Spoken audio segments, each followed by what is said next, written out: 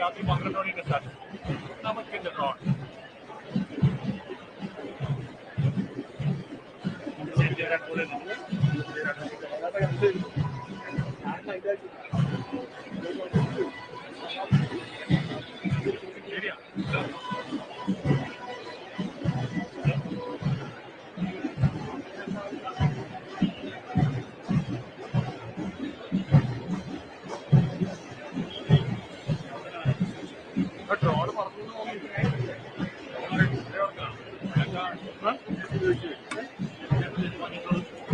Drone പറഞ്ഞു താഴ്ച നമ്മളെ കൂടുതൽ കാര്യമില്ല പരിശ്രമത്തിലേക്ക് വെച്ചിട്ടുണ്ട് ആരും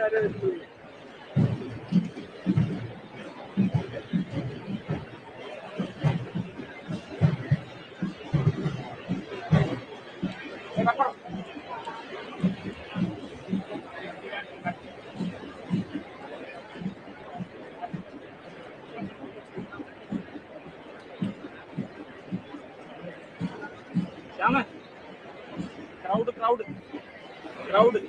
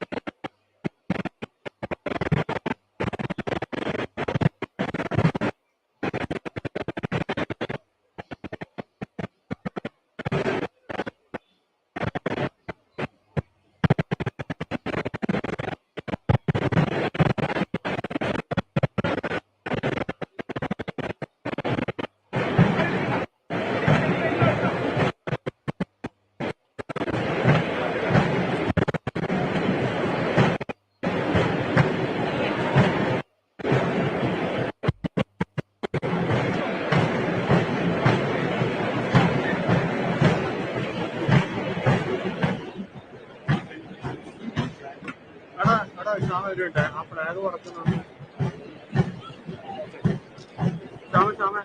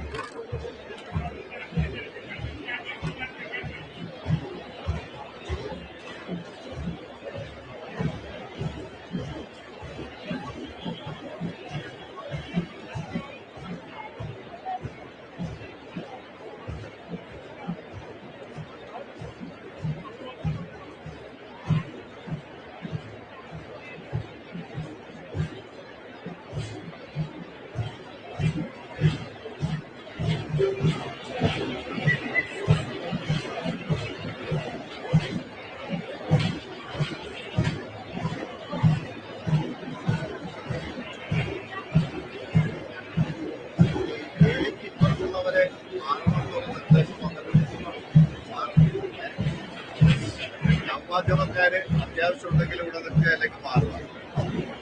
ഇപ്പുറം നിൽക്കുന്ന എല്ലാവരും അപ്പുറത്തേക്ക് മാറും.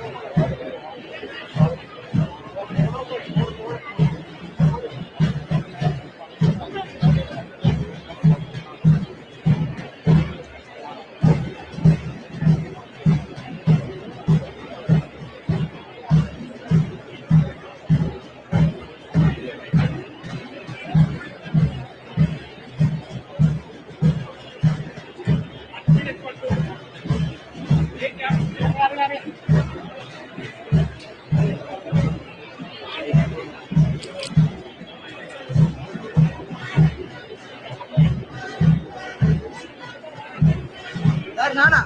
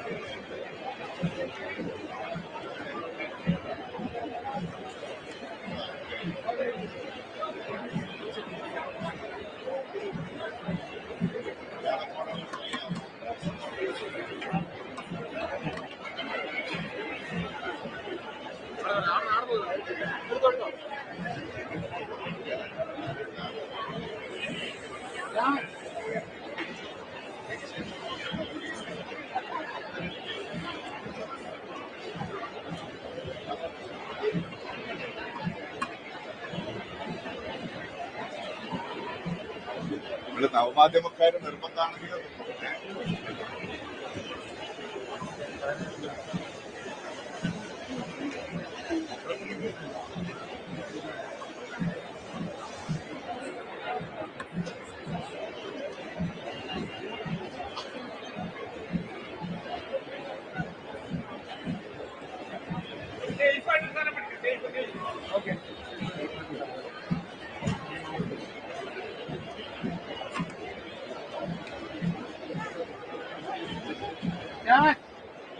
Chào chào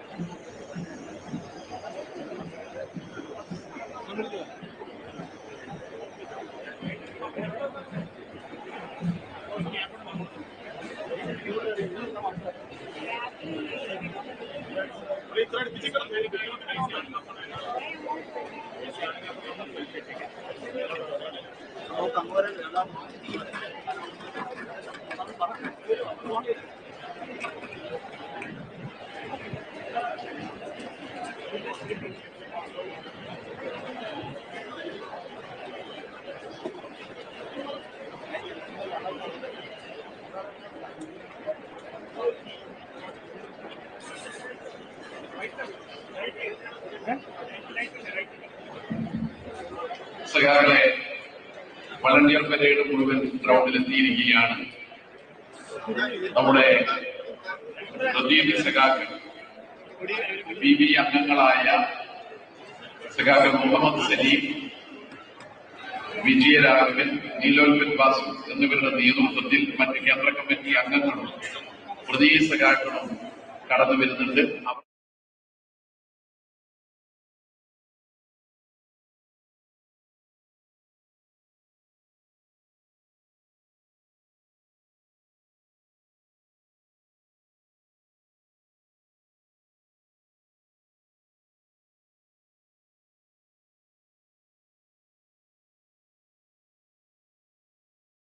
മൂന്ന് പതാകയേന്തിയ വനിതാ വളണ്ടിയർമാർ മുമ്പോട്ട് മാർച്ച് ചെയ്ത് വരികയും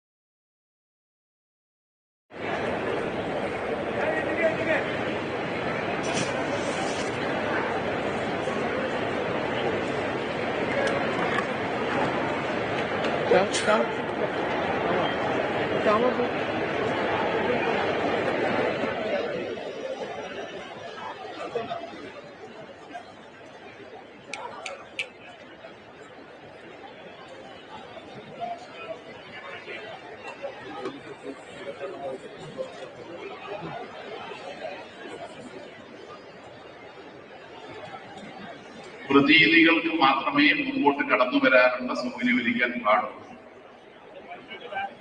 മുഹമ്മദ് സലീം, വിജയരാഘവൻ, നീലോൽപൽ വാസു, എളമന കരീം അടക്കമുള്ള നേതാക്കന്മാരാണ് കടന്നു വരുന്നത്. PB അംഗങ്ങളും കേന്ദ്ര കമ്മിറ്റി അംഗങ്ങളും സ്റ്റേജിലേക്കാണ് കടന്നു വരേണ്ടത്. മറ്റു പ്രതിനിധി സഖാക്കൾ സദസ്സിലുള്ള മുൻ സീറ്റിൽ ഇരിക്കണമെന്ന് അഭ്യർത്ഥിക്കുന്നു.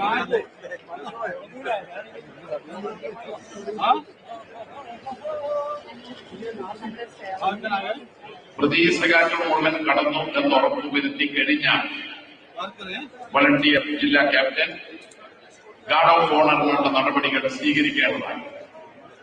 പ്രതിനിധി സഖാക്കളെല്ലാം ഈ പാസേജിലൂടെ, ഇപ്പോൾ പ്രതിനിധികൾ കടന്നു വന്ന പാസേജിലൂടെ അങ്ങോട്ടും ഇങ്ങോട്ടും നടക്കാൻ പാടില്ല.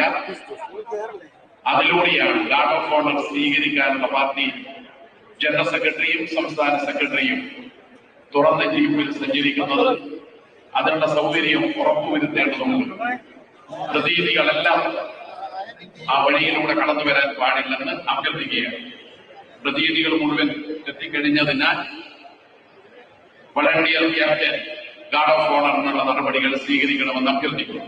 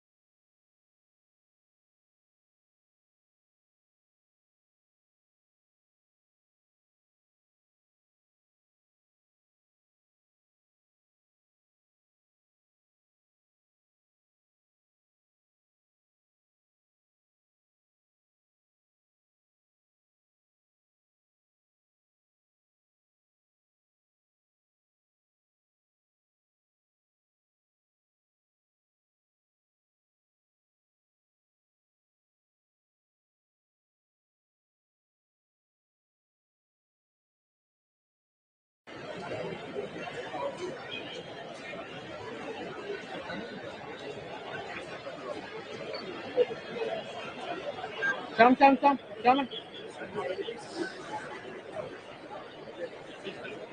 comrades, attention!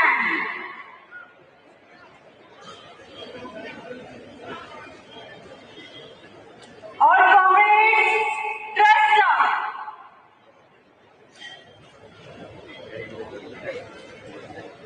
Dress right, right dress.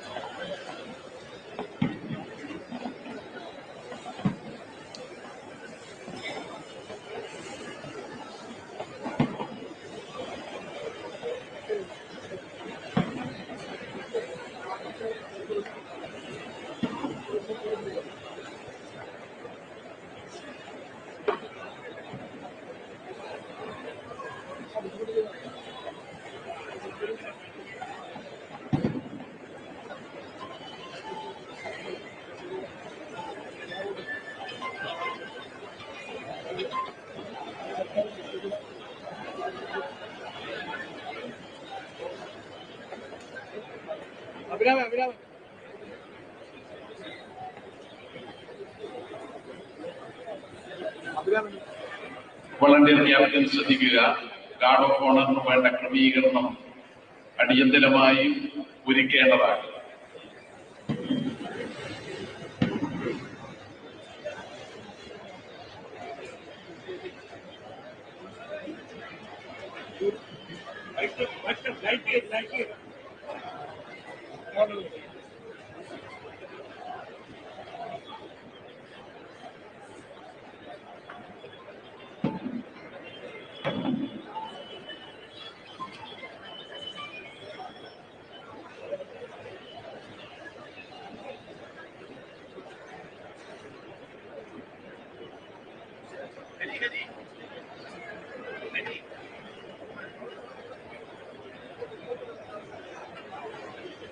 ഇനി താമസിപ്പിക്കല.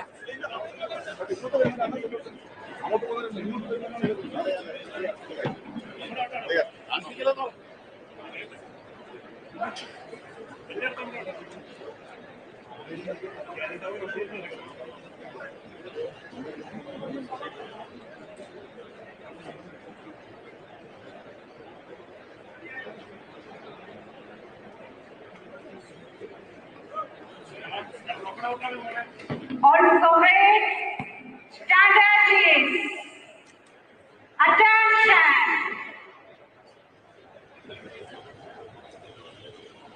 Don't move.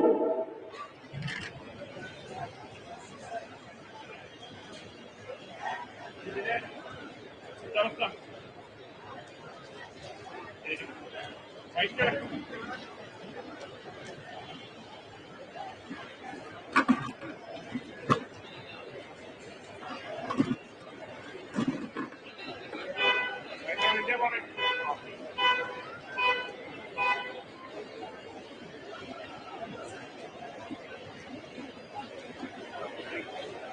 All comrades, attention! Standard team, attention! Don't move!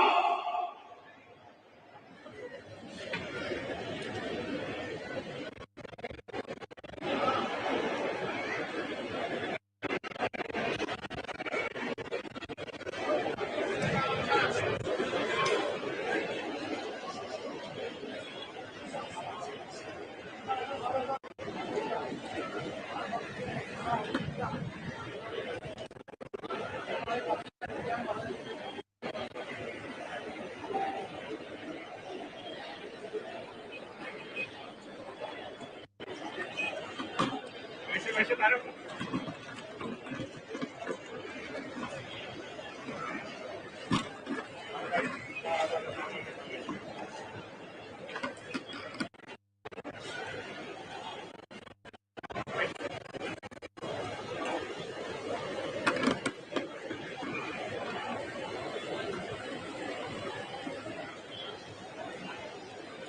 Chair. Valsata. Vice Chair.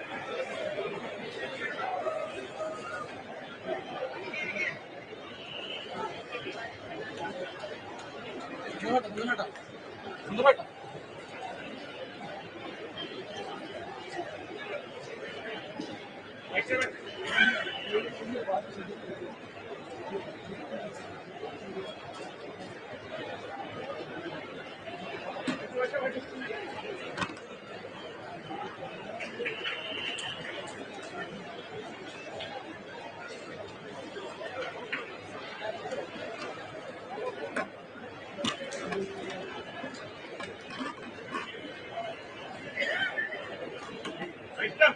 Yes. Perdón.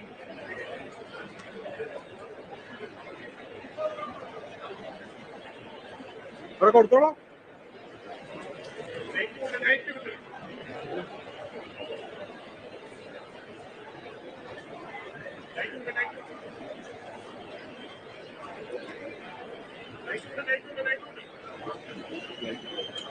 Okay.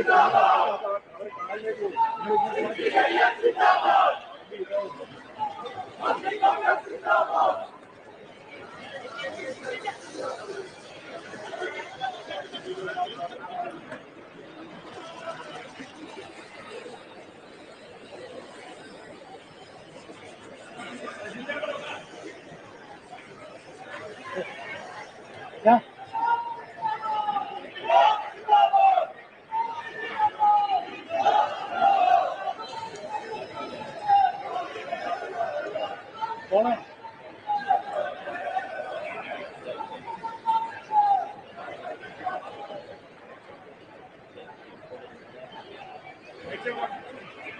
wide, wide. Paya, paya, paya, paya, paya, paya, paya.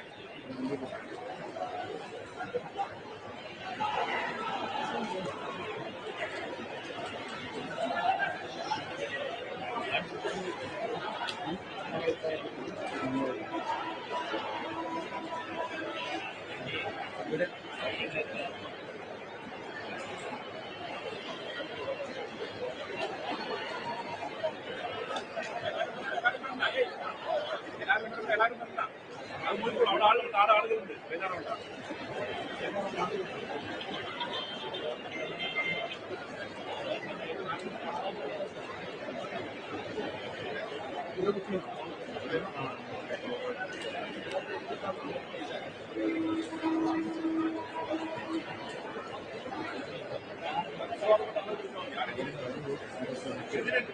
Meister, Meister.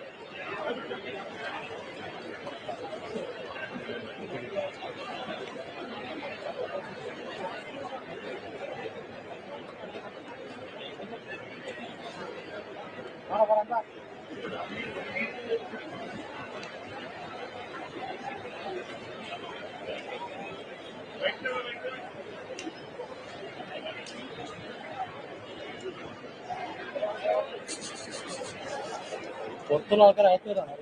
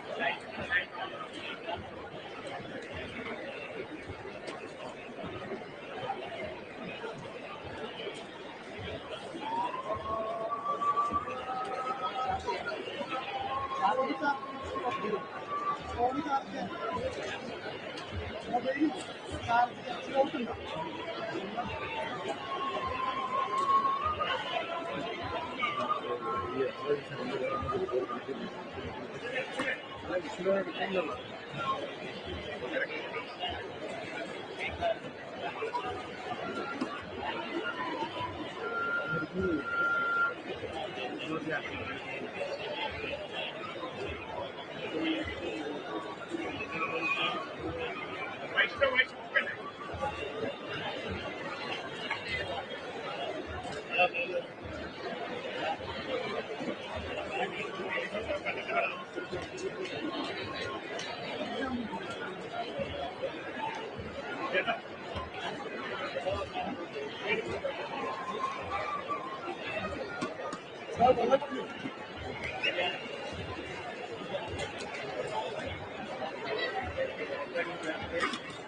Meister, okay. ആ ഇത് കൊടുക്കൽ കൊടുത്തോ കൊടുത്തോ.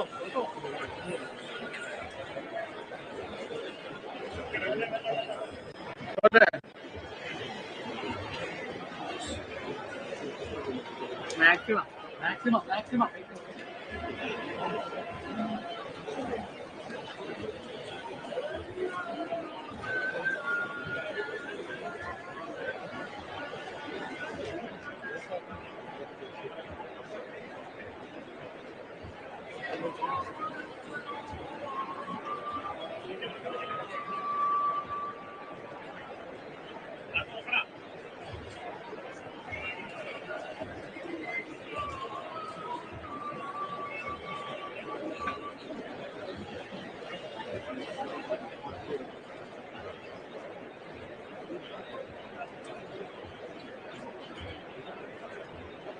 ഏത്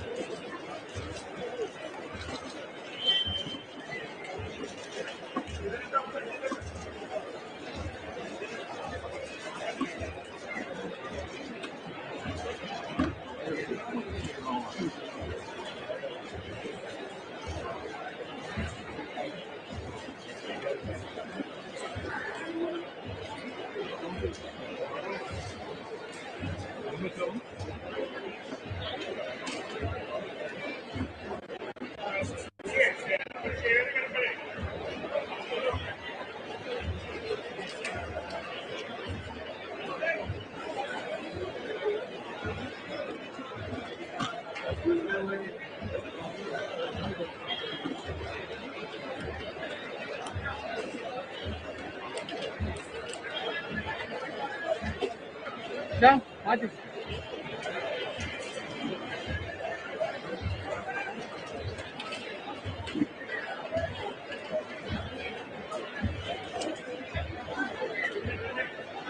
Shyama Shyam change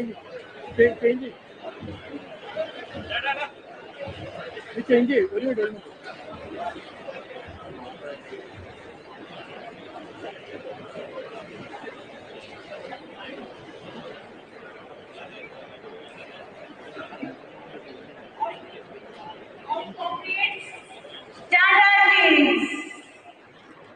Stand please.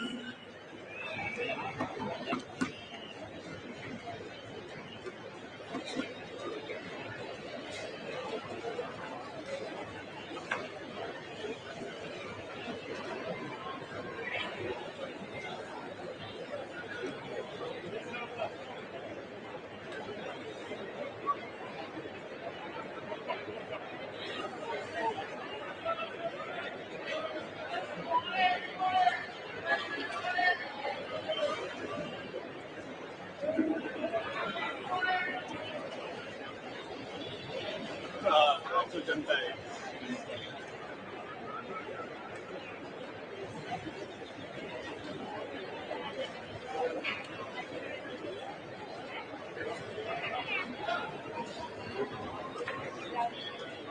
All global! Standard! Attention!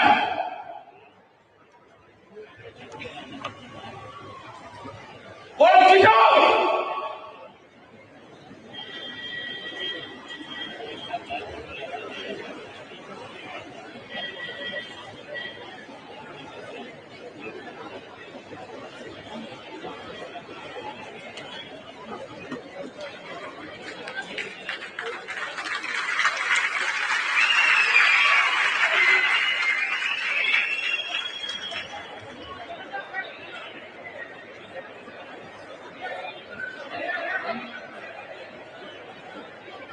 മകളെ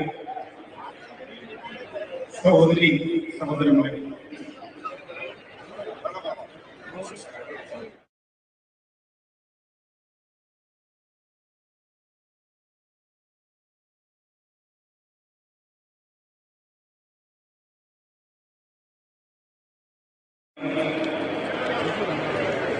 നമ്മുടെ രാജ്യത്തിന്റെ ചരിത്രത്തിൽ പുതിയൊരു അധ്യായമാണ് രചിച്ചിരിക്കുന്നത്. 6-ാം തീയതി മുതൽ ഇന്ന് വരെ നടന്ന പ്രതീക സമ്മേളനം അതിൽ രാജ്യത്തിന്റെ വിവിധ ഭാഗങ്ങളിൽ നിന്ന്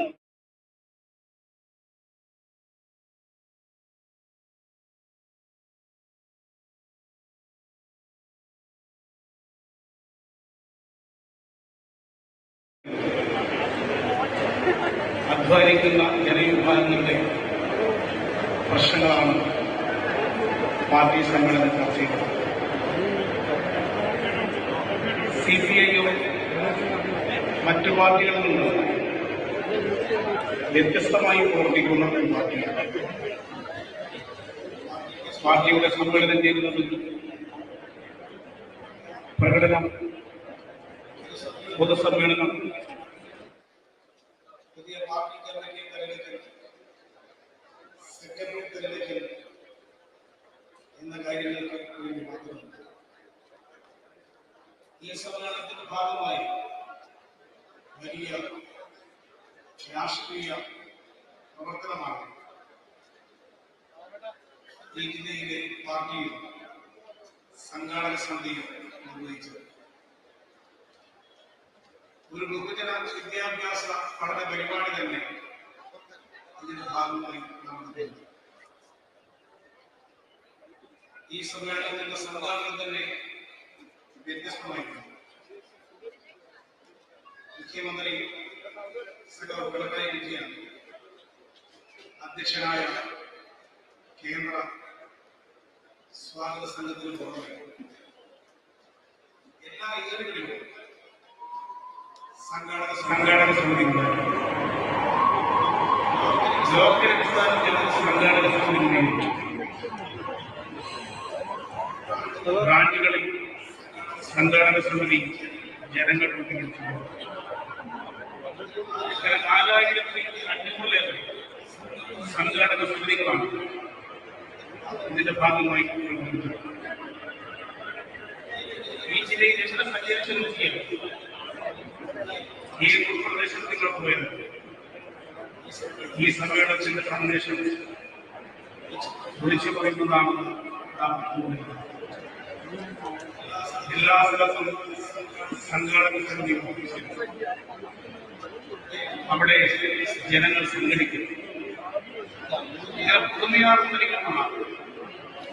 പ്രവർത്തനമാണ് ഈ സമ്മേളനത്തിന്റെ ഭാഗമായി സമ്മേളന നടത്തിപ്പിന് ആവശ്യമായ തുക ഈ ജില്ലയിലെ ജനങ്ങളാണ് പാർട്ടിക്ക് നൽകിയിട്ടുള്ളത്. തൊഴിലാളികൾ അവരുടെ 1 മാസത്തെ വേതനത്തിൽ 10% ഈ സംഘാടക സമിതിയുടെ പ്രവർത്തനത്തിന് വേണ്ടി ഓരോ ബ്രാഞ്ചുകളും നിശ്ചയിച്ചിട്ടുള്ള സംഘാടക സമിതിയിൽ പാർട്ടി മെമ്പർമാർ അവരുടെ വരുമാനത്തിന്റെ ഒരു ഭാഗം സംഭാവന നൽകി. ബക്കറ്റ് കലക്ഷൻ വഴി 2 ദിവസം നടത്തിയ പ്രവർത്തനത്തിലാണ് ഈ സമ്മേളന നടത്തിപ്പിന് ആവശ്യമായിട്ടുള്ള സമാഹരിക്കാൻ സാധിക്കും. ഫലത്തിൽ ഈ സമ്മേളനം ജനങ്ങൾ ഏറ്റെടുത്ത സമ്മേളനമാണ്. വിവിധ ഏരിയകളിൽ സംഘടിപ്പിച്ച സെമിനാറിൽ പ്രാദേശിക ദേശീയ കേരള സംഭവം വിശദമായ സംവാദത്തിന് വിധേയമാക്കിയ സെമിനാറുകൾ ഓരോ സെമിനാറുകളിലും ആയിരക്കണക്കിന് ജനങ്ങൾ പങ്കെടുത്ത പാർട്ടി കോൺഗ്രസിനോടനുബന്ധിച്ച് ശാസ്ത്രമേള ഇത്തവണ സംഘടിപ്പിച്ചു. ധർമ്മശാല യുക്തിചിന്തയും ശാസ്ത്രബോധവും ചരിത്രബോധവുമുള്ള ഒരു സമൂഹത്തെ സൃഷ്ടിക്കണം എന്ന ഉദ്ദേശത്തോടുകൂടിയാണ് CPI പ്രവർത്തിക്കുന്നത്. അതിന്റെ ഒരു തുടക്കമാണ് സംഘടിപ്പിച്ച ശാസ്ത്രമേള. ഇതെല്ലാം പുതുമയാർന്ന പരിപാടികളിൽ കൂടി വൻതോതിൽ ജനങ്ങളെ ഈ സമ്മേളനത്തിന്റെ ഭാഗമായി രംഗത്തിറങ്ങാൻ സാധിച്ചു. മതനിരപേക്ഷതയ്ക്ക് വേണ്ടി, ജനാധിപത്യത്തിന് വേണ്ടി പ്രവർത്തിക്കുന്ന പാർട്ടി CPM ആണ് എന്ന് മനസ്സിലാക്കുന്ന ജനങ്ങൾ അവരുടെ പ്രസ്ഥാനമായി ഈ പാർട്ടിയെ ഉൾക്കൊള്ളുകയാണ്. ഇന്ന് വളരെ മാർച്ച് കടന്നു വരുന്നതിന് മുമ്പ് തുറന്ന വാഹനത്തിൽ സഞ്ചരിച്ചപ്പോൾ ഓരോ സ്ഥലത്തും കൂടിയ പ്രമുഖ ജനങ്ങൾ അവരെ ആവേശം. ഈ പാർട്ടിയാണ് ഞങ്ങളുടെ പാർട്ടി, ഈ പാർട്ടിയുടെ ലക്ഷ്യം എന്താണ് അവരുടെ മുഖത്ത് പ്രകടമായി കിട്ടുന്നില്ല. ഇതാണ് ഈ പ്രസ്ഥാനത്തിന്റെ ഏറ്റവും വലിയ ശക്തി. ഈ ജില്ലയിലെ കമ്മ്യൂണിസ്റ്റ് പ്രസ്ഥാനം വളർന്നത് എതിർപ്പുകളെ അതിജീവിച്ചുകൊണ്ടാണ്. 171 സഖാക്കൾ കണ്ണൂർ ജില്ലയിൽ മാത്രം ഇതിനകം രക്തസാക്ഷികളായി. RSS, BJP സംഘം, കോൺഗ്രസ്, മുസ്ലിം ലീഗ്, STP തുടങ്ങിയവരുടെ എല്ലാ ആക്രമണത്തിന് വിധേയമാകേണ്ടി വന്ന പാർട്ടിയാണ് CPIM. ഇന്നും ആക്രമണം തുടർന്നുകൊണ്ടിരിക്കുകയാണ്. കേരളത്തിൽ 700-ൽ പരം സഖാക്കളെയാണ് ഇങ്ങനെ കൊലപ്പെടുത്തിയിട്ടുള്ളത്. ഏറ്റവും ഒടുവിൽ തലശ്ശേരിയിലെ ഹരിദാസൻ, RSSകാർ ആ മത്സ്യത്തൊഴിലാളിയെ വീട്ടുപറമ്പിലിട്ട് ഭാര്യയുടെയും കുട്ടികളുടെയും മുമ്പിലിട്ട് ഹരിദാസന്റെ കാല് വെട്ടിയെടുത്തു, മൃഗീയമായി കൊലപ്പെടുത്തി. ജനങ്ങളെ ഭയപ്പെടുത്താനാണ് ഇത്തരം കൊലപാതകം നടത്തുന്നത്.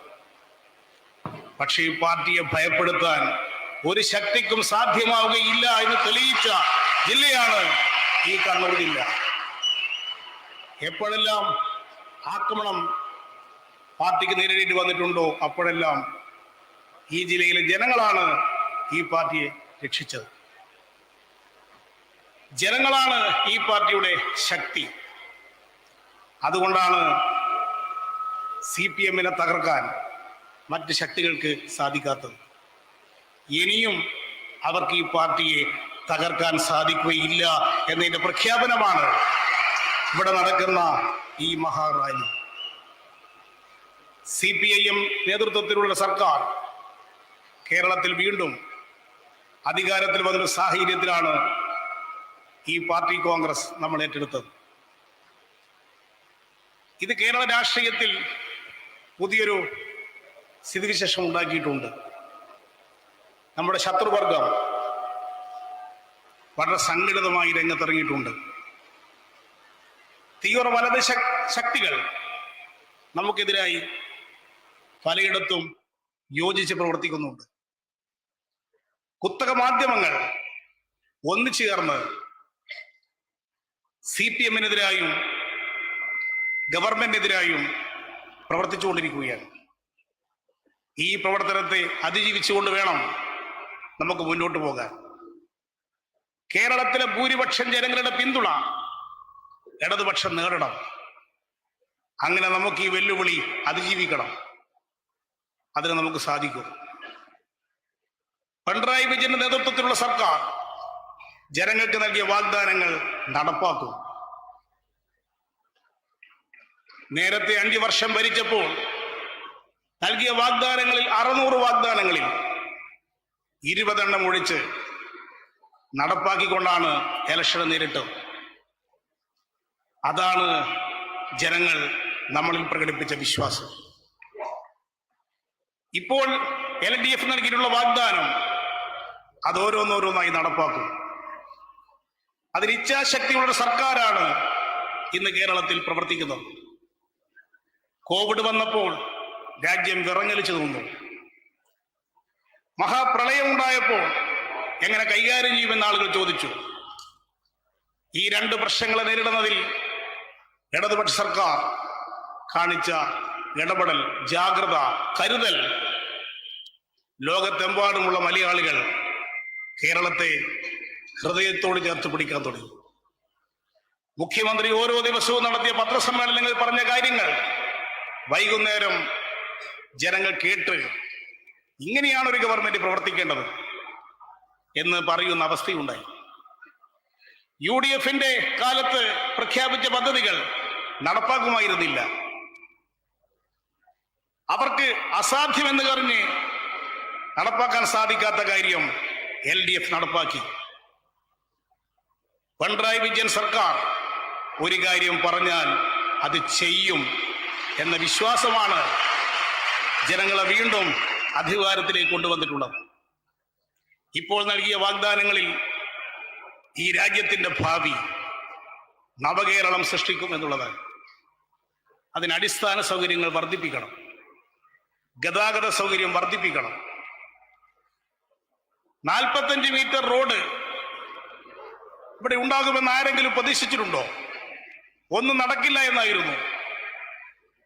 എന്നാൽ തലപ്പാടി മുതൽ കളിയിക്കാവിൽ വരെ പ്രവർത്തനം തുടങ്ങിയില്ലേ? 2 വർഷം കൊണ്ട് നമ്മുടെ കേരളത്തിൽ ഇത്തരത്തിൽ ഏറ്റവും സൗകര്യമുള്ള ഒരു റോഡ് വന്നാൽ അതിന്റെ നേട്ടം ആർക്കായിരിക്കും? ഈ കേരളം മാറും, ഈ കേരളത്തെ മാറ്റും. അത് ദൃഢപ്രതിജ്ഞ എടുത്ത് പ്രവർത്തിക്കുന്ന സർക്കാരും ഒരു മുന്നണിയും പാർട്ടിയുമാണ് ഇന്ന് നമ്മുടെ സംസ്ഥാനത്തുള്ളത്. ഇപ്പോൾ എല്ലാവരും കൂടി കേന്ദ്രീകരിച്ചിട്ടുള്ളത് ഗവൺമെന്റ് പ്രഖ്യാപിച്ച സിൽവർ ലൈൻ പദ്ധതി. അത് നടപ്പാക്കാൻ അനുവദിക്കില്ലെന്നാണ്. എത്ര വാശിയാണ് അവർക്ക്! ഇത് കേരളത്തിന്റെ ഭാവിക്ക് അത്യന്താപേക്ഷിതമായ ഒരു കാര്യമാണ് എന്ന് എല്ലാവരും സമ്മതിക്കുന്നു. പക്ഷെ എതിർപ്പിന് കാരണം എന്താണ്? ഈ ഗവൺമെന്റ് പ്രവർത്തിക്കുന്ന കാലത്ത് ഇത് വേണ്ട. അവരുടെ കാലത്ത് ഹൈസ്പീഡാണ് പ്രഖ്യാപിച്ചത്. അതവർക്ക് നടപ്പാക്കാൻ കഴിഞ്ഞില്ല. നമ്മളതിന് പിന്തുണ കൊടുത്തു, ഇത് വരട്ടെ എന്ന് പറഞ്ഞു. ഇപ്പോൾ എതിർക്കുന്നതിന്റെ പിന്നിൽ രാഷ്ട്രീയമാണ്. BJPയും കോൺഗ്രസും ഒന്നിച്ചു ചേർന്ന് സമരം ചെയ്യുകയാണ്. ഒരു കോലീബി സഖ്യം വിപുലമായ രൂപത്തിൽ ഇവിടെ പ്രവർത്തിക്കുകയാണ്. ഇത് നമ്മുടെ ഗവൺമെന്റിനെ തകർക്കാനാണ്. ഇവരുടെ പ്രചരണം കേട്ടാൽ തോന്നും കേരളത്തിലെ ഭൂമി ആകെ എടുക്കാൻ പോവുകയാണെന്ന്. സഖാക്കളെ, 1383 ഹെക്ടർ ഭൂമി മാത്രമാണ് ഇതിനു വേണ്ടി എടുക്കാൻ പോകുന്നത്. ആ പ്രദേശത്തുള്ള ജനങ്ങൾക്ക് ഭൂമി വിട്ടുകൊടുക്കുമ്പോൾ ഉണ്ടാകുന്ന പ്രശ്നം, അവരുടെ കൂടെ സർക്കാർ ഉണ്ടാകും, പാർട്ടി ഉണ്ടാകും, LDF ഉണ്ടാകും എന്ന് പ്രഖ്യാപിച്ചു. അതുകൊണ്ട് അവരെ ഇളക്കി വിട്ട് ഈ പദ്ധതി അട്ടിമറിക്കാം എന്നവർ കരുതരുത്. ഇവിടെ അംബാനിയോ അദാനിയോ ടാറ്റയോ ആണ് ഒരു സ്വകാര്യ റെയിൽവേ ലൈൻ സ്ഥാപിക്കുന്നതെങ്കിൽ ഇവരെല്ലാം അതിനെ പിന്തുണക്കുമായിരുന്നു. കേന്ദ്ര ഗവൺമെന്റ് ഇപ്പോൾ 400 റെയിൽവേ സ്റ്റേഷനുകളാണ് വിൽക്കാൻ തീരുമാനിച്ചിട്ടുള്ളത്. 90 പാസഞ്ചർ ട്രെയിനുകൾ വിൽക്കുകയാണ് BJP. 1400 കിലോമീറ്റർ ട്രാക്കാണ്, റെയിൽവേ ട്രാക്കാണ് വിൽപ്പനക്ക് വെച്ചിരിക്കുന്നത്. ഗുഡ് ഷെഡുകൾ ഇവരെ വിൽക്കുന്നു. എല്ലാം സ്വകാര്യവൽക്കരിക്കുന്നു. ഇവിടെ പൊതുമേഖലയിൽ ഒരു റെയിൽവേ ലൈൻ വരുമ്പോൾ അതിനെ എതിർക്കുന്നു. ഇവർ കോർപ്പറേറ്റുകൾക്ക് വേണ്ടി പ്രവർത്തിക്കുന്നവരാണ്. അതുകൊണ്ടാണ് ഇതിനെ എതിർക്കുന്നത്. അതുകൊണ്ട് ഇത് തുറന്നു കാണിച്ച് നമുക്ക് ഈ പദ്ധതി നടപ്പാക്കണം. ഇതിനെതിരായി വരുന്ന കാര്യം ജനങ്ങളുടെ അടുത്ത് പോയി വിശദീകരിച്ച്, തെറ്റിദ്ധാരണ ഉള്ള ആരെങ്കിലും ഉണ്ടെങ്കിൽ തെറ്റിദ്ധാരണ മാറ്റിക്കൊടുക്കണം. അതിന് പാർട്ടി പ്രവർത്തകന്മാർ ഈ സമ്മേളനത്തിന് ശേഷം സജീവമായി രംഗത്തിറങ്ങണം. കേരളത്തിലെ ജനങ്ങൾ മഹാഭൂരിപക്ഷം ഈ പദ്ധതിക്ക് അനുകൂലമാണ്. അവരെ അണിനിരത്തിക്കൊണ്ട് ഈ പദ്ധതി നടപ്പാക്കാൻ സാധ്യമാകുന്ന എല്ലാ കാര്യങ്ങളും ഈ കേരളത്തിൽ ചെയ്യും എന്ന് അവർ മനസ്സിലാക്കുന്നതാണ് നല്ലത്. അവർ ഒറ്റപ്പെടും. അവരെ കൂടെ നിൽക്കുന്നവർ തന്നെ ഈ പദ്ധതിയെ അനുകൂലിച്ചുകൊണ്ടിരിക്കുകയാണ്. അതുകൊണ്ടല്ലേ ഇന്നലെ ഇവിടെ പ്രൊഫസർ KV തോമസ് അദ്ദേഹം വന്ന് പറഞ്ഞില്ലേ, ഈ പദ്ധതി വേണം. ഇതാണ് നാട്ടിൽ ഉയർന്നു വരുന്ന വികാരം. അതുകൊണ്ട് നാനാവിധമായ പ്രവർത്തനങ്ങൾ പാർട്ടി ഏറ്റെടുക്കേണ്ടുന്ന സന്ദർഭത്തിലാണ് ഈ പാർട്ടി കോൺഗ്രസ് ഇവിടെ നടന്നിരിക്കുന്നത്. ഇവിടെ ഈ റാലിയിൽ എത്തിച്ചേർന്ന എല്ലാവർക്കും സ്റ്റേഡിയത്തിലെത്താൻ ഇപ്പോഴും കഴിഞ്ഞിട്ടില്ല. ധാരാളം പേർ ഇവിടെ ഉള്ളതിനേക്കാൾ കൂടുതൽ ആളുകൾ പുറത്തു നിൽക്കുകയാണ്. നമ്മൾ പ്രതീക്ഷിച്ചതിനേക്കാൾ ആളുകളാണ് ഇവിടെ എത്തിച്ചേർന്നിട്ടുള്ളത്. അതുകൊണ്ട് പുറത്ത് അത് കേൾക്കാൻ ഉള്ള സൗകര്യങ്ങൾ ചെയ്തു കൊടുത്തതുകൊണ്ട് പരമാവധി എല്ലാവരും ഇതുമായി സഹകരിക്കണം എന്ന് അഭ്യർത്ഥിക്കുകയാണ്. നമുക്ക് പാർട്ടിയുടെ ഇന്ത്യയിലെ സമ്പന്നതരായ നേതാക്കന്മാരാണ് ഇവിടെ ഒത്തുകൂടിയിട്ടുള്ളത്. ഈ സമ്മേളനം ഉദ്ഘാടനം ചെയ്യുന്നത് CPM-ന്റെ ജനറൽ സെക്രട്ടറിയായി വീണ്ടും തെരഞ്ഞെടുക്കപ്പെട്ട സഖാവ് സീതാറാം യെച്ചൂരിയാണ് ഈ സമ്മേളനം ഉദ്ഘാടനം ചെയ്യാൻ പോകുന്നത്. സ്വാഗത സംഘത്തിന് വേണ്ടി സഖാവ് സീതാറാം യെച്ചൂരിയെ ഞാൻ ഈ സന്ദർഭത്തിൽ സ്വാഗതം ചെയ്യുന്നു. ഈ മഹാസമ്മേളനത്തിൽ അധ്യക്ഷത വഹിക്കുന്നത് സ്വാഗത സംഘത്തിലെ ചെയർമാനും നമ്മുടെ പ്രിയങ്കരനായ മുഖ്യമന്ത്രിയുമായ സഖാവ് പിണറായി വിജയനാണ്. സഖാവിനെ സ്വാഗത സംഘത്തിന് വേണ്ടി ഈ സമ്മേളനത്തിൽ പങ്കെടുത്ത എല്ലാവർക്കും വേണ്ടി സ്വാഗതം ചെയ്യുകയാണ്. ഈ സമ്മേളനത്തിൽ പ്രസംഗിക്കാൻ നമ്മുടെ പ്രിയപ്പെട്ട നേതാവ് വൃന്ദ കാരാട്ട് ഇവിടെ ഉണ്ട്. അവർ ഈ സമ്മേളനത്തെ അഭിസംബോധന ചെയ്യും. ദീർഘകാലം ത്രിപുരയുടെ മുഖ്യമന്ത്രിയായി പ്രവർത്തിച്ച നമ്മുടെ എല്ലാം ബഹുമാനനായ സഖാവ് മണിക് സർക്കാർ ഈ സമ്മേളനത്തിൽ പങ്കെടുക്കുന്നുണ്ട്. അദ്ദേഹം ഈ സമ്മേളനത്തെ അഭിസംബോധന ചെയ്യും. പശ്ചിമ ബംഗാളിലെ പാർട്ടി സെക്രട്ടറിയായി തിരഞ്ഞെടുക്കപ്പെട്ട സഖാവ് മുഹമ്മദ് സലീം ഈ സമ്മേളനത്തിൽ പങ്കെടുക്കുന്നുണ്ട്. അദ്ദേഹം ഈ സമ്മേളനത്തെ അഭിസംബോധന ചെയ്യും. ഇന്ന് സമ്മേളനം തിരഞ്ഞെടുത്തിരിക്കുന്നത് 17 പോളിറ്റ് ബ്യൂറോ അംഗങ്ങളെയാണ്. ആ 17 പേരും ഇവിടെ വന്നിട്ടുണ്ട്. 17 പേരും പ്രസംഗിക്കാൻ തുടങ്ങിയാൽ നമുക്ക് രാവിലെ വരെ പിരിയാൻ സാധിക്കാത്ത അവസ്ഥയായിപ്പോൾ. അതുകൊണ്ട് എല്ലാവരും ഈ സമ്മേളനത്തിൽ പ്രസംഗിക്കുന്നില്ല. പ്രസംഗിക്കാൻ നിശ്ചയിച്ചിട്ടുള്ള എല്ലാവരുടെയും പ്രസംഗം കേട്ട് മാത്രമേ എല്ലാവരും പിരിയാൻ പാടുള്ളൂ. ഇത് ഏറ്റവും വലിയ രാഷ്ട്രീയ സമ്മേളനമാണ് ഇവിടെ നടക്കുന്നത്. ഈ സമ്മേളനത്തിന്റെ വിജയത്തിന് വേണ്ടി സഹകരിച്ച എല്ലാവരോടും ഈ സന്ദർഭത്തിൽ സ്വാഗത സംഘത്തിന് വേണ്ടി നന്ദി പറയുകയാണ്. വിവിധ രീതിയിൽ ഈ സമ്മേളനത്തെ സഹായിച്ചവരുണ്ട്. മാധ്യമങ്ങളോട് ഒരു വാക്ക്, നിങ്ങൾ പലതും എഴുതി, ചിലവരെ എഴുതി, ആദ്യം മുതലേ തുടങ്ങി. ഈ പാർട്ടി കോൺഗ്രസിൽ 2 ചേരിയായിരിക്കും. ബംഗാൾ ഒരു ചേരി, കേരളം വേറെ ചേരി. ചേരി എവിടെ? CPM ഒറ്റക്കെട്ടായി എല്ലാ തീരുമാനവും എടുക്കാൻ സാധിക്കുന്ന പാർട്ടിയാണ് എന്ന് ഈ സമ്മേളനം തെളിയിച്ചില്ലേ? പാർട്ടി കോൺഗ്രസിൽ അവതരിപ്പിച്ച രാഷ്ട്രീയ പ്രമേയം സമ്മേളനം പാസാക്കി, ഒരു തർക്കവും ഉണ്ടായില്ലല്ലോ. പാർട്ടി കോൺഗ്രസിൽ അവതരിപ്പിച്ച രാഷ്ട്രീയ സംഘടനാ റിപ്പോർട്ട് സമ്മേളനം പാസാക്കി. വിവിധ ചർച്ചകൾ നടന്നു, സമ്മേളനം അത് പാസാക്കിയില്ലേ? ചർച്ചകൾ നടത്താനാണ് സമ്മേളനം ചേരുന്നത്. ആ ചർച്ചകൾക്ക് ശേഷം ഐക്യേണ്ടതിന് തീരുമാനമെടുത്ത് അത്തരം കാര്യങ്ങൾക്ക് വ്യക്തത ഉണ്ടാക്കാൻ ഈ സമ്മേളനത്തിൽ സാധിച്ചു എന്നത് 23-ാം പാർട്ടി കോൺഗ്രസിന്റെ പ്രത്യേകതയാണ്. മാധ്യമങ്ങൾ വിചാരിച്ച ഒരു കാര്യവും അവരുദ്ദേശിച്ചതുപോലെ ഇവിടെ നടന്നിട്ടില്ല എന്നവരെ അറിയിക്കാൻ ഞാൻ ആഗ്രഹിക്കുക. നമ്മുടെ കേരളത്തിലെ ചില മലയാള മാധ്യമങ്ങൾക്ക് ചില സൂക്കുകളുണ്ട്. ആ സൂക്കേട് അടുത്ത കാലത്തൊന്നും മാറാൻ പോകുന്നില്ല. അവരുള്ളിടത്തോളം കാലം അത് തുടരുകയും ചെയ്യും. പക്ഷെ അവരോടൊക്കെ പറയാനുള്ളത്, നിങ്ങൾ ഇങ്ങനെ ഞങ്ങൾക്കെതിരായി എഴുതുന്നതിനനുസരിച്ച് എതിരായിട്ട് എഴുതുമ്പോൾ ഞങ്ങൾ ശക്തിപ്പെട്ടുകൊണ്ടിരിക്കും. അതാണ് ഈ കേരളത്തിൽ കാണുന്ന അനുഭവം. നിങ്ങളുടെ പ്രചാരവേലയല്ല കേരളത്തിലെ ജനങ്ങൾ വിശ്വസിക്കുന്നത്. ഇക്കഴിഞ്ഞ അസംബ്ലി തെരഞ്ഞെടുപ്പിൽ നിങ്ങൾ പറഞ്ഞില്ലേ, ഞങ്ങൾക്ക് 40 സീറ്റ് കിട്ടില്ല എന്ന് പറഞ്ഞില്ലേ? UDF-ന് 100 സീറ്റ് പ്രവചിച്ചില്ലേ? കിട്ടിയോ? BJP-ക്ക് 35 ആകുമെന്ന് പറഞ്ഞവരില്ലേ? കിട്ടിയോ? അതുകൊണ്ട് ഈ മാധ്യമങ്ങളുടെ എഴുത്തിന്റെ പിന്നിലല്ല ഈ കേരളത്തിലെ ജനങ്ങൾ പോകുന്നത് എന്നത് ഇപ്പൊ വ്യക്തമായില്ലേ? അതുകൊണ്ട് നിങ്ങൾ ഇനിയും എഴുതണം. നിങ്ങൾ എഴുതുന്നതിനനുസരിച്ച് ഞങ്ങൾ ശക്തിപ്പെട്ടുകൊണ്ടേയിരിക്കും. അതുകൊണ്ട് മാധ്യമ പ്രചാര നിലയ്ക്ക് വിധേയമാകാൻ അല്ല ഞങ്ങൾ ഉദ്ദേശിക്കുന്നത്. ഞങ്ങൾ ജനങ്ങൾക്കിടയിലേക്ക് പോകാനാണ് ഉദ്ദേശിക്കുന്നത്. ആ ജനങ്ങളാണ് ഈ സമ്മേളനത്തിൽ എത്തിച്ചേർന്നിട്ടുള്ളത്. അവരാണ് ഈ സമ്മേളനത്തിന്റെ വിജയം നിശ്ചയിച്ചിട്ടുള്ളത് എന്ന് ഈ സമ്മേളനത്തിന്റെ ഏറ്റവും വലിയ പ്രത്യേകതയായി ചൂണ്ടിക്കാണിക്കാൻ ഞാൻ ആഗ്രഹിക്കുന്നു. ഇവിടെ പങ്കെടുത്ത എല്ലാ നേതാക്കന്മാരെയും, പോളിറ്റ് ബ്യൂറോ മെമ്പർമാരെയും, നമ്മുടെ ബഹുമാന്യായ മറ്റ് നേതാക്കന്മാർ, സഖാവ് SRP ഉൾപ്പെടെയുള്ള നേതാക്കന്മാർ ഈ സ്റ്റേജിലുണ്ട്. സഖാവ് ഭീമൻ ബാസു ഉണ്ട്.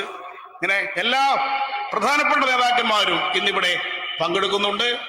ഇങ്ങനെ നമ്മുടെ രാജ്യം അറിയപ്പെടുന്ന കമ്മ്യൂണിസ്റ്റ് നേതാക്കന്മാരെ എല്ലാം കാണാനും ഇവിടെ ഒരു അവസരം കൂടിയായി ഇത് നമുക്ക് മാറ്റാൻ സാധിച്ചു. സഖാക്കളെ, ഞാൻ കൂടുതൽ കാര്യങ്ങൾ പറയുന്നില്ല. മറ്റുള്ളവരെല്ലാം ഇവിടെ പ്രധാനപ്പെട്ട കാര്യങ്ങൾ പറയാൻ വേണ്ടി സ്റ്റേജിൽ ഇരിക്കുകയാണ്. ഈ സമ്മേളനം വിജയിപ്പിച്ച എല്ലാവരോടും ഒരിക്കൽ കൂടി നന്ദി പറഞ്ഞുകൊണ്ട് എല്ലാവരെയും ഈ സമ്മേളനത്തിന് വേണ്ടി സ്വാഗതം ചെയ്തുകൊണ്ട് ഈ മഹാസമ്മേളനത്തിൽ അധ്യക്ഷത വഹിക്കാൻ സഖാവ് പിണറായി വിജയനോട് അഭ്യർത്ഥിച്ചുകൊണ്ട് ഞാൻ എൻ്റെ വാക്കുകൾ നിർത്തുന്നു. അഭിവാദ്യങ്ങൾ.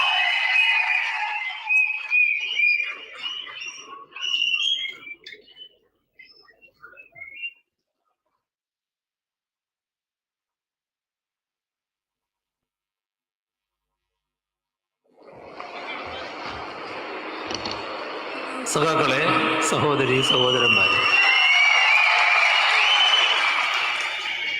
അധ്യക്ഷ പ്രസംഗം പിന്നീടാകാം എന്നാണ് കരുതുന്നത്.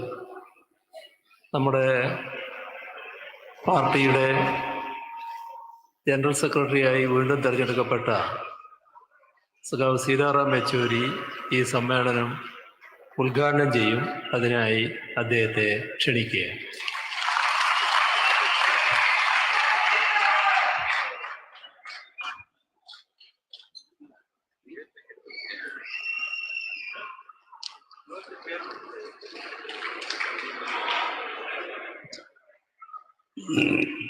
പ്രിയപ്പെട്ട സഖാക്കളെ, സുഹൃത്തുക്കളെ, எனக்கு மலையாளம் அறியல. என் மாதൃഭാഷ தெலுங்கான. அதுக்கு தான் நான் இங்கிலீஷில் സംസാരിக்கிறேன். Comrade Raji, you will translate.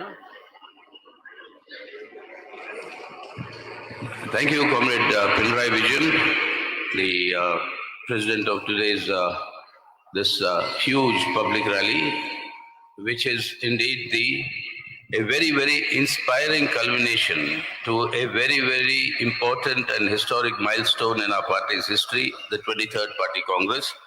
And I would, on behalf of the entire party, our newly elected leadership, the Central Committee and the Politburo, congratulate the people of Kannur for so enthusiastically responding to the CPM Party Congress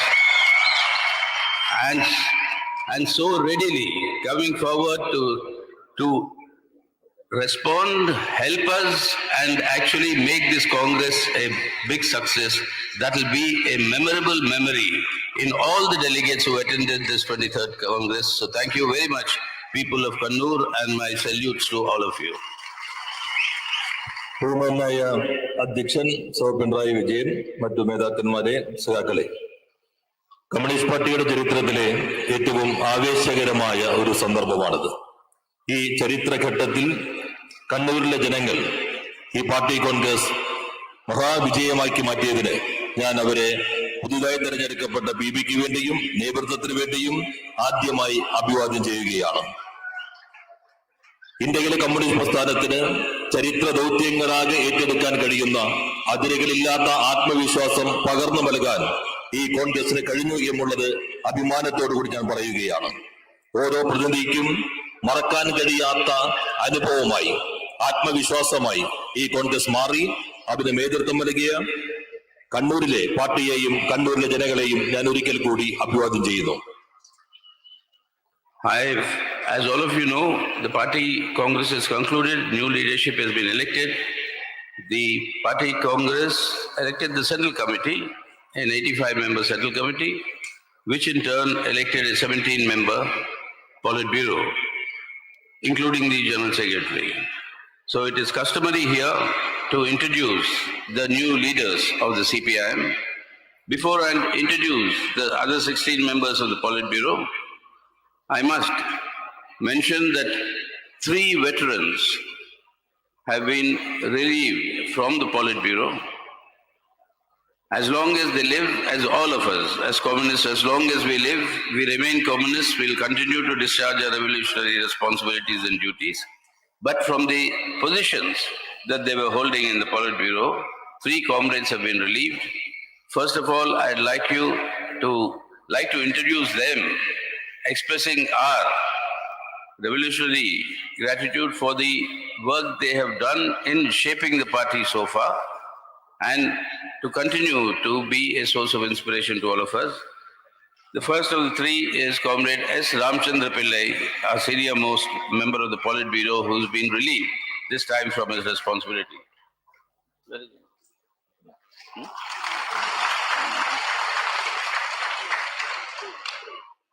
Then our veteran, Comrade Biman Basu. Oh, sorry.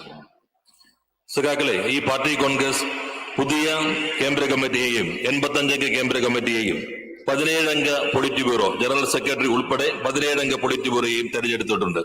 അത് ഞാൻ സഖാക്കളുടെ മുൻപ് പരിചയപ്പെടുത്താൻ ആഗ്രഹിക്കുന്നു.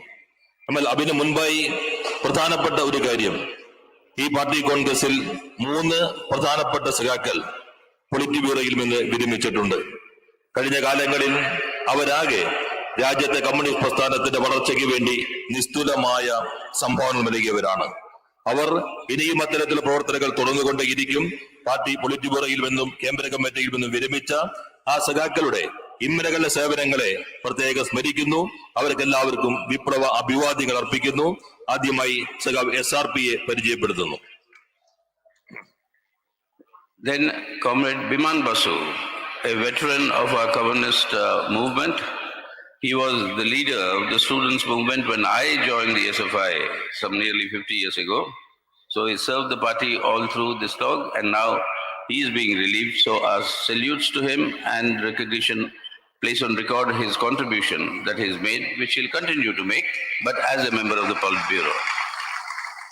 അടുത്തതായി സഖാവ് ബിമൻ ബസു ആണ്. സഖാവ് ബിമൻ ബസു ഞാൻ SFIയിൽ ചേരുമ്പോൾ, സഖാവ് സീതാറാം SFIയിൽ ചേരുമ്പോൾ എന്റെ മേധാവായിരുന്ന ആളാണ്. പിന്നീട് അദ്ദേഹം പാർട്ടിയുടെ മേധാവായി, പൊളിറ്റ് ബ്യൂറോ അംഗമായി, ഇപ്പോൾ സഖാവ് PBയിൽ നിന്ന് വിരമിക്കുകയാണ്. സഖാവിന്റെ സേവനങ്ങളെ അഭിവാദ്യം ചെയ്യുന്നു. തുടർന്നും അദ്ദേഹത്തിന്റെ പ്രവർത്തനങ്ങൾ പാർട്ടിക്ക് ലഭിക്കും എന്ന് പ്രതീക്ഷിക്കുന്നു. Then Comrade Hanan Mullah, who was a Kisan leader, one of the main architects of the historic Kisan struggle that has recently taken place. He is being relieved from the Politburo. Comrade Hanan Mullah. Hannan Mollah കർഷക പ്രസ്ഥാനത്തിന്റെ മേധാവ്, ചരിത്ര പ്രാധാന്യമേറിയ കർഷക പോരാട്ടത്തിന് സവിശേഷമായ നേതൃത്വം നൽകിയ സഖാവും polit ബ്യൂറോയിൽ നിന്ന് വിരമിക്കുകയാണ്. സഖാവിനും അഭിവാദ്യങ്ങൾ അർപ്പിക്കുന്നു. Now I'll introduce the newly elected members of the Politburo. Comrade Pinarayi Vijayan,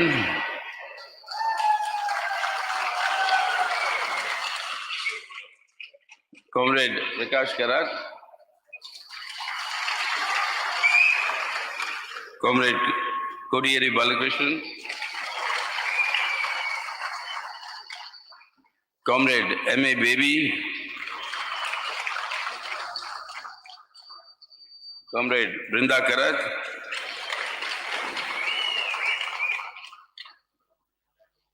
Comrade Subhashini Ali, Comrade Muhammad Salim,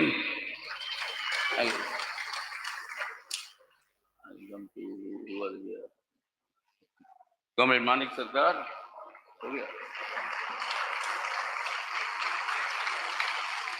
Comrade Suryakant Mishra, Comrade Tapan Sen,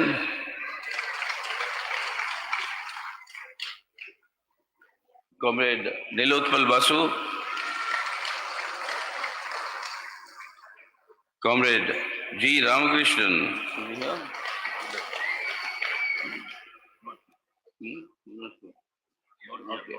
he's left. And we have elected, there are 3 new members of the Politburo who have been elected this time. Oh, Comrade, where is he? His chair is there. Comrade B.B. Raghavlu.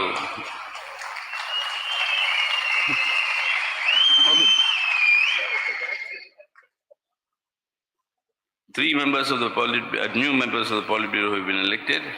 That is Comrade A. Vijayaraghavan,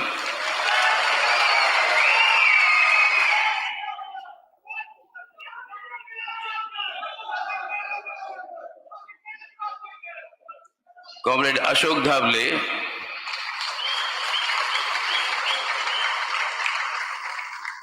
and Comrade Ramchandra Dome.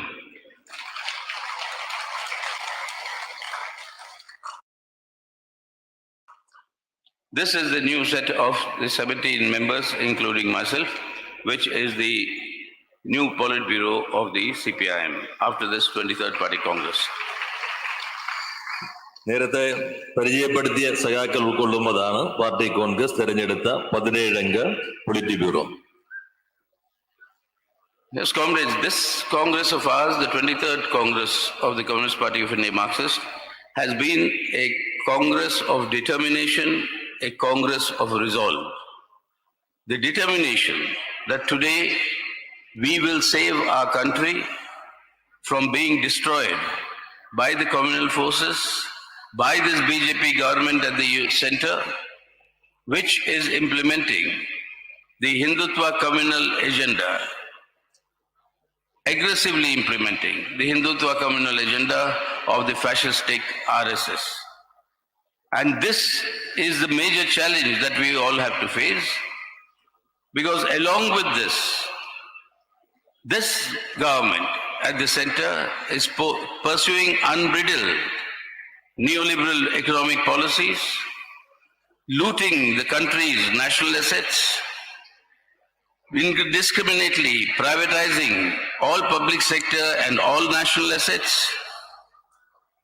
establishing a nexus between corporate and the communal forces, promoting crony capitalism of the worst order, legalizing political corruption, and establishing an increasingly growing authoritarian order in the state with attacks on the democratic rights and civil liberties of all people guaranteed by the Indian Constitution. This is an all-round attack. This 23rd Party Congress, through this resolution, has said very clearly that we are determined. This red flag and the Communist Party of India Marxist is determined to meet this challenge and to defeat this challenge in the days to come, and that is the determination and resolve with which this Congress has concluded. സഖാക്കളെ, communist പാർട്ടിയുടെ കോൺഗ്രസുകളെല്ലാം ചരിത്ര പ്രാധാന്യമുള്ളതാണ്. ഈ കോൺഗ്രസ് കൃത്യമായ പ്രഖ്യാപനം നടത്തിയ കോൺഗ്രസ് ആണ്. രാജ്യത്ത് ഇന്ന് അധികാരത്തിലിരിക്കുന്ന വർഗീയ ശക്തികൾക്കെതിരെയുള്ള ശക്തവും സുവ്യക്തവുമായ പ്രഖ്യാപനമാണ് പാർട്ടി കോൺഗ്രസ് നടത്തിയിട്ടുള്ളത്. രാജ്യത്ത് ഒരു വർഗീയ അജണ്ട നടപ്പിലാക്കുന്നു. ഹിന്ദുത്വ വർഗീയ അജണ്ട നടപ്പിലാക്കാൻ ശ്രമിക്കുന്നു. ഫാസിസ്റ്റ് സ്വഭാവങ്ങളുള്ള RSS ആൽ നിയന്ത്രിക്കപ്പെടുന്ന BJP അധികാരത്തിലിരുന്നുകൊണ്ട് ഈ അജണ്ടയാണ് രാജ്യത്ത് നടപ്പിലാക്കാൻ ശ്രമിക്കുന്നത്. ഈ അജണ്ട നടപ്പിലാക്കാൻ ശ്രമിക്കുന്നതോടൊപ്പം തന്നെ മറുവശത്ത് നവ ഉദാരവൽക്കരണ നയങ്ങൾ അതിവേഗത്തിൽ നടപ്പിലാക്കാനും ശ്രമിക്കുന്നു. അതിന്റെ ഭാഗമായി രാജ്യത്തിന്റെ സമ്പത്ത്, ആസ്തികൾ കൊള്ളയടിക്കുന്നു. പൊതുമേഖലയെ നിർവീര്യമാക്കുന്നു. അത് സ്വകാര്യവൽക്കരണത്തിന് പാകമാകുന്ന രൂപത്തിൽ മാറ്റി തീർത്തു കൊടുക്കുന്നു. കോർപ്പറേറ്റ് ശക്തികളും വർഗീയ ശക്തികളും തമ്മിലുള്ള അവിശുദ്ധമായ സഖ്യം രാജ്യത്തിന്റെ എല്ലാ മണ്ഡലങ്ങളെയും നിയന്ത്രിക്കുന്നു. ചിങ്കടി മുതലാളിത്തം ശക്തിപ്പെട്ടിരിക്കുന്നു. രാഷ്ട്രീയമായ അഴിമതി വ്യാപകമാകുന്നു. ഭരണകൂടം ഏകാധിപത്യ പ്രവണതകളുടെ പ്രതിഫലനമായി മാറുന്നു. ഈ ഏകാധിപത്യ പ്രവണതകൾ ജനാധിപത്യ അവകാശങ്ങളെ ഇല്ലാതാക്കുന്നു. അത് പൗരാവകാശങ്ങളെ അടിച്ചമർത്തുന്നു. ഇതാണ് ഇന്ന് രാജ്യത്ത് നിലനിൽക്കുന്ന അവസ്ഥയുമുള്ളത്. ഈ രാജ്യത്ത് നിലനിൽക്കുന്ന അവസ്ഥയെ 23-ാം പാർട്ടി കോൺഗ്രസ് കൃത്യമായി തിരിച്ചറിഞ്ഞുകൊണ്ട് ഞങ്ങൾ പ്രഖ്യാപിക്കുന്നു. ഈ ചെങ്കൊടികളുടെ ബലത്തിൽ കമ്മ്യൂണിസ്റ്റ് പാർട്ടി പ്രഖ്യാപിക്കുന്നു, ഞങ്ങൾ ഈ വെല്ലുവിളികളെ നേരിടുക തന്നെ ചെയ്യും. ചെങ്കൊടി ഈ ഫാസിസത്തിന്റെ പ്രവണതകളുള്ള വർഗീയ ആധിപത്യത്തെ ചെറുത്തു തോൽപ്പിക്കുക തന്നെ ചെയ്യുമെന്ന് പ്രഖ്യാപിക്കുന്നു. If this is the determination, but the resolve comes from the fact that this 23rd Congress was held in this land of revolutionary martyrs of Kannur. The Kayyur martyrs, the glorious history of the growth of the communist movement from this part of Kerala, the seeds of a future communist party that were laid in Kannur with a small band of communists, how communism as an ideology, how Communist Party as a political influence spread to become the most dominant political force in Kerala. That is the inspiration of countless martyrs, of indomitable courage, of the sacrifices they have done. This is the land on which this all happened, where the communist movement, not only in Kerala, but Kannur became an outpost for the communist movement in the country as a whole. So from this land, drawing inspiration from its revolutionary traditions, the resolve in this Congress is that yes, these are very formidable challenges that are there before us, formidable not only for the country, not only for our secular democratic constitutional order, but formidable for the advance of the struggles of the working people, of the people in our country generally, for a better livelihood against this exploitative order that is there in our country, for a revolutionary change moving forward towards achieving our objective. That is a formidable challenge that we have, a multi-pronged challenge.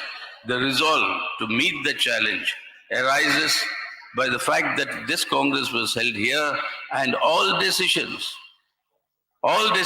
were taken with unanimity or near unanimity, and that speaks of the degree of cohesion and unity in the party, its determination and its resolve in meeting the challenges of today.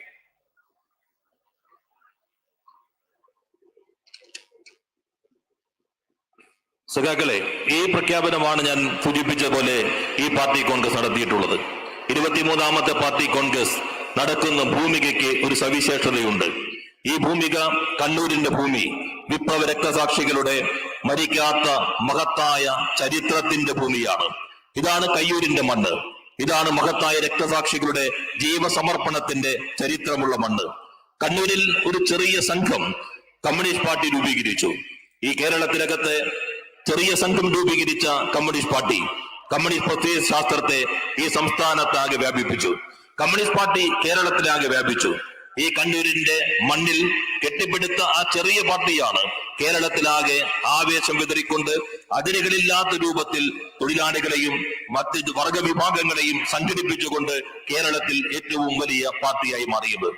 ഈ ഭൂമി കണ്ണൂരുമുള്ളത് കേരളത്തിന് മാത്രം ആവേശം നൽകും ഇടമല്ല. ഇപ്പൊ രാജ്യത്തെമ്പാടുമുള്ള തൊഴിലാളി വർഗ പ്രസ്ഥാനത്തിന് അതിരുകളില്ലാത്ത ആവേശം പകരുന്ന മണ്ണാണ് കണ്ണൂരിന്റെ മണ്ണികമുള്ളത്. ഈ മണ്ണിൽ നടന്ന ഈ കോൺഗ്രസ് എല്ലാ വെല്ലുവിളികളും ഏറ്റെടുക്കുന്നതിനു വേണ്ടി പാർട്ടിക്ക് കരുത്തു നൽകുന്നതാണ്. നമ്മുടെ രാജ്യം നേരിടുന്ന വെല്ലുവിളികൾ തൊഴിലാളി വർഗത്തിന്റെ മാത്രം വെല്ലുവിളികളല്ല. ഈ രാജ്യത്തിന്റെ മതനിരപേക്ഷ ജനാധിപത്യ അടിത്തറ ഇല്ലാതാക്കാൻ ശ്രമിക്കുന്നു. തൊഴിലാളി വർഗത്തിന് മെച്ചപ്പെട്ട ജീവിതം ഉണ്ടാക്കുന്നതിന് വേണ്ടിയുള്ള പോരാട്ടം ആവശ്യമാണ്. മതനിരപേക്ഷ ജനാധിപത്യ ഭരണഘടനയെ സംരക്ഷിക്കുന്നതിന് വേണ്ടിയുള്ള പോരാട്ടങ്ങൾ ശക്തിപ്പെടേണ്ടതുണ്ട്. ചൂഷണം ഇല്ലാതാക്കുന്നതും വിപ്ലവകരമായ മുന്നേറ്റവും അനിവാര്യമാക്കാൻ നമുക്ക് കഴിയണം. ഇവനുള്ള പ്രവർത്തനങ്ങളാണ് ഈ പാർട്ടി കോൺഗ്രസ് ആവിഷ്കരിച്ചിട്ടുള്ളത്. ഈ വെല്ലുവിളികളാകെ ഏറ്റെടുക്കുമെന്നുള്ള നിശ്ചയദാർഢ്യത്തോടെയുള്ള പ്രഖ്യാപനമാണ് പാർട്ടി കോൺഗ്രസ് നടത്തിയിട്ടുള്ളത്. ഈ പാർട്ടി കോൺഗ്രസിന്റെ സവിശേഷത, ഈ പ്രഖ്യാപനങ്ങളെല്ലാം നടത്തിയിട്ടുള്ളത് ഏകകണ്ഠമായിട്ടാണ്. 23ാം പാർട്ടി കോൺഗ്രസിന്റെ എല്ലാ തീരുമാനങ്ങളും ഏകകണ്ഠമായിട്ടാണ്. ഇത് ഈ പാർട്ടിയുടെ ശക്തിയുടെ പ്രതിഫലനമാണ്.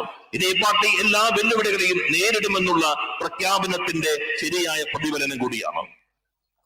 But when we speak of our determination and resolve, we have the Prime Minister of India who says that the left today has become a marginal force. It is there only in one corner of India, that is Kerala. But at the same time, he adds, though it has become a marginal force, it is a force. It has an ideology that has to be combated and defeated. Our class enemies, recognize the fact that this ideology is something that is an ideology that will continue to seek the overthrow of this exploitation in our society, to seek the overthrow of this exploitative order, so they recognize that our strength and therefore treat us as the principal enemy in order to attack us, to intimidate us, to instill fear. Like you've heard Comrade Kodiyeri talk about that murder that they did in Tellicherry. But that won't deter us. That also has been said. But the fact remains, why is it that from they saying one corner of the country that we are confined to, but yet a force that has to be contended and defeated? That reminds me of the fact that what you're seeing on the screen there, sometimes you see Marx, Engels, Lenin and Stalin. You see Stalin's poster in his military outfit and fatigues. And it was Comrade Stalin. When the fascist army of Hitler invaded the Soviet Union, it encircled Moscow. He had given the call saying that we'll have to get a toehold, a small corner of the German land, and once we capture that, we shall drive the German fascists out of the Soviet Union till they reach Berlin, and we will reach Berlin to announce to the world that fascism has been defeated. It was this red flag that announced to the world that fascism has been defeated, that red flag which Hitler set out to destroy. And therefore, any hopes that people nurture today, that this is a force that can be destroyed or it is weakened, it will vanish, we must remind them. History is testimony to the fact there is not a power on earth that can either destroy or even dilute this red flag and the power of the red flag and the power of the people of our world. They will rise in revolt and will rise for their liberation. That is a historic inevitability. How fast we do it or not, that depends on us. And that is what the decisions we have taken in this Congress to hasten that process in India.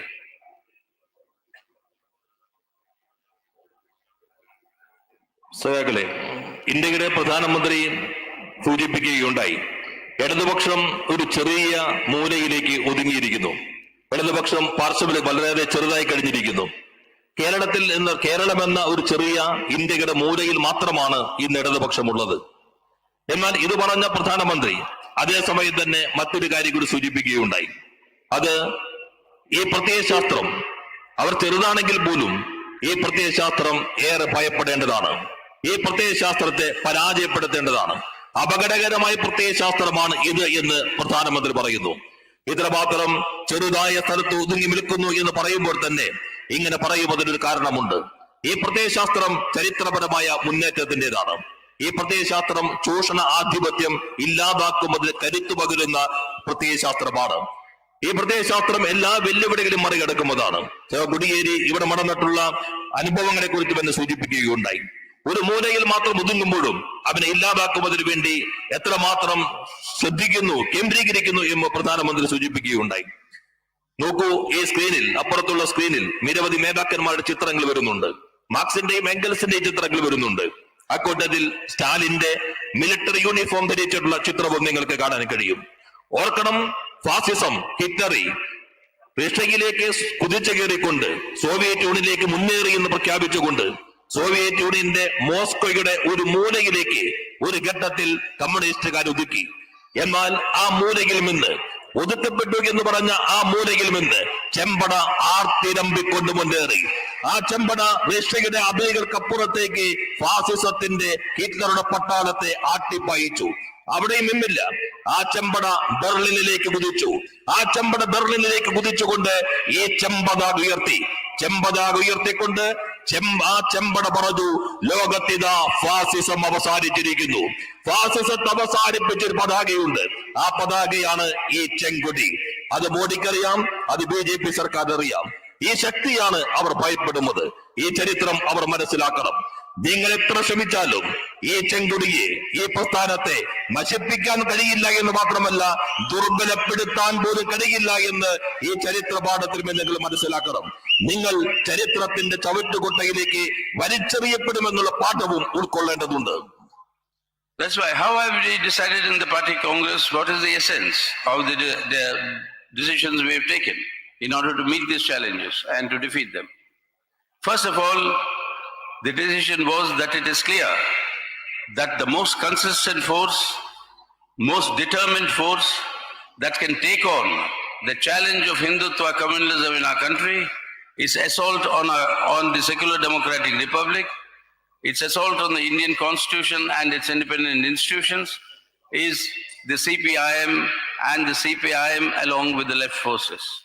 So unless the CPIM its strength increases further significantly and its political intervention capacities are significantly enhanced, this challenge cannot be effectively met. So the party Congress discussed and took all the relevant decisions that are required in order to achieve this objective, and that is the first of the course of the decisions that has been taken. Hindutva വർഗീയ ശക്തികളെ നേരിടുന്നതിന് വേണ്ടിയുള്ള സ്ഥായിയായ ഒരേ ഒരു ശക്തി അത് ഇടതുപക്ഷം മാത്രമാണ്. ഈ രാജ്യത്തിന്റെ മതനിരപേക്ഷ ജനാധിപത്യ ഉള്ളടക്കത്തെ ശക്തിപ്പെടുത്തുന്നതിന് വേണ്ടി, സംരക്ഷിക്കുന്നതിന് കഴിയുന്ന ശക്തി, ഭരണഘടനാ സ്ഥാപനങ്ങളെ ശരിയായ രൂപത്തിൽ നിലനിൽക്കാൻ കഴിയുന്ന പോരാട്ടങ്ങളെ ദിശ നിർണ്ണയിക്കാൻ കഴിയുന്ന ശക്തി അത് ഇടതുപക്ഷം മാത്രമാണ്. അതുകൊണ്ട് ഈ സ്ഥായിയായ പോരാട്ടം മുന്നോട്ട് കൊണ്ടുപോകാൻ കഴിയുന്ന ഇടതുപക്ഷത്തിന്റെ ശക്തി വർദ്ധിപ്പിക്കേണ്ടതാണ് ഈ കാലഘട്ടത്തിന്റെ ചരിത്രപരമായ ആവശ്യം എന്നുള്ളത്. അതോടൊപ്പം ഇടതുപക്ഷത്തിന്റെ രാഷ്ട്രീയമായ ഇടപെടൽ ശേഷി വർദ്ധിപ്പിക്കണം. അതുകൊണ്ട് ഇത് വിലയിരുത്തിക്കൊണ്ട് ഇന്ന് രാജ്യം നേരിടുന്ന വെല്ലുവിളികളെ മറികടക്കുന്നതിന് വേണ്ടിയുള്ള ഒന്നാമത്തെ തീരുമാനം എന്നുള്ളത് ഇടതുപക്ഷത്തിന്റെ സ്വതന്ത്രമായ ശക്തി വർദ്ധിപ്പിക്കുക എന്നുള്ളതാണ്. അതാണ് പാർട്ടി കോൺഗ്രസ് എടുത്ത പ്രധാനപ്പെട്ട ഒരു തീരുമാനം. On this basis, to strengthen the unity of the left forces and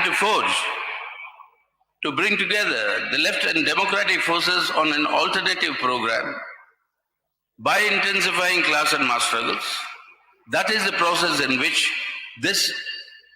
meeting this challenge has to be carried forward.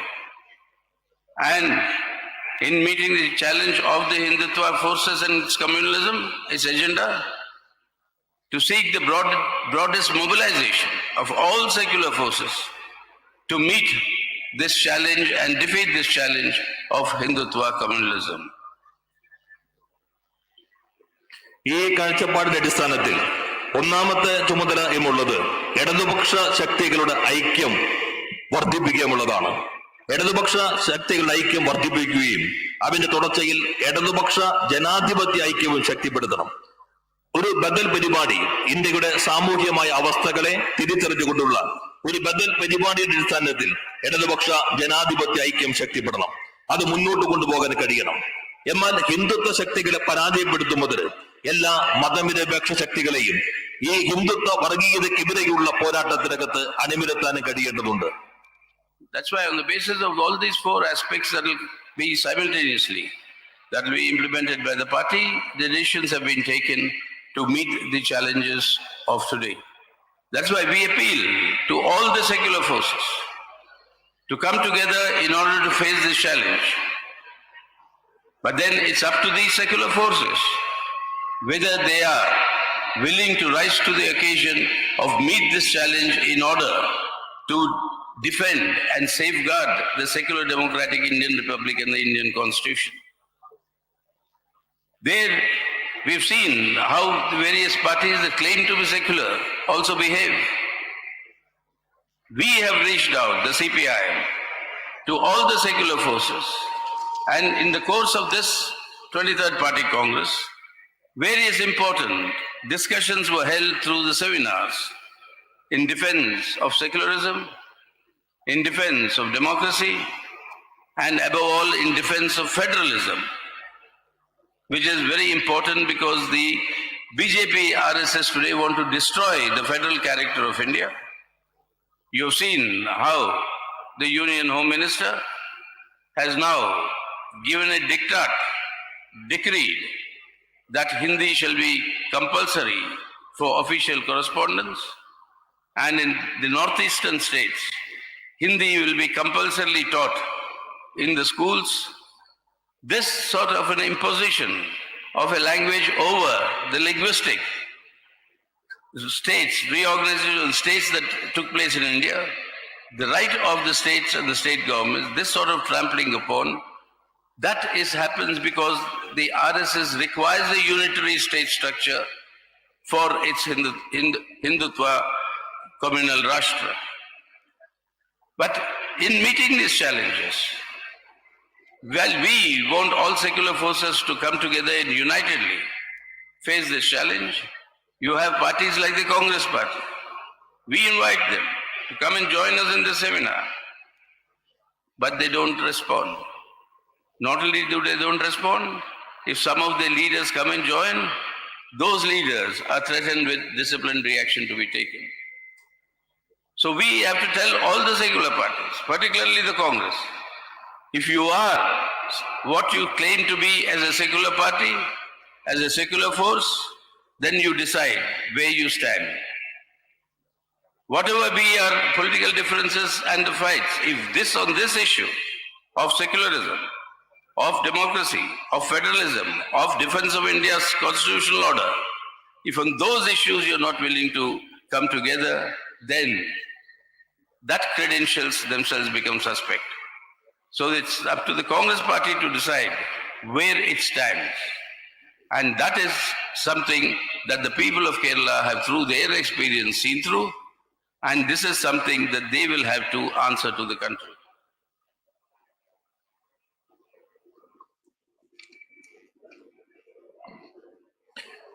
ഈ 4 മാനങ്ങളിലുള്ള വെല്ലുവിളികളെയും ഒറ്റയ്ക്കും ഒന്നിച്ചും നേരിടേണ്ട സമീപനങ്ങളെ കുറിച്ചാണ് പാർട്ടി കോൺഗ്രസ് പ്രധാനമായും ചർച്ച ചെയ്യുന്നത്. അതിനടിസ്ഥാനത്തിൽ ഞങ്ങൾ അഭ്യർത്ഥിക്കുന്നത് എല്ലാ മതനിരപേക്ഷ ശക്തികളും ഇന്ന് രാജ്യം നേരിടുന്ന അപകടം തിരിച്ചറിയണം. ഈ സാഹചര്യത്തിനനുസരിച്ച് അവർ ഉയരണം. ഇന്ത്യൻ ഭരണഘടനയെയും മതനിരപേക്ഷതയെയും ഫെഡറലിസത്തെയും പ്രതിരോധിക്കാനുള്ള ഉത്തരവാദിത്വത്തിൽ അവരെല്ലാവരും കൈകോർക്കേണ്ടതുണ്ട്. CPM-ന്റെ 23-ാം കോൺഗ്രസ് വിവിധ വിഷയങ്ങളെ അധികരിച്ചുള്ള സെമിനാറുകൾ സംഘടിപ്പിക്കുകയുണ്ടായി. മതനിരപേക്ഷത, ജനാധിപത്യം, ഫെഡറലിസം ഇങ്ങനെയുള്ള വിഷയങ്ങളെ ആസ്പദമാക്കിക്കൊണ്ടുള്ള സെമിനാറുകളാണ് ഈ പാർട്ടി കോൺഗ്രസിന്റെ ഭാഗമായി സംഘടിപ്പിച്ചത്. ഫെഡറലിസത്തെ കുറിച്ച് പറയുമ്പോൾ BJP RSS സംവിധാനം ഈ രാഷ്ട്രത്തിന്റെ ഫെഡറൽ സ്വഭാവത്തെ തകർക്കാനാണ് ശ്രമിക്കുന്നത്.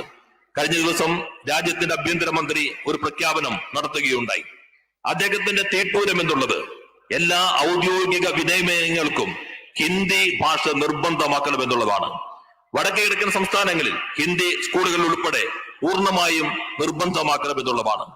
ഈ രാജ്യം ഭാഷാടിസ്ഥാനത്തിൽ തീരുമാനിക്കപ്പെട്ട സംസ്ഥാനങ്ങൾ ഉൾച്ചേരുന്ന ഒരു യൂണിയനാണ്.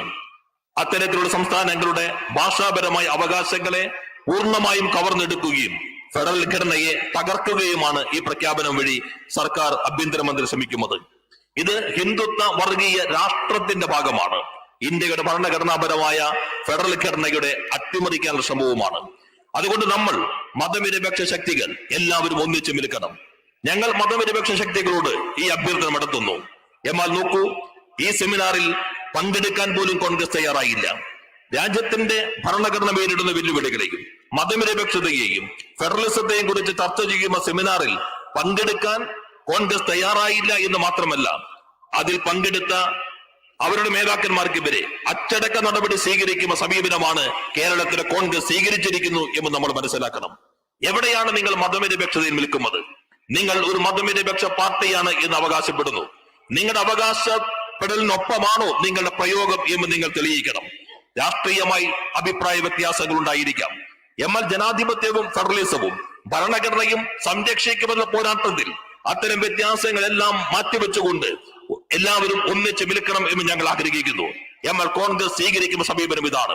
കോൺഗ്രസ് ആണ് തീരുമാനിക്കേണ്ടത് നിങ്ങൾ എവിടെയാണ് നിൽക്കുന്നത്. നിങ്ങൾ മതനിരപേക്ഷതയ്ക്കൊപ്പമാണോ? അത് ഈ രാഷ്ട്രത്തോട് തുറന്നു പറയാൻ നിങ്ങൾ തയ്യാറാകണം. Finally, comrade, the work that the LDF government has done in its first term on this occasion and now having been re-elected, the pro-people's policies that has been implemented, and as a result of that, people-centric policies, today Kerala has not only the country's highest indicators of human development indices, but it also has a human development indices that match the European countries and in some aspects are much higher. That if this is possible in Kerala as a part of India, if this is possible in Kerala, where people can live harmoniously irrespective of which religion they belong to, whether they are atheist or a religious person, nobody in India, in Kerala questions. This is the only state in the country where anybody can come here, he will not be asked to identify himself on the basis of his religion or caste. He will be treated as a human being, and that is the way it should be, and that is the society. If this is possible in India, why is it not possible elsewhere in India? Why is it not possible that such conditions can be created in other parts of India? That is why these policies, this alternative, as a pro-people alternative, carrying that to the people and saying it is possible. It is possible to create such a society whereby equality, respect, democracy, and tackling the actual issues of people's day-to-day life can be done. It is being done in Kerala, and that is the way we should emulate in other parts of the country. That will be a part of the campaign of the CPIM all over India, saying that if it's possible in Kerala, why not rest of India? And in that process, target and expose this Modi government that is looting both our country and ruining the lives of our people. അവസാനമായി LDF കേരളത്തിൽ ജനപക്ഷ നിലപാടുകൾ നടപ്പിലാക്കാൻ ശ്രമിക്കുകയാണ്. ഒന്നാം LDF സർക്കാർ ജനപക്ഷ നടപടികൾ അതിശക്തമായി മുന്നോട്ട് കൊണ്ടുപോയി. ഇതിന്റെ ഭാഗമായി കേരളം അഭിമാനകരമായ സ്ഥാനം കൈവരിക്കുകയുണ്ടായി. മാനവ വികാസ സൂചകങ്ങളുടെ കാര്യത്തിൽ രാജ്യത്തിന് മാത്രമല്ല ലോകത്തിന്റെ മറ്റു പല പ്രദേശങ്ങൾക്കും കേരളം ഒരു മാതൃകയാണ്. മാനവ വികാസ സൂചകങ്ങളിൽ യൂറോപ്യൻ രാജ്യങ്ങൾക്കൊപ്പം നിൽക്കാനും ചില സൂചകങ്ങളിൽ യൂറോപ്യൻ രാജ്യങ്ങളെക്കാൾ മികവ് കൈവരിക്കാനും ഈ കേരളത്തിന് കഴിഞ്ഞിരിക്കുന്നതുമുള്ളത് ഏറെ അഭിമാനകരമാണ്. എങ്ങനെയാണ് കേരളത്തിന് ഇത് കഴിയുന്നത്? എന്തുകൊണ്ടാണ് ഇന്ത്യയുടെ മറ്റു പ്രദേശങ്ങൾക്ക് ഇത് കഴിയാതെ വരുന്നത്? കേരളത്തിന്റെ പ്രത്യേകത, കേരളത്തിന് മാത്രമുള്ള ഇന്നത്തെ ഇന്ത്യയിലെ പ്രത്യേകത, മതത്തിന്റെ അതിരുകൾക്ക് അതീതമായി മനുഷ്യരെ സമീപിക്കുന്നതുമുള്ളതാണ്. കേരളം ഇന്ത്യയിലെ മറ്റെല്ലാ പ്രദേശങ്ങളും വ്യത്യസ്തമായി ഇവിടെ ഏതൊരാൾക്കും മതത്തിന്റെ വിഭജനങ്ങളില്ലാതെ കടന്നു വരാമെന്നുള്ളതാണ്. കേരളത്തിലേക്ക് വരുന്ന ഏതൊരാളെയും മതത്തിന്റെ അടിസ്ഥാനത്തിലല്ല മനുഷ്യനെന്ന നിലയിൽ പരിഗണിക്കുന്നതുമുള്ളതാണ് ഈ നാടിന്റെ ഏറ്റവും പ്രധാനപ്പെട്ട പ്രത്യേകത. ഇത് കേരളത്തിൽ സാധ്യമാകുന്നു, എന്തുകൊണ്ട് ഇന്ത്യയിൽ മറ്റൊരിടങ്ങളിൽ സാധ്യമാകുന്നില്ല? ഇത് രാജ്യമാകെ അറിയേണ്ടതുണ്ട്. അതുകൊണ്ട് തുല്യതയുടെ അടിസ്ഥാനത്തിൽ, ജനാധിപത്യ അവകാശങ്ങളുടെ അടിസ്ഥാനത്തിൽ, മനുഷ്യന്റെ അടിസ്ഥാന പ്രശ്നങ്ങളെ അഭിസംബോധന ചെയ്തുകൊണ്ടുള്ള വികസന സമീപനത്തിന്റെ കാര്യത്തിൽ ഈ ബദൽ സമീപനം ഈ രാജ്യമാകെ അറിയേണ്ടതുണ്ട്. അതുകൊണ്ട് ഇന്ത്യയിലെ മറ്റിടങ്ങളിലേക്ക്, മറ്റ് പ്രദേശങ്ങളിലേക്ക് കേരളത്തിന്റെ ഈ വികസന മാതൃക എത്തിക്കുന്നതിന് വേണ്ടിയുള്ള പ്രചാരവേല ഏറ്റെടുക്കണമെന്നാണ് CPIM കരുതുന്നത്. എന്തുകൊണ്ട് കേരളം, എന്തുകൊണ്ട് മറ്റിടങ്ങളിൽ സംഭവിക്കുന്നില്ല എന്നുള്ളത് മോഡി സർക്കാരിനെയും BJPയും തുറന്നു കാണിക്കുന്നതിന് വേണ്ടിയുള്ള പ്രചാരവേലയുടെ ഭാഗമായി നടത്തണം എന്ന ഉത്തരവാദിത്വം CPIM ഏറ്റെടുക്കുന്നു. So finally, my dear comrades and friends, people of Kerala have given immense love to this red flag. They have immense respect, and they have with courage fought for their rights under the red flag. That gives us both not only support but also the confidence that this is possible and this can be taken up in other parts of India. So while appealing to all of you to continue with not only with your support but to further strengthen the support so that we can create a new social order, a new life for our children, for our future, at the same time to come forward, to carry this struggle forward in the rest of India so that we can create a better India. We can first save India today and create a better India tomorrow, whereby the respect for equality, irrespective of caste, class or gender, irrespective of caste, creed or gender, that can be established as a universal truth, while working for the improvement in the lives of our people, eventually to move towards an exploitation-free society. That is the direction that the CPM has chosen to move forward on, and I would call upon the people of Kerala and through you, the people of India, to extend their full support so that together we can save India and change India for the better in the days to come. Thank you very much. My red salutes to all of you. Keralam ചെങ്കൊടിയെ അതിരുകളില്ലാതെ സ്നേഹിക്കുന്നു. കേരളം ചെങ്കൊടിയെ ചേർത്ത് പിടിക്കുന്നു. കേരളത്തിന്റെ ഈ ചെങ്കൊടിയോടും ഈ പ്രസ്ഥാനത്തോടുമുള്ള സ്നേഹമെന്നുള്ളത് പിന്തുണ മാത്രമല്ല, ഇന്ത്യയിൽ മാറ്റം സാധ്യമാകുമെന്ന ആത്മവിശ്വാസം കമ്മ്യൂണിസ്റ്റ് പ്രസ്ഥാനത്തിന് പകർന്നു നൽകുന്നു. ഇന്ത്യ മാറ്റാൻ കഴിയും. ഇന്ത്യയിലെ മറ്റിടങ്ങളിലേക്കും ഈ മാറ്റം നമുക്ക് കൊണ്ടുവരാൻ കഴിയും. പുതിയ സാമൂഹ്യ ക്രമം നമ്മുടെ ഭാവിക്കും, നമ്മുടെ രാജ്യത്തിന്റെ ഭാവിക്കും, നമ്മുടെ കുട്ടികളുടെ ഭാവിക്കും വേണ്ടി സാധ്യമാകും. അവരെ കേരളം ഇന്ത്യക്ക് വഴിവെളിക്കുകയാണ്. ഇന്ത്യയെ നമുക്ക് സംരക്ഷിക്കാൻ കഴിയണം. ഇന്ന് ഇന്ത്യയെ സംരക്ഷിക്കുന്നത് നല്ലൊരു ഇന്ത്യ നാളെ കെട്ടിപ്പിടിക്കാനുള്ള മുന്നുപാധിയാണ്. മതത്തിന്റെയും ജാതിയുടെയും അതിരുകൾക്കപ്പുറത്തേക്കുള്ള വികാസമായ ലോക തത്വം എന്നുള്ളത് ചൂഷണ വിമുക്തമായ ഒരു ലോകം മനുഷ്യൻ ആഗ്രഹിക്കുന്നുമുള്ളതാണ്. ആ പോരാട്ടം നമുക്ക് ഒന്നിച്ച് മുന്നോട്ട് കൊണ്ടുപോകാം, ഒന്നിച്ച് ശക്തിപ്പെടുത്താം. നമുക്ക് ഇന്ത്യയെ സംരക്ഷിക്കാം, നമുക്ക് ഇന്ത്യയെ മാറ്റി തീർക്കാം. എല്ലാവർക്കും അഭിവാദ്യങ്ങൾ അർപ്പിക്കുന്നു.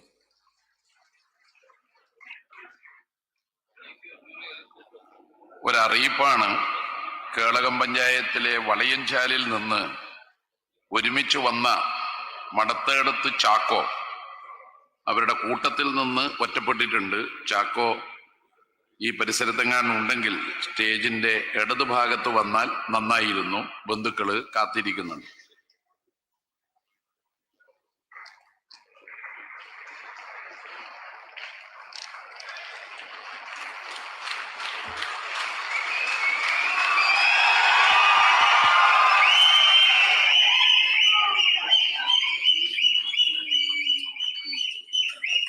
സഖാക്കളെ, സഹോദരി സഹോദരന്മാരെ,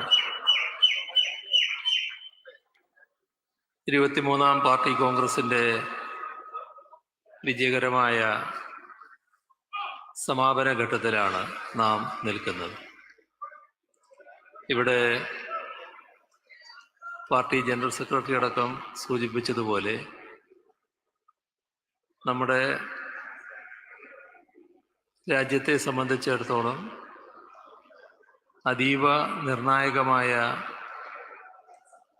ഒരു പാർട്ടി കോൺഗ്രസ്സാണ് കണ്ണൂരിൽ വെച്ച് നടന്നത്. അത് പൂർണ്ണ വിജയത്തിലായി എന്നത് എല്ലാ രീതിയിലും നമുക്ക് അഭിമാനിക്കാൻ വക നൽകുന്നതാണ്. ഇക്കാര്യത്തിൽ സഹകരിച്ച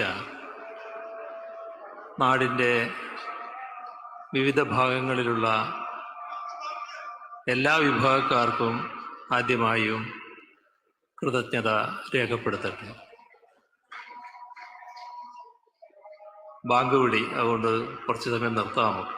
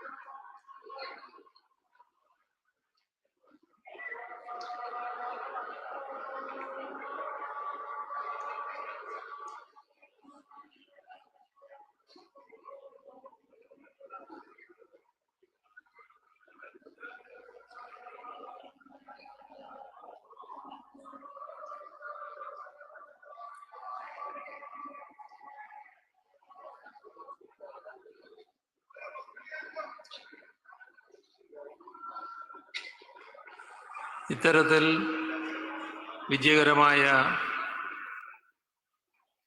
സമ്മേളനം പൂർത്തിയാകുമ്പോൾ സ്വാഭാവികമായും എല്ലാവർക്കും അഭിമാനവും സന്തോഷവും ഉണ്ടാകും. പക്ഷെ അതോടൊപ്പം ഞങ്ങളുടെ എല്ലാം മനസ്സിൽ വല്ലാത്തൊരു നീറ്റൽ ഇന്നുണ്ടായ ഒരു സംഭവത്തിൻ്റെ ഭാഗമായി ഉണ്ടായിരിക്കുന്നു. പാർട്ടി കേന്ദ്ര കമ്മിറ്റി അംഗമായിരുന്ന സഖാവ് MC ജോസഫൈൻ ദേഹാസ്വാസ്ഥ്യം മൂലം ഇന്നലെ ആശുപത്രിയിൽ പ്രവേശിപ്പിക്കപ്പെട്ടു. വലിയ തോതിലുള്ള ഹൃദയാഘാതമാണ് പിന്നീട് സംഭവിച്ചത്. ഇന്ന് ഉച്ചയോടെ ആ വിവരമറിഞ്ഞ സമ്മേളനം അതിൻ്റെ ഭാഗമായി അവരുടെ ദുഃഖത്തിൽ അഗാധമായ ദുഃഖവും അനുശോചനവും രേഖപ്പെടുത്തുകയുണ്ടായി. അത്തരമൊരു ദുഃഖകരമായ സംഭവത്തിന് ഈ സമ്മേളനത്തിന് ഇടയിൽ ഞങ്ങൾക്ക് സാക്ഷ്യം വഹിക്കേണ്ടതായി വന്നു. ഇവിടെ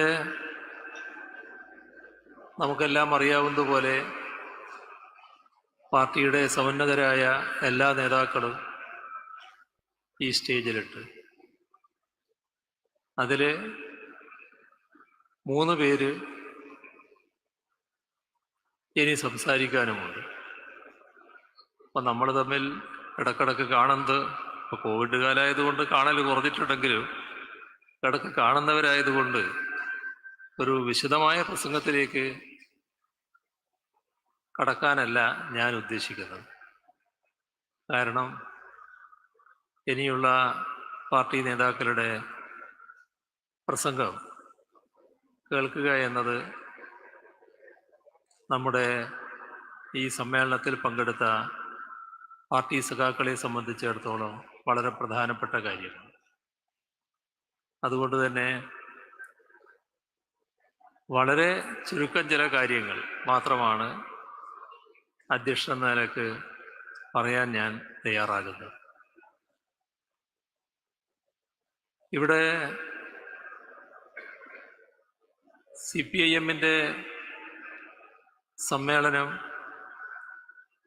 തീരുമാനിച്ചതോടുകൂടി എല്ലാവരുടെയും സഹകരണവും പിന്തുണയും ലഭിക്കുകയുണ്ടായി. എന്നാൽ കമ്മ്യൂണിസ്റ്റ് വിരുദ്ധത വലിയ തോതിൽ കൊണ്ടു നടക്കുന്ന ചില ശക്തികൾ ഇപ്പോഴും നാട്ടിലുണ്ട്. അത് പഴയ നിലയിലല്ല, പക്ഷെ ആ ശക്തികൾക്ക് മാറാൻ പറ്റുന്നില്ല. അവരെ വിശ്വസിക്കുന്ന സ്ഥിതിയിൽ നിന്ന് ജനങ്ങൾ മാറിയിട്ടുണ്ട്. ജനങ്ങൾക്ക് കാര്യങ്ങൾ ശരിയായ രീതിയിൽ തിരിച്ചറിയാനും കഴിയുന്നുണ്ട്. എങ്കിലും ആകാവുന്നത്ര തെറ്റിദ്ധാരണ സൃഷ്ടിക്കാനാകുമോ? അതാണ് കമ്മ്യൂണിസ്റ്റ് വിരുദ്ധ ശക്തികളുടെ ഏറ്റവും പ്രധാന ജോലി എന്ന് വന്നിരിക്കുന്നു. ഈ കാര്യത്തിൽ സമ്മേളന നടപടികൾ ആരംഭിക്കുന്ന ഘട്ടം മുതൽക്ക് അതിൻ്റെ മുൻപ് തന്നെ ഈ തരത്തിലുള്ള ശ്രമങ്ങൾ ആരംഭിക്കുകയുണ്ടായി. ഇന്ത്യയിലെ കമ്മ്യൂണിസ്റ്റ് പ്രസ്ഥാനത്തിൻ്റെ ഏറ്റവും കരുത്തുറ്റൊരു സമ്മേളനമായിട്ടാണ് കണ്ണൂർ സമ്മേളനം മാറിയത്. അതിന് കാരണം പാർട്ടിയുടെ ദിശാബോധം എല്ലാ സഖാക്കളും ഒരേപോലെ അർപ്പണബുദ്ധിയോടെ കാര്യങ്ങൾ നിർവഹിക്കാൻ സന്നദ്ധമാകുന്ന സ്ഥിതി, ഇതിൻ്റെ എല്ലാം ഭാഗമായി വന്ന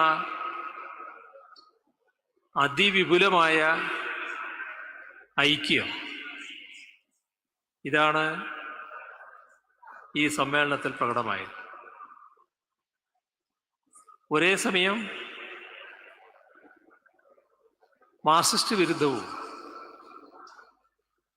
കേരളത്തെ സംബന്ധിച്ചിടത്തോളം LDF വിരുദ്ധവുമായ റോൾ വഹിക്കണമെന്ന് ചിലർക്ക് വല്ലാത്ത നിർബന്ധം. അതിൻ്റെ ഭാഗമായി നേരത്തെ സ്വാഗത പ്രസംഗത്തിൽ ചൂണ്ടിക്കാണിച്ചതുപോലെ എന്തോ വ്യത്യസ്ത ചേരികളുണ്ട് എന്ന് പ്രചരിപ്പിക്കാനുള്ളൊരു ശ്രമം. അതോടൊപ്പം കേരള ലൈൻ എന്ന് പറയുന്ന എന്തോ ഒന്നുണ്ട്, ഞങ്ങൾക്കാർക്കും നിശ്ചയമില്ലാത്തൊരു കാര്യമാണത്. ഞങ്ങളെല്ലാം പാർട്ടിയുടെ അഖിലേന്ത്യാ നയം നടപ്പിലാക്കാൻ നിലകൊള്ളുന്നവരാണ്. ഞങ്ങളായിട്ട് പ്രത്യേകമായി എന്തെങ്കിലും ഒരു നയം മുന്നോട്ട് വെക്കുന്ന നിലയുമില്ല. CPIM-നകത്ത് ഇല്ലാത്തൊരു കാര്യം ഉണ്ട് എന്ന് പറഞ്ഞ് വല്ലാത്തൊരു ചിത്രം ഉയർത്തിക്കൊണ്ടുവരാനുള്ള ശ്രമമാണ് നടന്നത്. പാർട്ടി സമ്മേളനം സമാപിച്ചു കഴിഞ്ഞതിന് ശേഷവും ഇതേ നില തുടരുന്നതായിട്ട് നമുക്ക് കാണാം. അതിനിയും തുടരും. അതോടൊപ്പം കേരളത്തിലെ സർക്കാർ നടപ്പാക്കുന്ന വികസന പ്രവർത്തനങ്ങൾ അതെന്തോ തെറ്റായൊരു കാര്യമാണ് എന്ന രീതിയിലുള്ള പ്രതീതി സൃഷ്ടിക്കാനാണ് ശ്രമിച്ചത്. കേരളം മുന്നോട്ട് പോകാൻ പാടില്ല എന്നാണ് ഇവരുടെ ശാഠ്യം. അല്ലെങ്കിൽ LDF-ന്റെ കാലത്ത് മുന്നോട്ട് പോകാൻ പാടില്ല. ഇപ്പോ കാസർഗോഡ് മുതൽ തിരുവനന്തപുരം വരെയുള്ള റോഡ് എടുത്താൽ നമ്മൾ ഈ ഭാഗത്തൊക്കെ റോഡിൻ്റെ നാഷണൽ ഹൈവേയുടെ വീതി കൂട്ടൽ പ്രവർത്തനം നടക്കുകയാണ്. ആ പ്രവർത്തനം വളരെ നല്ല നിലയിലാണ് നടക്കുന്നത്. ഏതൊരാൾക്കും വല്ലാത്തൊരു കുളിർമ മനസ്സിൽ അനുഭവപ്പെടുന്ന സ്ഥിതിയാണുള്ളത്. കാരണം ഇതിവിടെ നടക്കില്ല എന്ന് കരുതിയാണ്, ഇപ്പൊ നടക്കുമെന്നായി. അത് പ്രാവർത്തികമാക്കുന്നതിന് വേണ്ടി LDF സർക്കാർ നടത്തിയ ശ്രമം തെറ്റായിപ്പോയോ? നേരത്തെയുള്ള സർക്കാർ അത്തരമൊരു ശ്രമം നടത്താതിരുന്നത് ശരിയായോ? നേരത്തെ അത് നടന്നിരുന്നുവെങ്കിൽ 5000 കോടിയിൽ പരം രൂപ നമുക്ക് ചെലവഴിക്കേണ്ടി വരില്ലായിരുന്നു. കാരണം നാഷണൽ ഹൈവേ വികസനം കേന്ദ്ര ഗവൺമെന്റ് നടത്തേണ്ടതാണ്. നടത്തേണ്ട സമയത്ത് നമ്മൾ നടത്താൻ തയ്യാറാകാത്തത് കൊണ്ട് 2016 അധികാരത്തിൽ വന്ന LDF സർക്കാർ അത് പ്രാവർത്തികമാക്കാനുള്ള ശ്രമം ആരംഭിച്ചപ്പോൾ ഭൂമി ഏറ്റെടുക്കാൻ കൂടുതൽ പൈസ ചെലവാകുന്നു. സംസ്ഥാന സർക്കാർ ഭൂമി ഏറ്റെടുത്ത് തരണമെന്ന് പറയുന്നിടത്ത് കേന്ദ്ര ഗവൺമെന്റ് എത്തുന്നു. അവസാനം ആ വകുപ്പ് കൈകാര്യം ചെയ്യുന്ന നിതിൻ ഗഡ്കരിയുമായി ചർച്ച ചെയ്ത് 25% സംസ്ഥാനം തന്നാൽ ബാക്കി കാര്യം ഞങ്ങൾ ചെയ്യാം എന്നവരേൽക്കുന്നു. ആ 25% 5000 കോടിയിലധികം രൂപയാണ്. ഈ പറയുന്നവർക്ക് അതൊരു പ്രശ്നമേ അല്ല. ഇപ്പോ നമ്മുടെ കേരളത്തില് ഗ്യാസ് പൈപ്പ് ലൈൻ പൂർത്തിയായി. കുറച്ചു നാൾ കഴിയുന്നതോടെ നമ്മുടെ വീടുകളില് പൈപ്പിലൂടെ ഗ്യാസ് എത്താൻ പോവുകയാണ് അടുക്കളയിൽ. മറ്റു വ്യവസായങ്ങൾക്കുള്ള കാര്യം വേറെ കിടക്കുന്നുണ്ട്. പക്ഷേ power corporation, gas authority of India ഇത് നടപ്പാക്കാനാകില്ല എന്ന് കണ്ട് വിട്ടുപോയതാണ്. അത് LDF സർക്കാർ പ്രാവർത്തികമാക്കിയത് തെറ്റായിപ്പോയോ? നേരത്തെ അത് നടപ്പാക്കാൻ ഒരു നടപടിയും സ്വീകരിക്കാത്ത UDF സർക്കാരിന്റെ നടപടി ശരിയായിരുന്നോ? ഇപ്പോ കൂടംകുളത്തുള്ള വൈദ്യുതി എടമൺ കൊച്ചി പവർ ഹൈവേ വഴി എറണാകുളത്ത് എത്തുന്നുണ്ട്. അത് ദീർഘകാലമായി മുടങ്ങിക്കിടക്കുകയായിരുന്നു. LDF സർക്കാർ അത് പൂർത്തിയാക്കുന്നു. നേരത്തെ പൂർത്തിയാക്കാതിരുന്നത് ശരിയായ നടപടിയായോ? ഇത് പൂർത്തിയാക്കിയത് തെറ്റായി പോയോ? നമ്മുടെ കേരളത്തില് കാസർഗോഡ് നിന്ന് ബേക്കല് മുതൽ തിരുവനന്തപുരത്ത് കോവളം വരെയുള്ള ഒരു ജലപാത ദശാബ്ദങ്ങളായുള്ള നമ്മുടെ ഒരു സ്വപ്നമാണ്. ഇപ്പോൾ അതിന്റെ പ്രവർത്തനം ത്വരിതഗതിയിൽ നടക്കുകയാണ്. ആ പ്രവർത്തനം ത്വരിതഗതിയിൽ നടന്നത് തെറ്റാണോ? ദൈവത്തിന്റെ സ്വന്തം നാട് എന്ന് വിളിപ്പേരുള്ള കേരളത്തിൽ 600ഓളം കിലോമീറ്റർ കേരളത്തിൽ വരുന്ന ഒരു സഞ്ചാരിക്ക് ബോട്ടിൽ സഞ്ചരിക്കാൻ കഴിയുമെന്ന് വരുമ്പോൾ ആ വഴി നീളെ 50 കിലോമീറ്ററിനുള്ളിൽ ടൂറിസ്റ്റ് സങ്കേതങ്ങൾ ഒരുക്കി വരുമ്പോൾ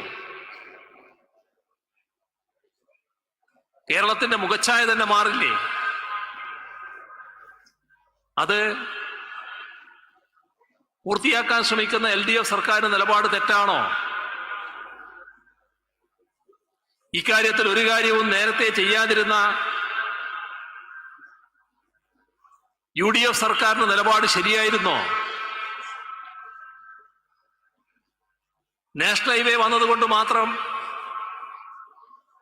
കേരളത്തിന്റെ യാത്രാ സൗകര്യങ്ങൾ ആകെ പൂർത്തിയാകില്ലല്ലോ. ഒരു ഭാഗത്ത് മലയോര ഹൈവേ വരുന്നു,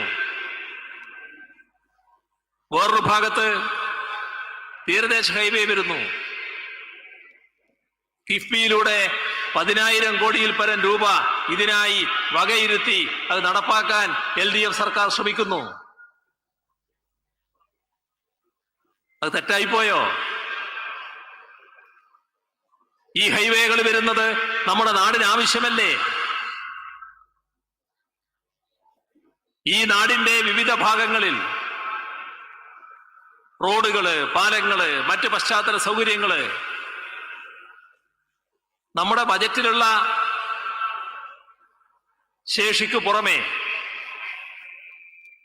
കിഫ്ബിയുടെ സാമ്പത്തിക സ്രോതസ് ഉപയോഗിച്ചുകൊണ്ട് എല്ലായിടങ്ങളിലും വലിയ തോതിൽ മാറി വരുന്നു.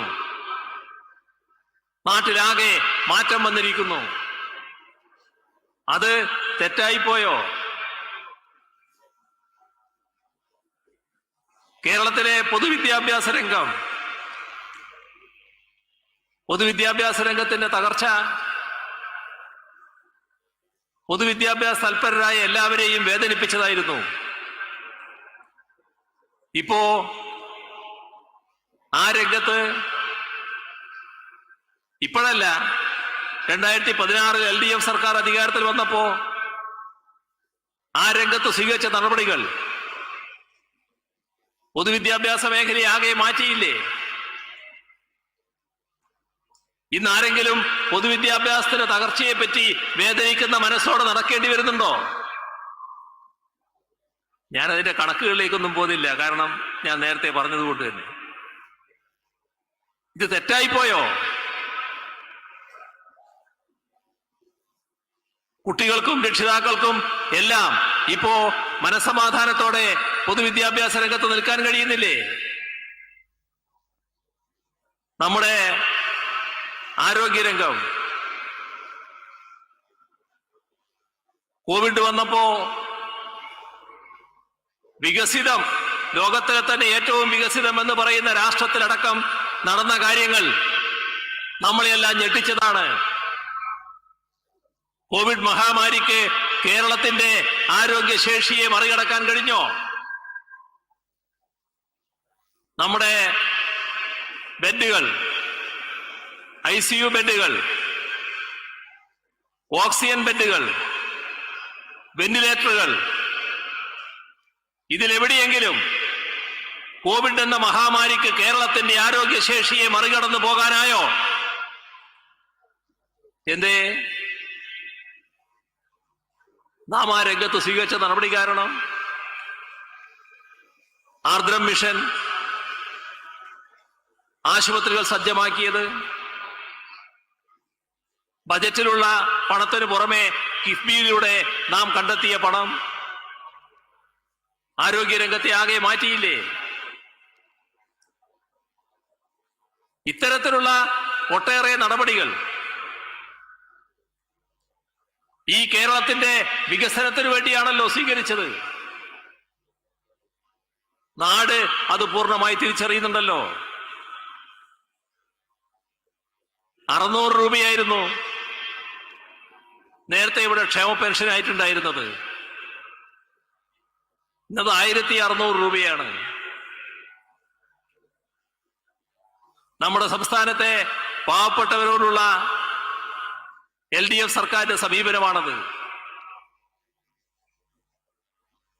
ഇവിടെ ക്ഷേമപ്രവർത്തനങ്ങള് കൃത്യതയോടെ നടന്നല്ലോ. അത് തെറ്റായിപ്പോയോ? നമ്മുടെ നാട്ടിലെ വികസനം പാടില്ല പോലും. ഈ പറയുന്ന കേരളിന്റെ കാര്യത്തിൽ UDF-നാകാം, അവർക്ക് അതിവേഗ റെയിലാകാം. അത്രത്തോളം വേഗത്തിൽ പോയാൽ വളരെ ചുരുക്കം സ്റ്റോപ്പുകളേ ഉണ്ടാവും. അതിനാണ് മാറ്റം വരുത്തിയത്. പക്ഷെ അത് LDF ചെയ്യാൻ പാടില്ല. ഇതിന് കേന്ദ്ര അനുമതിയാണ് ലഭിക്കേണ്ടത്. കേന്ദ്ര അനുമതി ലഭിക്കുന്നതിന് വേണ്ടിയാണ് പ്രധാനമന്ത്രി അടക്കം കണ്ടത്. അനുമതി ലഭിക്കുമെന്നാണ് പ്രതീക്ഷിക്കുന്നത്. പ്രധാനമന്ത്രിയുമായി ഞങ്ങൾ സംസാരിക്കുമ്പോ എയിംസിന്റെ കാര്യം അദ്ദേഹത്തോട് പറയേണ്ടായി. അദ്ദേഹം പറഞ്ഞു, എയിംസ് ചില സംസ്ഥാനത്ത് കൊടുത്തിട്ട് അവർ പൂർത്തിയാക്കിയില്ല. ഞങ്ങൾ പറഞ്ഞു, കേരളത്തിൽ തന്നു നോക്ക്, ഞങ്ങളത് നടപ്പാക്കാതെ. അപ്പൊ അദ്ദേഹം പറഞ്ഞു, എനിക്കതറിയാം, നിങ്ങളത് വേഗം നടപ്പാക്കുമെന്ന് എനിക്കറിയാം എന്ന് അദ്ദേഹം അപ്പോ പറയാണ്. ഇവിടെ LDFന്റെ കാലത്തൊന്നും നടക്കാൻ പാടില്ല എന്നതാണ് ഇതിനെ എതിർക്കുന്നവർ പറയുന്ന ന്യായം. അതിന് നാം കാണേണ്ട ഒരു കാര്യമുണ്ട്. രാഷ്ട്രീയമായി ഞങ്ങൾ എതിർക്കുന്നവര് രാഷ്ട്രീയത്തിന്റെ ഭാഗമായി ഞങ്ങൾ എതിർക്കട്ടെ. പക്ഷെ ഒരു പദ്ധതി എന്ന് പറയുമ്പോ ആ പദ്ധതി നാടിന്റെ വികസനത്തിനാണ്.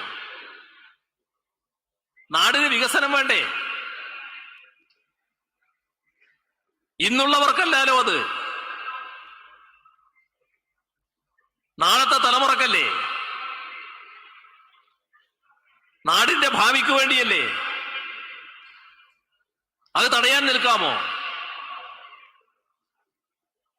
അന്ധമായ രാഷ്ട്രീയ വിരോധം കൊണ്ട് അത്തരമൊരു നിലപാട് സ്വീകരിച്ചു എന്ന് വെക്കുക.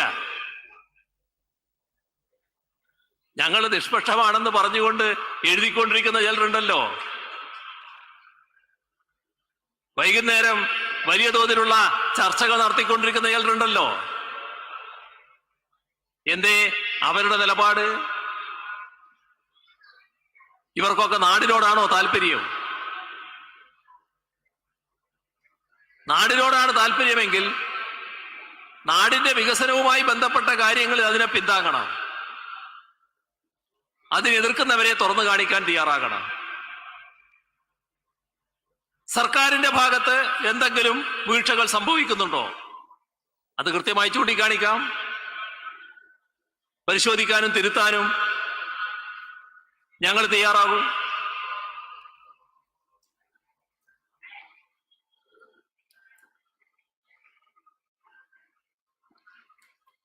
ഒരു സംശയവും ആ കാര്യത്തിലില്ല.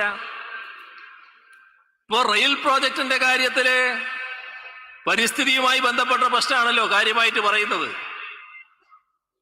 പരിസ്ഥിതിയുമായി ബന്ധപ്പെട്ട പ്രശ്നങ്ങളിൽ ഇപ്പൊ തന്നെ കാര്യമായ നടപടികൾ സ്വീകരിച്ചിട്ടുണ്ട്.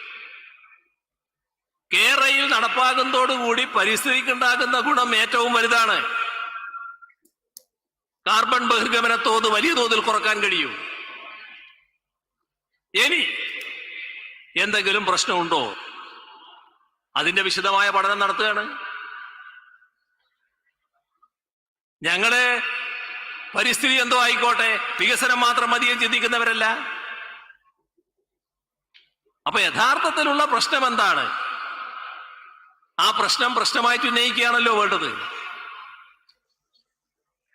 നമ്മുടെ നാടിന്റെ വികസനത്തെ തടയുന്നത് നിൽക്കുകയല്ല വേണ്ടത്. എന്ത് നിലപാട് ഇത്തരം ആളുകൾ സ്വീകരിച്ചാലും നാടിന്റെ വികസനത്തിൽ പ്രതിജ്ഞാബദ്ധമായ നിലപാടാണ് LDFനുള്ളത്, CPIMനുള്ളത്. അതിന്റെ ഭാഗമായി തന്നെയാണ് കഴിഞ്ഞ പ്രകടന പത്രികയില് ഒട്ടേറെ കാര്യങ്ങൾ പറഞ്ഞത്. പ്രകടന പത്രിക ജനങ്ങളെ പറ്റിക്കാനുള്ള ഒന്നല്ല.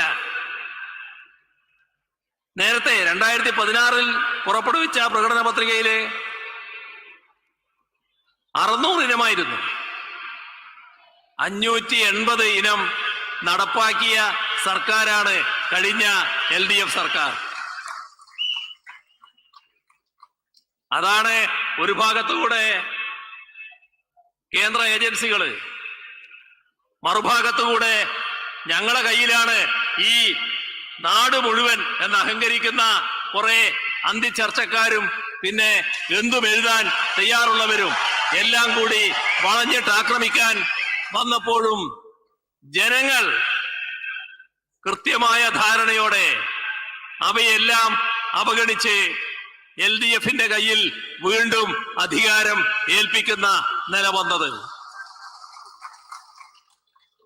അത് നാടിന്റെ വികസനത്തിനു വേണ്ടി നിങ്ങൾ ചെയ്തോളൂ കാര്യങ്ങൾ എന്ന് ജനങ്ങൾ വിധിച്ചതാണ്. ആ വിധി അനുസരിച്ച് കാര്യങ്ങൾ നടപ്പാക്കാൻ ഞങ്ങൾ ബാധ്യസ്ഥരാണ്. അത് തടഞ്ഞു കളയാമെന്ന് വിചാരിക്കണ്ട. അങ്ങനെ ഏതെങ്കിലും തരത്തിലുള്ള പിപ്പിടി കാട്ടി അതിന്റെ മേലെ ഭയന്നു പോകുന്നവരല്ല ഞങ്ങളൊന്ന് ആദ്യം മനസ്സിലാക്കണം. ഞാൻ കൂടുതലായിട്ടൊന്നും പറയുന്നില്ല. നമുക്ക് നമ്മുടെ നാട് പ്രിയപ്പെട്ടതാണ്. ഇപ്പോ ഉന്നത വിദ്യാഭ്യാസ മേഖല വലിയ തോതിൽ മാറണം. ഒട്ടേറെ നടപടികളെ ഈ ബജറ്റിൽ തന്നെ പ്രഖ്യാപിച്ചു. LDFന്റെ പ്രകടന പത്രികയിൽ പറഞ്ഞിട്ടുള്ള കാര്യങ്ങൾ പലതും നടപ്പാക്കുന്നതിന്റെ നടപടികളിലേക്ക് കടന്നു. പറഞ്ഞാൽ നീണ്ടുപോകുമെന്നുള്ളത് കൊണ്ട് ഞാൻ അതിലേക്ക് ഇപ്പോ കടക്കുന്നില്ല. ഏതായാലും ഈ ഘട്ടത്തില് നമുക്ക് മറ്റ് നേതാക്കളുടെ സംസാരം ദീർഘമായി കേൾക്കാനുള്ളതാണ്. അതുകൊണ്ട് വിശദമായി അത്തരം കാര്യങ്ങളിലേക്ക് ഞാൻ കടക്കുന്നില്ല. നമുക്ക് നമ്മുടെ നാട് പ്രിയപ്പെട്ടതാണ്. ഈ നാട് വികസിക്കണം. നമുക്ക് വേണ്ടിയല്ല, നാളത്തെ തലമുറക്ക് വേണ്ടി, നമ്മുടെ നാടിന്റെ നാളേക്ക് വേണ്ടി. അതിനുവേണ്ടി നമുക്ക് ഒന്നായി നിൽക്കാം, ഒന്നിച്ചു നിൽക്കാം, ഒന്നിച്ചു നീങ്ങാം. അതിനാണ് ഈ പാർട്ടി കോൺഗ്രസ് പൂർണ്ണമായ പിന്തുണ നൽകിയിരിക്കുന്നത്. LDF സർക്കാരിനോട് നിങ്ങൾ ധൈര്യമായി മുന്നോട്ട് പോയിക്കോളൂ എന്നാണ് പാർട്ടി കോൺഗ്രസ് പറഞ്ഞിട്ടുള്ളത്. ആ കരുത്തോടെ, കൂടുതൽ ഊർജത്തോടെ ഈ കേരളത്തിന്റെ വികസന ദൗത്യം ഏറ്റെടുത്തുകൊണ്ട് സർക്കാർ മുന്നോട്ട് പോകും എന്ന് മാത്രം പറഞ്ഞുകൊണ്ട് മറ്റു കൂടുതൽ കാര്യങ്ങളിലേക്ക് കടക്കാതെ അടുത്തതായി സംസാരിക്കാൻ സഖാവ് ബൃന്ദ കാരാട്ടിനെ ക്ഷണിച്ചുകൊണ്ട് അവസാനിപ്പിക്കുന്നു. നിങ്ങൾക്കെന്റെ അഭിവാദ്യങ്ങൾ.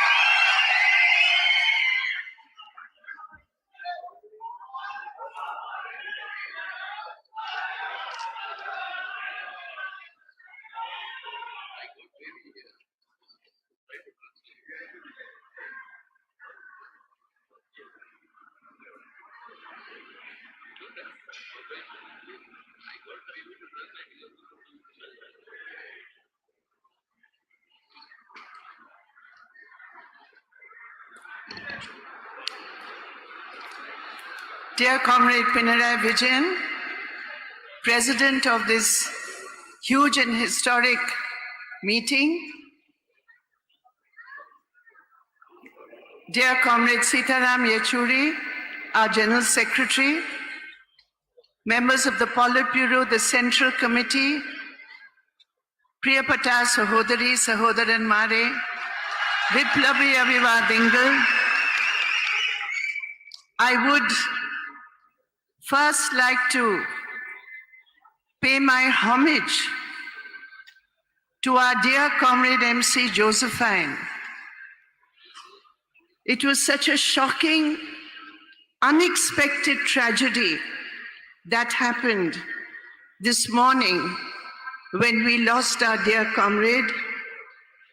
I'm sure that all of us at the party congress who paid homage to her, when we go back to our states, we will hold our condolence meetings, and along with the people of Kerala, and especially the women of Kerala, we will pay our tributes to Comrade Josephine, her work, her contribution to build the women's movement and the left movement. ഈ വമ്പിച്ചതും ചരിത്രപരവുമായ സമ്മേളനത്തിന്റെ അധ്യക്ഷൻ സഹ പിണറായി വിജയൻ, പാർട്ടിയുടെ general secretary സഹ സീതാറാം യെച്ചൂരി, കേന്ദ്ര കമ്മിറ്റിയിലെയും PB-യിലെയും മെമ്പർമാരെ, സഹോദരി സഹോദരന്മാരെ, ആദ്യമായും ഇന്ന് രാവിലെ അപ്രതീക്ഷിതമായി വന്നു ഭവിച്ച ഒരു ദുഃഖത്തിൽ സർ MC ജോസഫൈൻ്റെ അകാലമായ വേർപാടിൽ അത്യഗാധമായ ദുഃഖം ഞാനിവിടെ രേഖപ്പെടുത്തുകയാണ്. ഞങ്ങൾ സമ്മേളനത്തിന്റെ ഭാഗമായി അവർക്ക് അന്ത്യാഞ്ജലി അർപ്പിക്കുകയുണ്ടായി. അനുശോചന യോഗവും ഞങ്ങൾ നടത്തുകയുണ്ടായി. കേരളത്തിലെ തൊഴിലാളി വർഗ പ്രസ്ഥാനത്തിനും രാജ്യത്തിലെ കമ്മ്യൂണിസ്റ്റ് പ്രസ്ഥാനത്തിനും അവർ നൽകിയിട്ടുള്ള സംഭാവനക്കും സ്ത്രീകളുടെ മേഖലയിൽ അവർ നിർവഹിച്ചിട്ടുള്ള പ്രവർത്തനങ്ങൾക്കുമെല്ലാം വലിയ നിലയിൽ അവരുടെ സംഭാവനയെ അനുസ്മരിച്ചുകൊണ്ടുള്ള പരിപാടികൾ തീർച്ചയായും വരും ദിവസങ്ങളിൽ ഞങ്ങൾ നടത്തുന്നതാണ്. We are proud and privileged to be here in Kannur. Rakta Sakshi Kalude, Raktam Konda Chuvanna, കണ്ണൂരിലെ ജനങ്ങൾക്ക് ലാൽ സലാം red salute.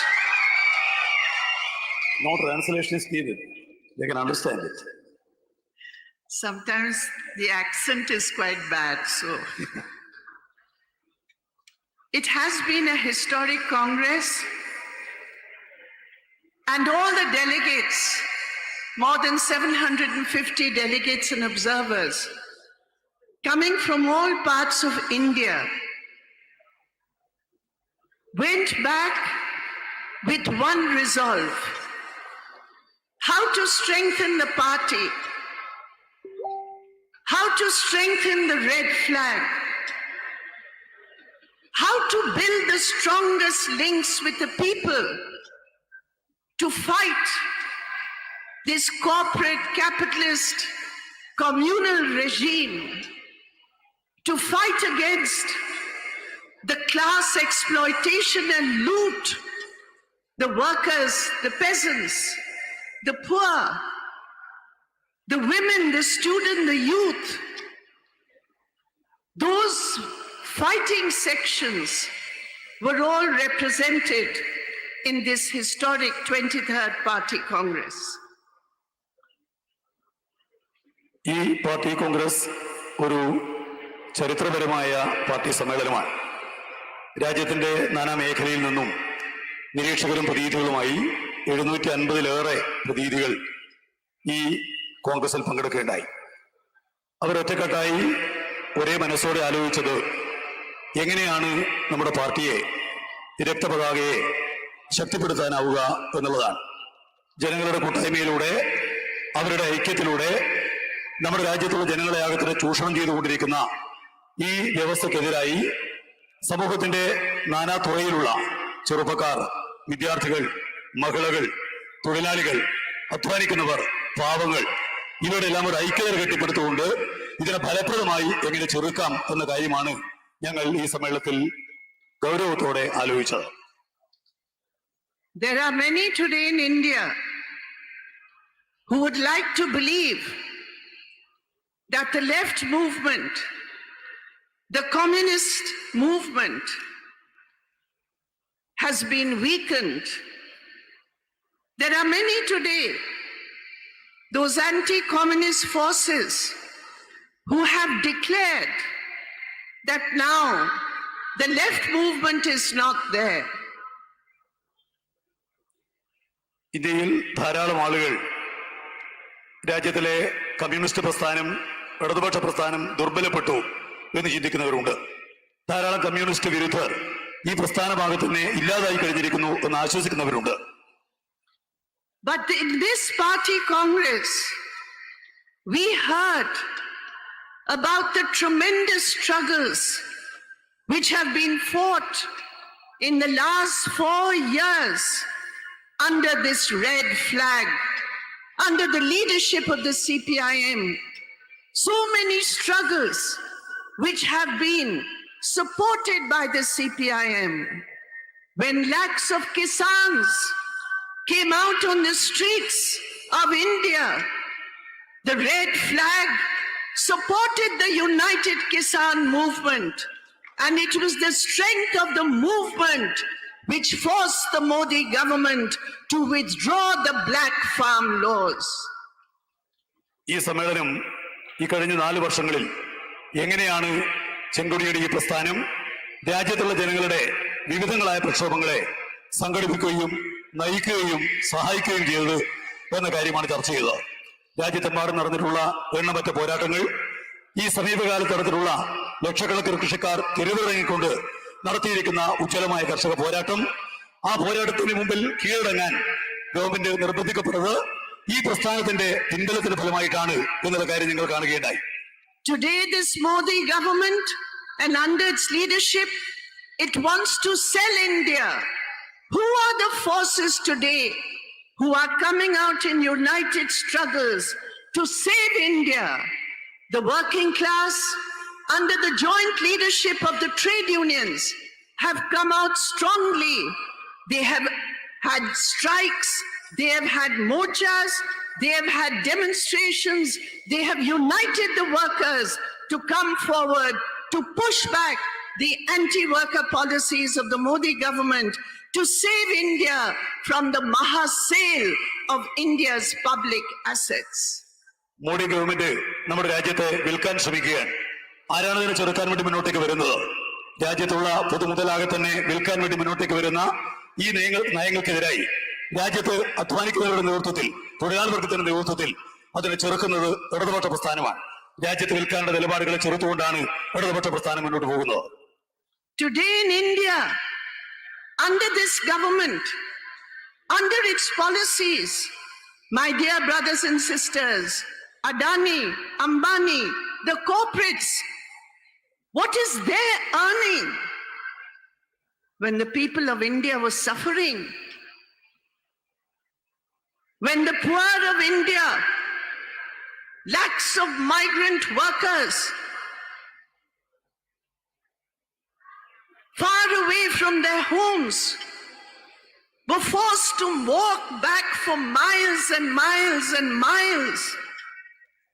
It was this government of the BJP RSS which was following policies which helped Adani, Ambani, Tata to earn more than 1,000 crore rupees in a single day, when 90% of India's working people cannot get an income of even 10,000 rupees a month. This is capitalism. This is the brutal face of capitalism.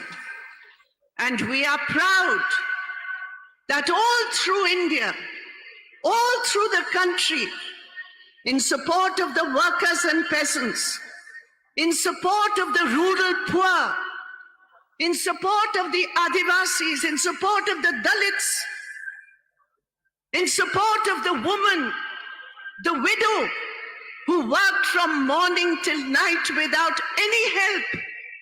We are proud, my dear friends. It was the red flag which came in support of the people, to mobilize the people, to unite the people, and to tell them you are not alone. We are there for the fight to get you your rights, to get you your dignity. ഇന്ത്യയിലെ government ചെയ്തുകൊണ്ടിരിക്കുന്നത് എന്താണ്? അദാനി അംബാനിമാരെ സഹായിക്കുകയാണ് ഈ government ചെയ്തുകൊണ്ടിരിക്കുന്നത്. നമുക്കറിയാം, India രാജ്യത്തുള്ള ജനങ്ങൾ കഷ്ടപ്പാടുകൾ അനുഭവിക്കുകയാണ്. ലക്ഷക്കണക്കിന് വരുന്ന തൊഴിലാളികളാണ് ജോലിയില്ലാതെ സ്വന്തം ജോലി സ്ഥലങ്ങളിൽ നിന്ന് ആട്ടിയോടിക്കപ്പെട്ടുകൊണ്ട് ഈ ഗവൺമെന്റിന്റെ കാലത്ത് കഷ്ടപ്പെടേണ്ടി വന്നിട്ടുള്ളത്. എന്നാൽ അവരെ സഹായിക്കുന്നതിനുള്ള ഒരു നിലപാടും ഈ ഗവൺമെന്റ് സ്വീകരിക്കുന്നില്ല. ഈ ഗവൺമെന്റ് സ്വീകരിക്കുന്നത് അദാനി അംബാനി ടാറ്റമാരെ സഹായിക്കാൻ വേണ്ടിയിട്ടാണ്. നമ്മുടെ രാജ്യത്തുള്ള 90% അധ്വാനിക്കുന്നവർ മാസത്തിൽ 10,000 രൂപ പോലും വരുമാനമില്ലാത്തവരെ നിൽക്കുമ്പോൾ ഈ രാജ്യത്തിലെ സമ്പന്നന്മാരെ കൂടുതൽ സമ്പന്നരാക്കുന്നതിന് വേണ്ടിയുള്ള നിലപാട് അതാണ് മോഡി ഗവൺമെന്റ് സ്വീകരിക്കുന്നത്. ഇത് മുതലാളിത്തത്തിന്റെ ക്രൂരമായ മുഖമാണ്.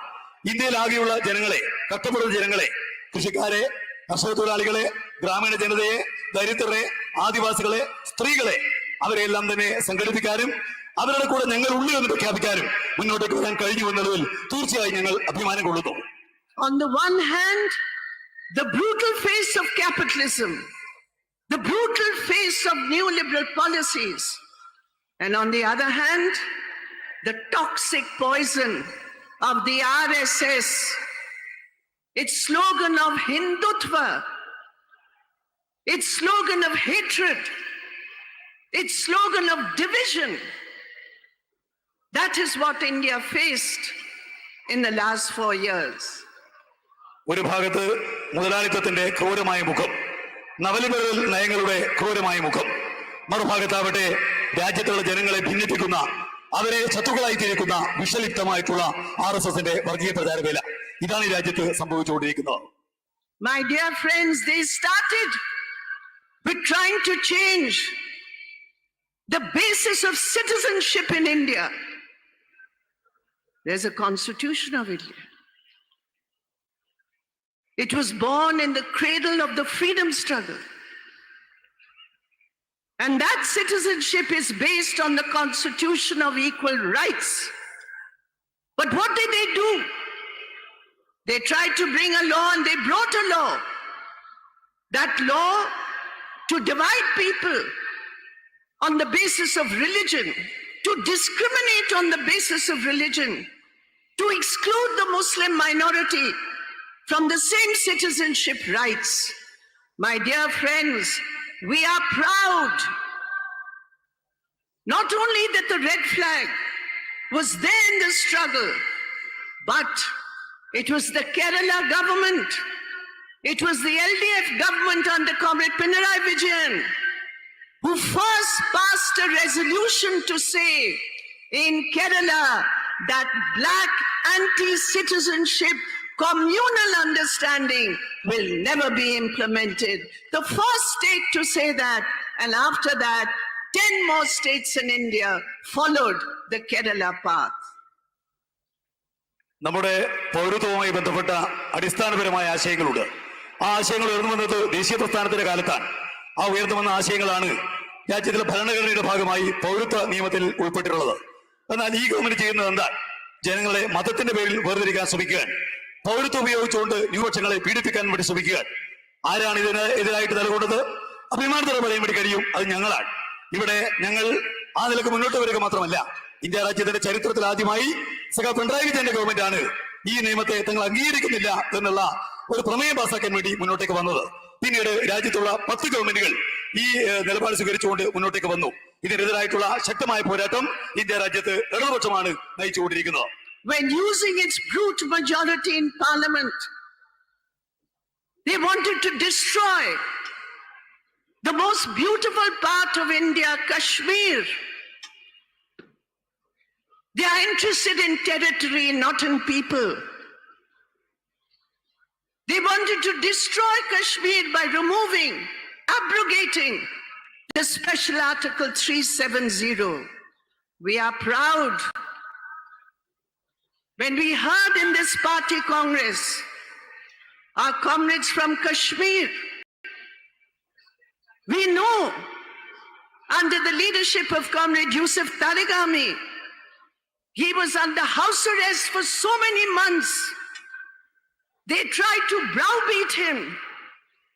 But yet, my dear friends, in Kashmir, in that corner of Kashmir, without any compromise, it is the red flag which stood for the rights of the people of Jammu and Kashmir against the communal attack of the BJP. പാർലമെന്റിലുള്ള ഭൂരിപക്ഷത്തെ ഉപയോഗിച്ചുകൊണ്ട് മനോഹരമായ കാശ്മീരിനെ നശിപ്പിക്കാൻ വേണ്ടിയാണ് ബിജെപിയുടെ government ശ്രമിക്കുന്നത്. ആരാണ് അതിനെതിരായി നിലകൊണ്ടത്? രാജ്യത്തിലെ ഭരണഘടനയുടെ ആർട്ടിക്കിൾ 370 നൽകുന്ന പ്രത്യേക അവകാശങ്ങൾ എടുത്തുകളയാനുള്ള നിലപാടുകളുമായി ബിജെപിയുടെ ഗവൺമെന്റ് മുന്നോട്ടേക്ക് വന്നപ്പോ ഞങ്ങൾക്ക് അഭിമാനത്തോടെ പറയാൻ വേണ്ടി കഴിയും, ചെറുക്കാൻ ശ്രമിച്ചത് മറ്റാരുമല്ല, ഞങ്ങളാണ്. കാശ്മീർ സഖാക്കൾ ഈ സമ്മേളനത്തിൽ പങ്കെടുത്തുകൊണ്ട് പറഞ്ഞു, നിങ്ങൾ നമ്മുടെ പാർട്ടിയുടെ നേതൃത്വത്തിൽ സർ യൂസഫ് തരിഗാമി അവിടുത്തെ പാർട്ടി നേതാവാണ്, ഒരുപാട് കാലമായി അദ്ദേഹം അവിടെ വീട്ടുതടങ്കലിലായിരുന്നു.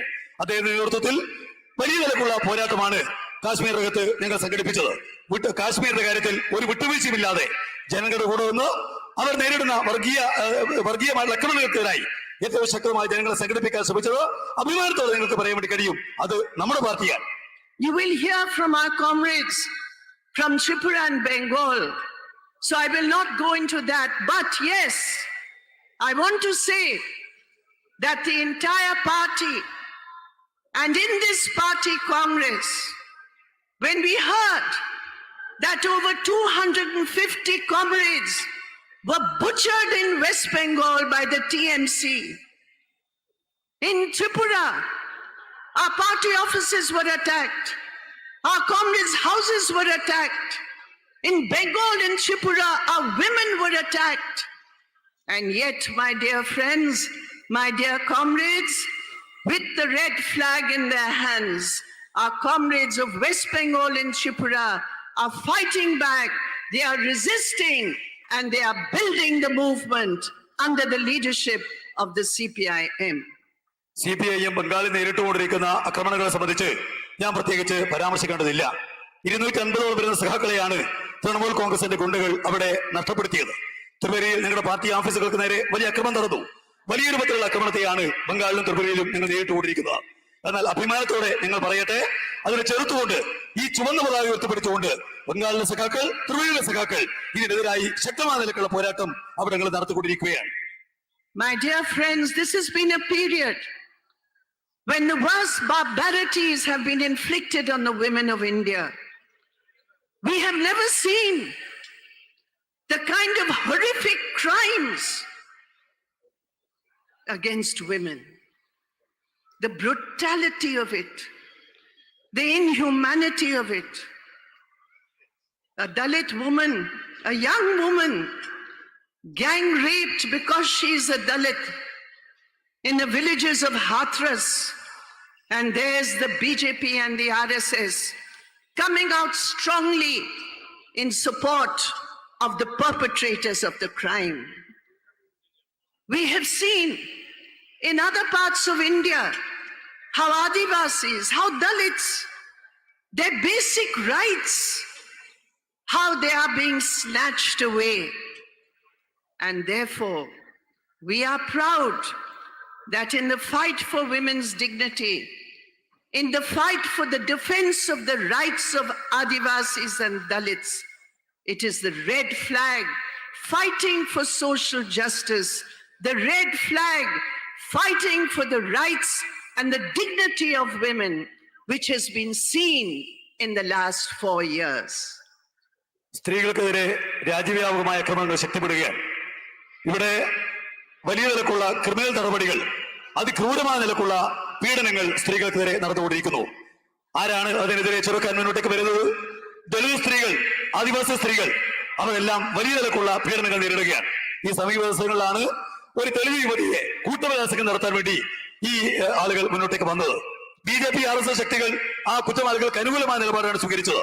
എന്നാൽ അവരുടെ കൂടെ നിന്ന് ആദിവാസികളുടെ, ദളിത് സ്ത്രീകളുടെ അടിസ്ഥാന അവകാശങ്ങൾക്ക് വേണ്ടിയുള്ള പോരാട്ടം നയിക്കുന്നത് ഈ ചെങ്കൊടി ഉയർത്തപ്പെടുത്തിയിട്ടുള്ള പ്രസ്ഥാനമാണ്. സ്ത്രീകളുടെ പദവി സംരക്ഷിക്കാൻ, അതുപോലെ തന്നെ പിന്നോക്ക ഭാഗത്തപ്പെട്ട ആദിവാസികൾ, ദളിതർ, അവരുടെ അവകാശം സംരക്ഷിക്കാൻ, സാമൂഹ്യ നീതിക്ക് വേണ്ടി രാജ്യത്താകെ നടക്കുന്ന പോരാട്ടങ്ങൾ ഞങ്ങൾ അഭിമാനത്തോടെ പറയട്ടെ, ആ പോരാട്ടങ്ങളുടെ മുമ്പിൽ ഈ പാർട്ടിയാണ്, ഈ ചെങ്കൊടിയാണ്.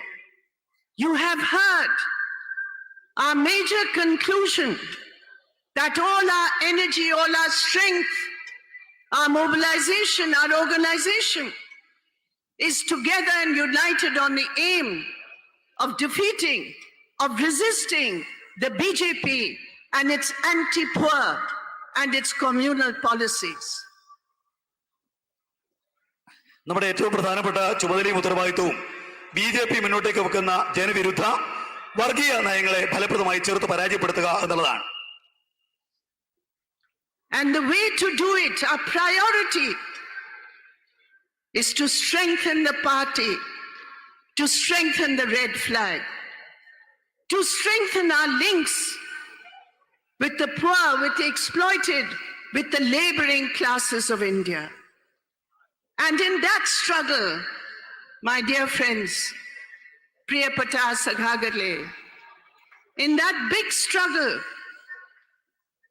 a very important resource, inspiration for us is the alternative policy represented by the Kerala LDF government. When we talk about our independent strength, when we talk about our alternative vision, here in Kerala we have shown earlier in West Bengal, earlier in Tripura, there were so many important initiatives for the poor that we have taken. Today, when the anti-communist forces are in power, when we talk about building the independent strength of the red flag, of the CPIM, of the left movement, my dear friends, the Kerala government is the lighthouse for us. And we are happy and proud that in this party Congress, a resolution was unanimously adopted, which saluted the LDF government, which saluted the LDF, which saluted the LDF leadership, and most of all, it saluted the people of Kerala. എങ്ങനെയാണ് BJPയുടെ ഈ ജനവിരുദ്ധ ഗവൺമെന്റിനെ നമുക്ക് പരാജയപ്പെടുത്താനാവുക. ആ പോരാട്ടത്തിൽ ഏറ്റവും പ്രധാനമായ മുൻഗണന നൽകേണ്ടത് നമ്മുടെ ബദൽ നയത്തിനാണ്. പാവങ്ങളെ, ചൂഷിതരെ സംഘടിപ്പിച്ചുകൊണ്ട്, സാമാന്യ ജനങ്ങളെ സംഘടിപ്പിച്ചുകൊണ്ട് ബദൽ നയത്തിന് വേണ്ടിയുള്ള പോരാട്ടമാണ് ഇതിനുള്ള ഏറ്റവും പ്രധാനപ്പെട്ട മാർഗം. അതിനുവേണ്ടിയുള്ള ബദൽ നയങ്ങൾക്ക് വേണ്ടിയുള്ള സമരത്തിൽ നമ്മുടെ ഏറ്റവും വലിയ ആവേശം, പ്രചോദനം നിങ്ങളുടെ ഈ സംസ്ഥാനമായിട്ടുള്ള കേരളമാണ്. കേരളത്തിലെ LDF ഗവൺമെന്റ് കൈകാര്യം ചെയ്യുന്ന ബദൽ നയങ്ങളാണ്. ഒരു സ്വതന്ത്രമായ നയത്തെക്കുറിച്ച് നാം സംസാരിക്കുമ്പോൾ, രാജ്യത്ത് ഇടതുപക്ഷം മുന്നോട്ടേക്ക് വെക്കുന്ന ബദൽ നയത്തെക്കുറിച്ച് നമ്മൾ സംസാരിക്കുമ്പോൾ ആ കാര്യങ്ങളിൽ ഊന്നൽ കൊടുക്കേണ്ടത് ഈ കേരളത്തിലുള്ള ഗവൺമെന്റിന്റെ നയങ്ങൾക്കാണ്. ബംഗാളിലും ത്രിപുരയിലുമെല്ലാം നേരത്തെ ചില പ്രവർത്തനങ്ങൾ നമ്മൾ നടത്തിയിട്ടുണ്ട്. പക്ഷേ ഇന്ന് രാജ്യത്തിനകത്ത് ഏറ്റവും ഉയർന്നു നിൽക്കുന്നത് ഇടതുപക്ഷ ജനാധിപത്യ മുന്നണി ഗവൺമെന്റ് നടപ്പിലാക്കുന്ന നയങ്ങളാണ്.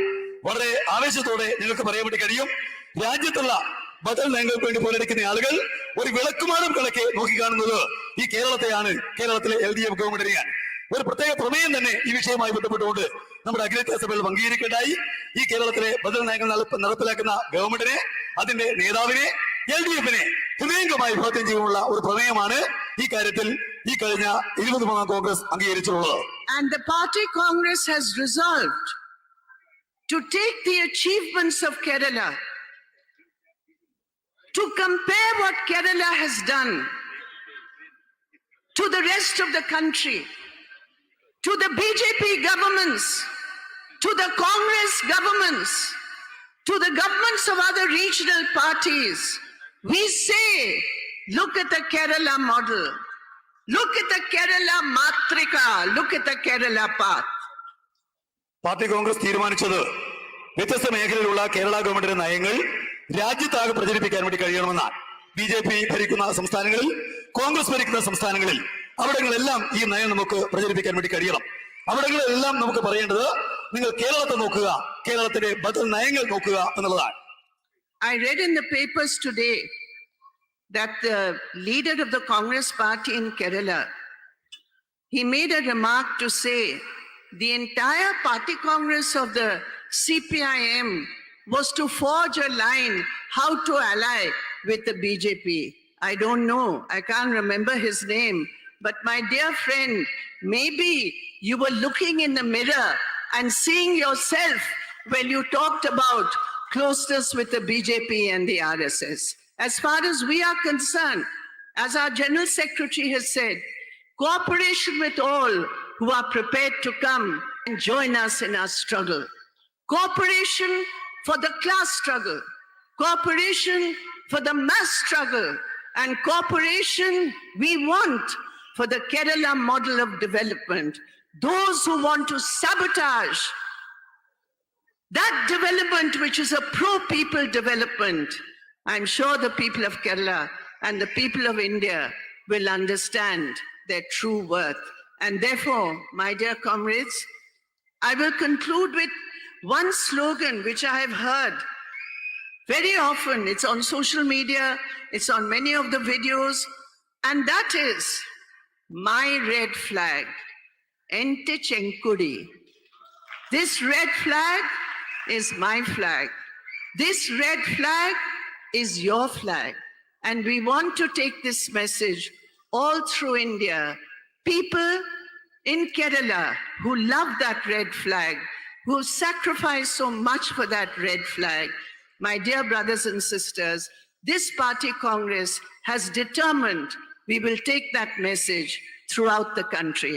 I once again thank the Kerala comrades, the Kannur comrades, and especially, if I may say so, because with Comrade Pinarayi Vijayan's leadership, Comrade Kodiyar's leadership, Comrade M.V. Jayarajan, day and night along with his comrades, he has worked. So all of us are very grateful to him, to his colleagues, and to all the wonderful volunteers who gave so much of their time and energy to make this party Congress historic, successful, and the resolve and determination to go ahead. Thank you. Lal Salam. Red salute. കോൺഗ്രസിന്റെ കേരളത്തിലൊരു നേതാവ്, അദ്ദേഹത്തിന്റെ പേര് പരാമർശിക്കാൻ ഞാൻ ആഗ്രഹിക്കുന്നില്ല, ഈ കോൺഗ്രസ് ആലോചിക്കുന്നത് BJP-യുമായി എങ്ങനെയാണ് യോജിക്കാനാവുക എന്നതിനെ സംബന്ധിച്ച് പറയുകയുണ്ടായി. അദ്ദേഹത്തോട് ഒറ്റ കാര്യം മാത്രമേ എനിക്ക് പറയാനുള്ളൂ. നിങ്ങൾ സ്വയം ഒന്ന് കണ്ണാടിയിലേക്ക് നോക്കുക. അപ്പോൾ കാര്യങ്ങൾ നിങ്ങൾക്ക് മനസ്സിലാക്കാൻ വേണ്ടി കഴിയും. ഞങ്ങളുടെ ജനറൽ സെക്രട്ടറി ഇവിടെ പറയുകയുണ്ടായി, ഞങ്ങൾ ഇവിടെ പരിശ്രമിക്കുന്നത് എങ്ങനെയാണ് വർഗ സമരം ശക്തിപ്പെടുത്താനാവുക എന്നുള്ളതാണ്, എങ്ങനെയാണ് ജനകീയ പോരാട്ടം ശക്തിപ്പെടുത്താനാവുക എന്നുള്ളതാണ്, ജനകീയ വികസനത്തെ എങ്ങനെയാണ് ശക്തിപ്പെടുത്താൻ വേണ്ടി കഴിയുക എന്നുള്ളതാണ്. ആ കാര്യത്തിൽ ഫലപ്രദമായ നിലക്കുള്ള ഒരു പങ്കാണ് ഈ കേരളം നിർവഹിച്ചുകൊണ്ടിരിക്കുന്നത്. ഇവിടെ സോഷ്യൽ മീഡിയയിലെല്ലാം തന്നെ ഉയർന്നു വന്നിരിക്കുന്ന ഒരു പ്രധാനപ്പെട്ട ആശയം ഞാൻ കാണുകയുണ്ടായി. എന്റെ ചെങ്കൊടി, തീർച്ചയായും അത് എന്റെ ചെങ്കൊടിയാണ്, നിങ്ങളുടെ ചെങ്കൊടിയാണ്, ഈ രാജ്യത്താകെയുള്ള സാധാരണക്കാരുടെ ചെങ്കൊടിയാണ്. ഈ സന്ദേശം രാജ്യത്താകെ എത്തിക്കുന്നതിന് വേണ്ടി നമുക്ക് സാധിക്കേണ്ടതുണ്ട്. അതിനു വേണ്ടിയിട്ടുള്ള വലിയ ജീവത്യാഗം നടന്ന ഒരു മണ്ണാണ് നിങ്ങളുടെ ഈ കേരളം. ഈ സമ്മേളനം ഏറ്റവും വിജയകരമായി സംഘടിപ്പിച്ചത് കേരളത്തിലെ പ്രസ്ഥാനത്തെ, കണ്ണൂർ പ്രസ്ഥാനത്തെ, പ്രത്യേകിച്ച് പിണറായിയുടെയും കോടിയേരിയുടെയും നേതൃത്വത്തിൽ നടക്കുന്ന ഇവിടെ പാർട്ടി ജില്ലാ സെക്രട്ടറി MP ജയരാജൻ എല്ലാ സമയത്തും ഞങ്ങളുടെ കൂടെ ഉണ്ടായിട്ടുണ്ട്. ഈ കോൺഗ്രസിനെ ഒരു ചരിത്ര സംഭവമാക്കി ഏറ്റവും വലിയ വിജയമാക്കി മാറ്റാൻ വേണ്ടി മുന്നോട്ടേക്ക് വന്ന മുഴുവൻ ആളുകളെയും അഭിവാദ്യം ചെയ്യാൻ വേണ്ടി കൂടി ഈ അവസരം ഉപയോഗിച്ചുകൊണ്ട് ഈ പാർട്ടി കോൺഗ്രസിന്റെ വിജയത്തിന് വേണ്ടി പ്രവർത്തിച്ച മുഴുവൻ ആളുകളോടുമുള്ള നന്ദി പ്രകാശിപ്പിച്ചുകൊണ്ട് നമുക്ക് ഒറ്റക്കെട്ടായി മുന്നേറാം എന്ന് മാത്രം സൂചിപ്പിച്ചുകൊണ്ട് ഞാൻ എന്റെ വാക്കുകൾ അവസാനിപ്പിക്കുന്നു. അഭിവാദ്യങ്ങൾ.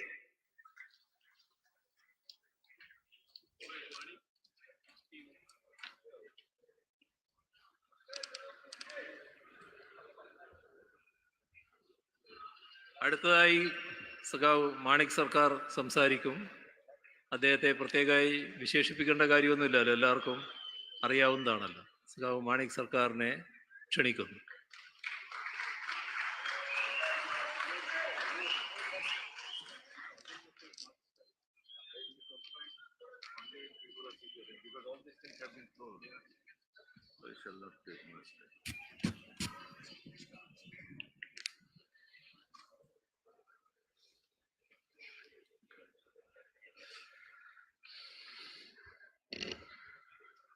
Comrade Chairman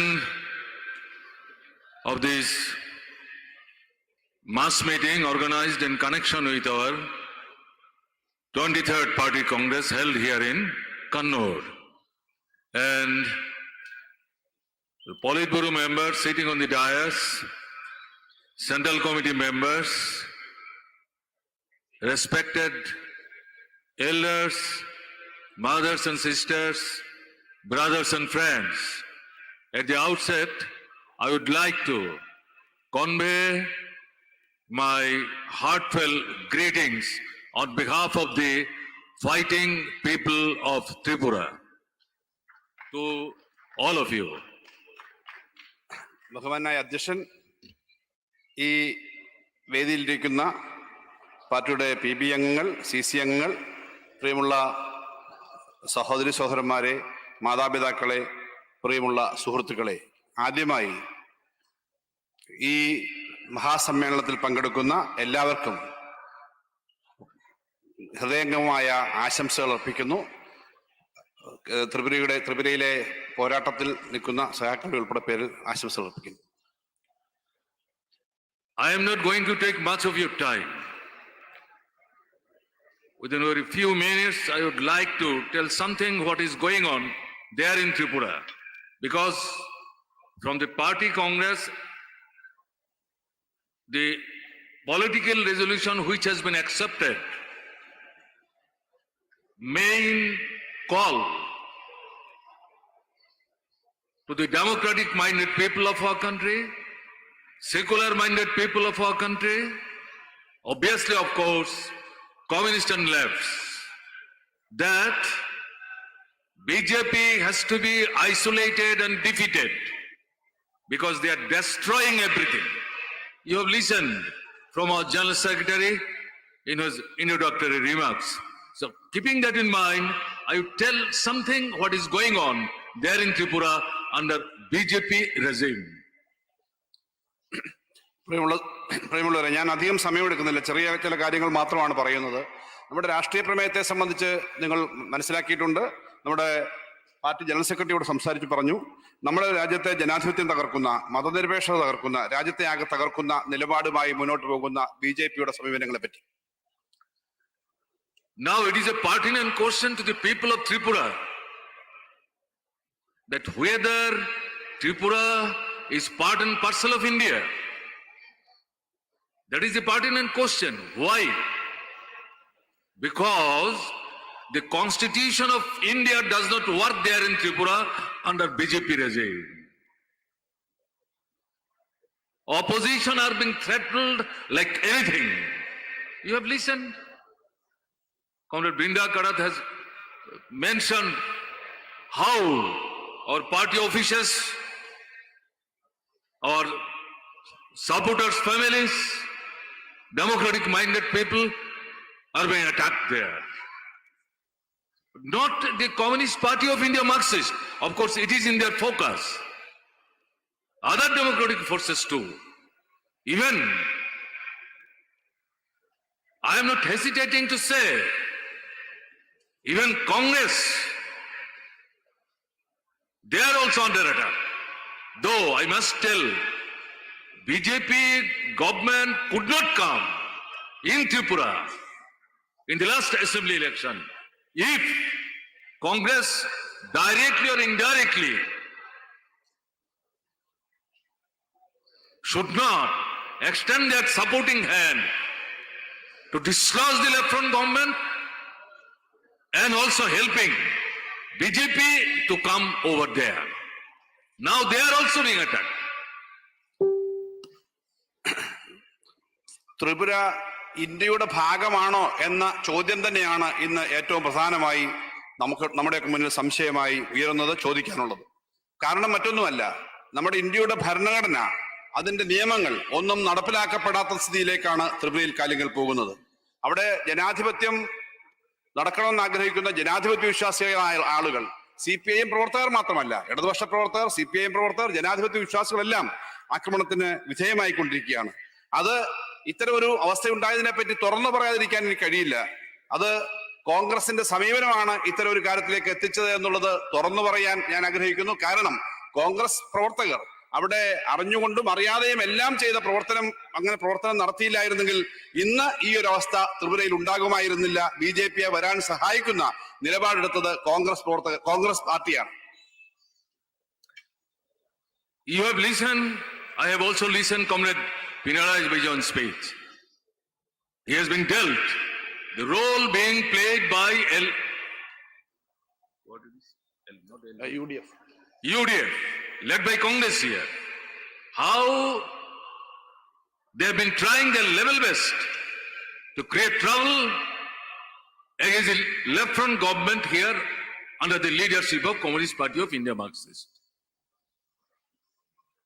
Keeping this in mind, I am telling you, the Congress in Kerala, they have not yet realized what they have done in Tripura. In the last assembly election, in earlier assembly election, they secured 40%, more than 40% vote. But in this election, 2018 election, they secured less than 2% vote. Where are those votes gone? BJP, before this 2018 election, they got only 2.5% vote.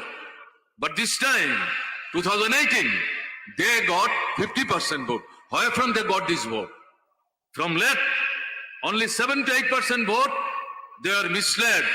But the large chunk of the vote of Congress, that actually gone in favor of BJP, and thus BJP came to power. So this is, I think, even today in Kerala, instead of fighting BJP, the way they are trying to create trouble in Kerala, they are rather trying to create trouble against the left-led government. This is a sorry state of affairs. That's why I would like to tell something what this BJP is doing there in Tripura. നിങ്ങളിവിടെ കേരളത്തിന്റെ മുഖ്യമന്ത്രി പിണറായി സംസാരിച്ചത് കേട്ട് കാണും. കേരളത്തിൽ UDF ചെയ്യുന്ന പ്രവർത്തനങ്ങൾ, LDFനെ തകർക്കാനും ആക്രമിക്കാനുമായി നടത്തുന്ന ശ്രമങ്ങളെ പറ്റി നിങ്ങൾ കേട്ട് കാണും. പക്ഷെ കേരളത്തിലെ കോൺഗ്രസ്സുകാരോട് എനിക്കൊന്ന് പറയാനുണ്ട്. എന്താണ് കോൺഗ്രസിന്റെ അവസ്ഥ എന്നും കോൺഗ്രസ് ചെയ്യേണ്ടതെന്നും നിങ്ങൾ മനസ്സിലാക്കുന്നില്ല. ത്രിപുരയിലെ കാര്യം ഞാൻ പറയാം. ത്രിപുരയിൽ കോൺഗ്രസിന്റെ കഴിഞ്ഞ 2018 മുമ്പുള്ള 2 തെരഞ്ഞെടുപ്പിലും കോൺഗ്രസിന് 40% വോട്ട് കിട്ടുമായിരുന്നു. എന്നാൽ 2018 തെരഞ്ഞെടുപ്പിൽ കോൺഗ്രസിന്റെ വോട്ട് വലിയ തോതിൽ കുറഞ്ഞു. 2% വോട്ട് മാത്രമായി കോൺഗ്രസിന് തകർച്ചയുണ്ടായി. എന്നാൽ BJPക്ക് 2018 മുമ്പുള്ള തെരഞ്ഞെടുപ്പിൽ 2.8% വോട്ട് മാത്രമായിരുന്നു ഉണ്ടായിരുന്നത്. എന്നാൽ 2018 50%-ലധികം വോട്ട് വാങ്ങിയിട്ടാണ് BJP അധികാരത്തിലേക്ക് വന്നത്. ഇടതുപക്ഷത്തിന്റെ കുറച്ച് വോട്ട് പോയിട്ടുണ്ട്. 7% മുതൽ 10% വരെ വോട്ട് കുറഞ്ഞിട്ടുണ്ട്. എന്നാൽ കോൺഗ്രസിന്റെ വോട്ട് ആകെ പോയി. ഇത് കാണിക്കുന്നത് കോൺഗ്രസ് എന്ന് പറയുന്ന പ്രസ്ഥാനം തകരുകയും BJP മുന്നോട്ട് വരികയും ചെയ്തു. കേരളത്തിൽ ഇടതുപക്ഷത്തെ തകർക്കാനും ദുർബലപ്പെടുത്താനും ശ്രമിക്കുന്നവര് പകരം അവര് ത്രിപുരയിലുള്ള BJPയുടെ അവസ്ഥയും കോൺഗ്രസിന്റെ അവസ്ഥയും മനസ്സിലാക്കുകയും അതനുസരിച്ച് പ്രവർത്തിക്കുകയുമാണ് വേണ്ടത്. Why I have said that the Constitution of India does not work there in Tripura under BJP regime. During last 4 years, Panchayat election, urban bodies election, Tripura tribal areas autonomous district council election, and also parliament election, 19th Lok Sabha. In all these elections, voters largely were not allowed to exercise their franchise freely and fearlessly. Broadly, under the leadership of BJP, all these elections have been rigged. In this way, they are trying to destroy the democratic rights, ethos of our country. This is what is BJP. ഭരണഘടനയുടെ അവസ്ഥയും ഭരണ നിയമങ്ങളും എന്തുകൊണ്ട് തകർന്നു എന്ന് പറഞ്ഞത് അവിടുത്തെ കഴിഞ്ഞ നാളത്തെ അനുഭവങ്ങൾ വെച്ചിട്ടാണ്. അവിടെ മുൻപ് പഞ്ചായത്ത് തെരഞ്ഞെടുപ്പ്, ത്രിപുരയിലെ ഓട്ടോണമസ് ജില്ലാ കൗൺസിൽ തെരഞ്ഞെടുപ്പ്, പാർലമെന്റ് തെരഞ്ഞെടുപ്പൊക്കെ സ്വതന്ത്രമായി നടന്ന അനുഭവമാണുള്ളത്. എന്നാൽ ഈ കഴിഞ്ഞ BJP അധികാരത്തിന് വന്നതിന് ശേഷം അവിടെ തെരഞ്ഞെടുപ്പുകൾ സ്വതന്ത്രമായി നടക്കുന്നില്ല, ആളുകൾക്ക് സ്വതന്ത്രമായി വോട്ട് ചെയ്യാൻ പറ്റുന്നില്ല, തെരഞ്ഞെടുപ്പിനെയും ജനാധിപത്യത്തെയും അട്ടിമറിക്കുന്ന തരത്തിലേക്കാണ് BJP ചെയ്യുന്നത്. ഇതാണ് യഥാർത്ഥത്തിൽ BJP. The media, this is the fourth important pillar of our democracy.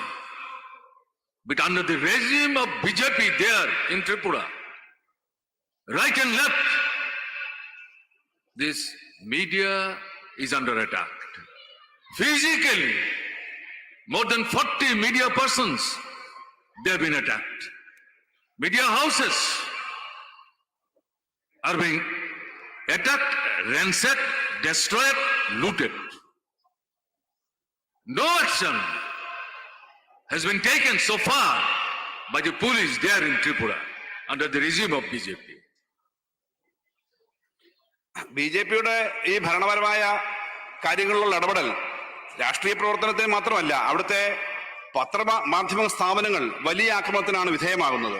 40 പത്രപ്രവർത്തകരാണ് വളരെ ക്രൂരമായി ഈ കാലഘട്ടത്തിൽ ആക്രമിക്കപ്പെട്ടത്. പത്രസ്ഥാപനങ്ങൾ ആക്രമിക്കപ്പെട്ടു, കൊള്ളയടിക്കപ്പെട്ടു, തകർക്കപ്പെട്ടു എന്നുള്ളതാണ് അവസ്ഥ. പക്ഷേ അതിനൊന്നും എതിരെ കേസെടുക്കാൻ വേണ്ടി പോലീസ് തയ്യാറാവുന്നില്ല. ആ തരത്തിൽ നിയമവാഴ്ചയില്ലാത്ത തരത്തിലേക്കാണ് BJPയുടെ കീഴിൽ അവിടെ കാര്യങ്ങൾ മുന്നോട്ട് പോകുന്നത്. Crime against women, every day it is growing like anything. Every day in the state of Tripura, on the national highway, 4 to 5 dead bodies are found, and among them 1 or 2 women. No inquiry being undertaken. People are informing the police, here is a dead body. Police going there without undertaking any inquiry. Immediately they are making the statement, perhaps this is incident or they have committed suicide. This is what is going on. സ്ത്രീകൾക്ക് നേരെയുള്ള അക്രമം വളരെ രൂക്ഷമായി വർദ്ധിച്ചു വരുന്നൊരവസ്ഥയാണുള്ളത്. എല്ലാ ദിവസവും സ്ത്രീകൾക്ക് നേരെയുള്ള അക്രമങ്ങളെ പറ്റിയുള്ള വാർത്തകൾ കൂടുതലായി വന്നുകൊണ്ടിരിക്കുകയാണ്. അവിടുത്തെ ദേശീയപാതയിൽ, നാഷണൽ ഹൈവേയിൽ സാധാരണ 4-5 ശവശരീരങ്ങൾ, അനാഥ ശവശരീരങ്ങൾ, ജഡങ്ങൾ കാണുന്ന അവസ്ഥയുണ്ട്. അതിനെ സംബന്ധിച്ച് അതിനകത്ത് 1-2 എങ്കിലും സ്ത്രീകളായിരിക്കുന്ന അവസ്ഥയുണ്ട്. ഇതിനെപ്പറ്റി അന്വേഷിച്ചു കഴിഞ്ഞാൽ, അന്വേഷിക്കാൻ ആവശ്യപ്പെട്ടാൽ പോലീസ് വരുന്നു, അതൊരു സാധാരണ സംഭവം അല്ലെങ്കിൽ അപകടമാണ് എന്ന് പറഞ്ഞ് റെക്കോർഡ് ഉണ്ടാക്കുന്നു. ഇത്തരം അക്രമങ്ങളെ പറ്റിയൊന്നും അന്വേഷണം നടക്കുന്നില്ല. അത്തരത്തിൽ സ്ത്രീകൾക്ക് നേരെയുള്ള അക്രമം ഏറ്റവും കൂടുതൽ വർദ്ധിച്ചു വരുന്നതിന്റെ ഉദാഹരണങ്ങൾ ഇവിടെ ഉണ്ട്. Police has become wooden toy in the hands of the BJP government. They are being dictated by the BJP party, by RSS there. The people who have been attacked, whose houses have been looted, arsoned, their means of production, those have been destroyed. Even our mothers and sisters who have been attacked, their chastity have been looted. They cannot go to police station. Even despite all these things, with brave, they are going to police station. Most of the police stations, police are not accepting their complaint, taking any record. Rather, they are advising that better you go and minimize all these things. Those who are opposing to that, police, sitting in the chair of the officer of that particular police station, they are lodging complaint against them and they are trying to put them behind the bar. This is what is going on. Actually, in Tripura, under the regime of BJP, Jungle Raj is going. There is no rule of law. It is Jungle Raj is going.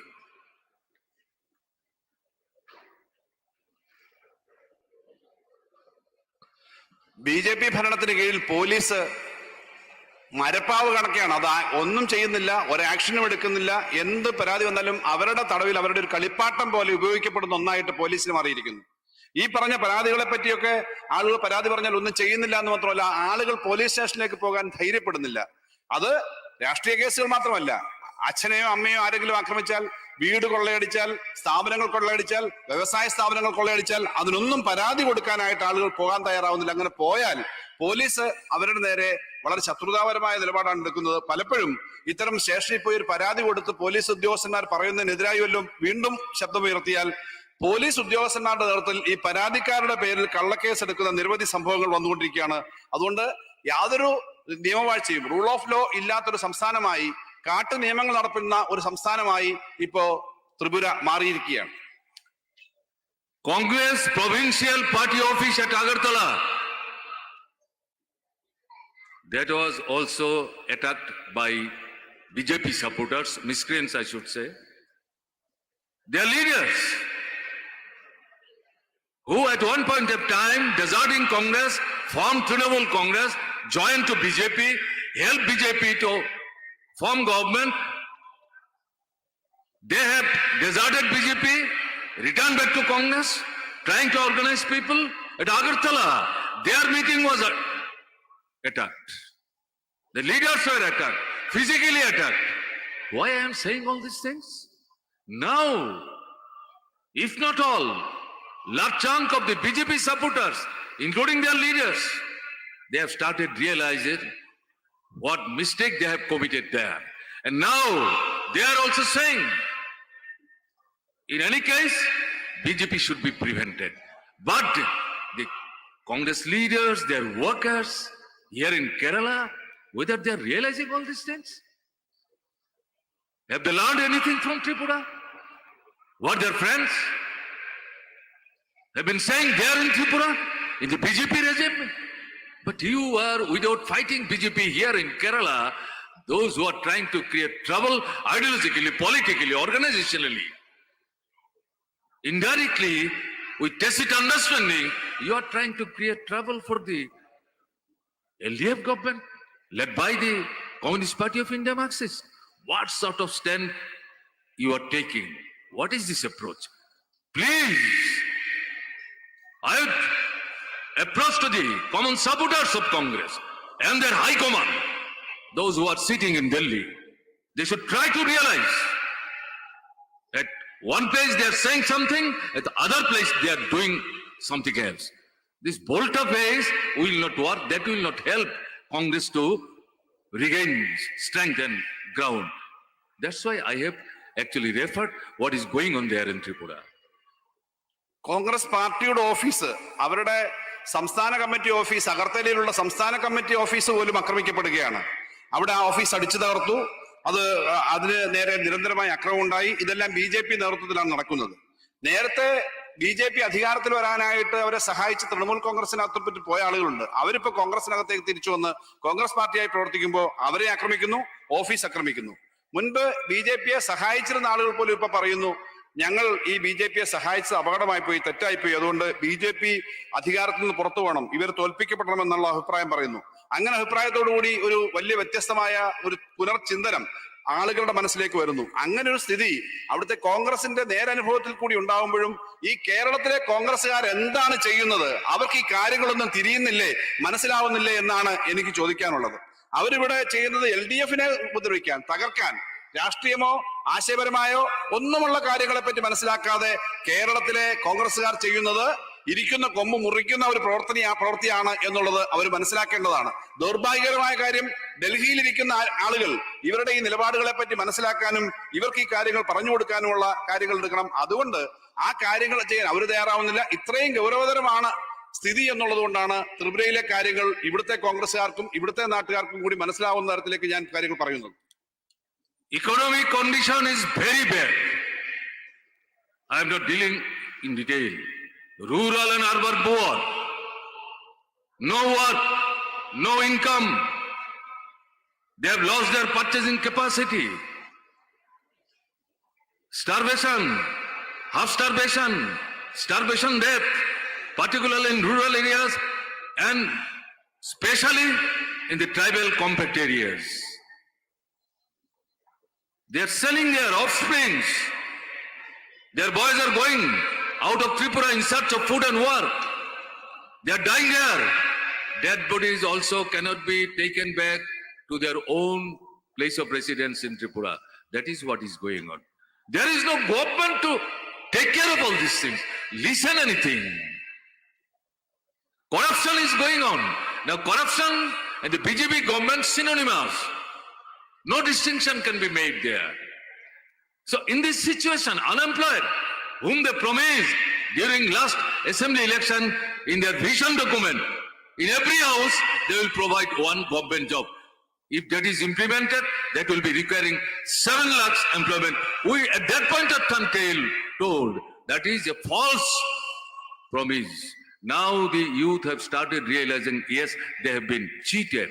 So in this situation, youth, student, agricultural workers, village poor, urban poor, middle class, employees, teachers, small and petty traders, they all are aggrieved against this government and they are not allowed to express their mind, organize their protest. All these rights are being actually snatched. Why? It is not the strength of the BJP government there. As party, it is not the strength of the BJP and RSS. That's why right from the beginning, they have resorted this fascistic attack. So, but I would like to tell in a very humble manner, people of Tripura with red flag, they have not bowed down their heads. They are being bleeded like anything. So far, 22 of our comrades, including one women comrade, have been killed in their hands. Thousands have been physically attacked. Even those who are attacked, a section of them cannot go to the hospital. They are also being prevented. So you can realize what is going on there. So in this situation, without bowing down the heads, rather keeping red flag in hands, our people have started coming out on the street. And through this struggle, we do feel that this onslaught, this government, anti-people, corrupt government, undemocratic government, fascistic, where this government has been working, they will not be allowed to advance further unitedly, irrespective of caste, color and creed. We the left, under the leadership of Communist Party of India Marxist, we are appealing the people of Tripura there, please come out, stand unitedly, stand on your own feet, turn around and start against this onslaught, movement, struggle, where there is needed to save yourself, you shall have to resist this onslaught. And people have started reacting. That is the good and positive sign.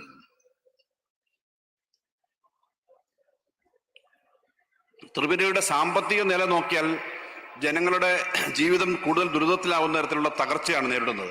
ഗ്രാമീണ മേഖലയിൽ വലിയ തോതിലുള്ള തകർച്ചയാണ്. തൊഴിൽ ഇല്ലായ്മ രൂക്ഷമായിരിക്കുന്നു. പട്ടിണിയും പരിവട്ടവുമാണ് ഗ്രാമീണ മേഖലയിൽ പ്രത്യേകിച്ചുമുള്ളത്. ഏറ്റവും വലിയ ദുരിതം ഉണ്ടാകുന്നത് ആദിവാസി മേഖലയിലാണ്. വലിയ അളവ് ആദിവാസികളുള്ള ഒരു സംസ്ഥാനമാണ് ത്രിപുര. ആദിവാസി മേഖലയിലാണ്. അവിടുത്തെ ജനങ്ങൾ അവിടെ ജോലി ഇല്ലാത്തതുകൊണ്ട് പുറത്തേക്ക് ജോലിക്ക് പോകുന്ന തരത്തിലേക്ക് ഉള്ളൊരവസ്ഥയാണ് വന്നിരിക്കുന്നത്. BJPയുടെ അഴിമതിയും കെടുകാര്യസ്ഥതയും ഇത്തരം പ്രശ്നങ്ങൾ കൂടുതൽ കൂടുതൽ രൂക്ഷമാക്കിക്കൊണ്ടിരിക്കുകയാണ്. തെരഞ്ഞെടുപ്പ് സമയത്ത് അവരുടെ വലിയ പ്രഖ്യാപനം ഉണ്ടായിരുന്നു. ഓരോ വീട്ടിലും ഒരു പുതിയ ജോലി വെച്ച് ഞങ്ങൾ നൽകും. ഓരോ വീട്ടിലേക്കും ഒരു ജോലി, അതിനായിട്ട് പുതിയ കോർപ്പറേറ്റ് സംവിധാനങ്ങൾ ഉണ്ടാക്കും. പക്ഷെ ഒരു ജോലിയും ഉണ്ടായില്ല എന്ന് മാത്രമല്ല, ഉള്ള ജോലിയും വരുമാനവും തന്നെ നഷ്ടപ്പെടുന്ന സ്ഥിതിയാണ്. ഇതിനെതിരായിട്ട് ഇപ്പൊ യുവാക്കൾ ചിന്തിക്കുന്നുണ്ട്. ഇടത്തരക്കാർ, ജീവനക്കാർ, കച്ചവടക്കാർ എല്ലാ വിഭാഗത്തിലും അസംതൃപ്തി ഉണ്ടായി വരുന്നുണ്ട്. ഇതിനെതിരായിട്ടുള്ള വലിയ ഒരു അഭിപ്രായ രൂപീകരണം ഉണ്ടായിക്കൊണ്ടിരിക്കുന്നുണ്ട്. Finally, what I അവിടെ 22 സഖാക്കൾ, നമ്മുടെ സഖാക്കളെ കൊല ചെയ്യപ്പെട്ടു. അതിനകത്ത് ഒരു വനിതാ സഖാവ് ഉൾപ്പെടെ കൊല ചെയ്യപ്പെട്ടു. ആയിരക്കണക്കിന് ആളുകളെയാണ് ആക്രമിക്കുന്നത്. ആശുപത്രിയിൽ പോകാൻ പോലും ആരും തയ്യാറാകുന്നില്ല. ആശുപത്രിയിൽ പോയാൽ പോലും കള്ളക്കേസ് എടുക്കുകയാണ്. ഇപ്പോ ജനങ്ങൾക്ക് ഗതിമുട്ടി ഇത്തരം കാര്യങ്ങളോട് പ്രതിഷേധിക്കാൻ തയ്യാറായി രംഗത്ത് വരുന്നുണ്ട്. CPIM ത്രിപുരയിലെ CPIM കമ്മിറ്റി ആഹ്വാനം ചെയ്തു. ഇത്തരം കാര്യങ്ങൾ നമ്മൾ എതിർത്തേ കഴിയൂ. അത് നേരിട്ട് അനുഭവത്തിൽ വ്യക്തമായതുകൊണ്ട് ജനങ്ങൾ ശക്തമായി പ്രതിരോധിക്കാൻ തെരുവുകളിലേക്ക് വരുന്നുണ്ട്. ശക്തമായ പ്രതിഷേധത്തിന് വേണ്ടി രംഗത്ത് വരുന്നു എന്നുള്ളതാണ് ഏറ്റവും ആശ്വാസകരമായ, ആവേശകരമായ കാര്യം. Finally, what I would like to tell, the struggle which has been unleashed against the misrule of this BJP regime there in Tripura, that cannot be seen in isolation. What is going on throughout the country under the leadership of BJP, dictated by fascist RSS. The call is this: they should be defeated and isolated. The people of Tripura, the struggle, what they have been organizing there, it has direct link with this national call.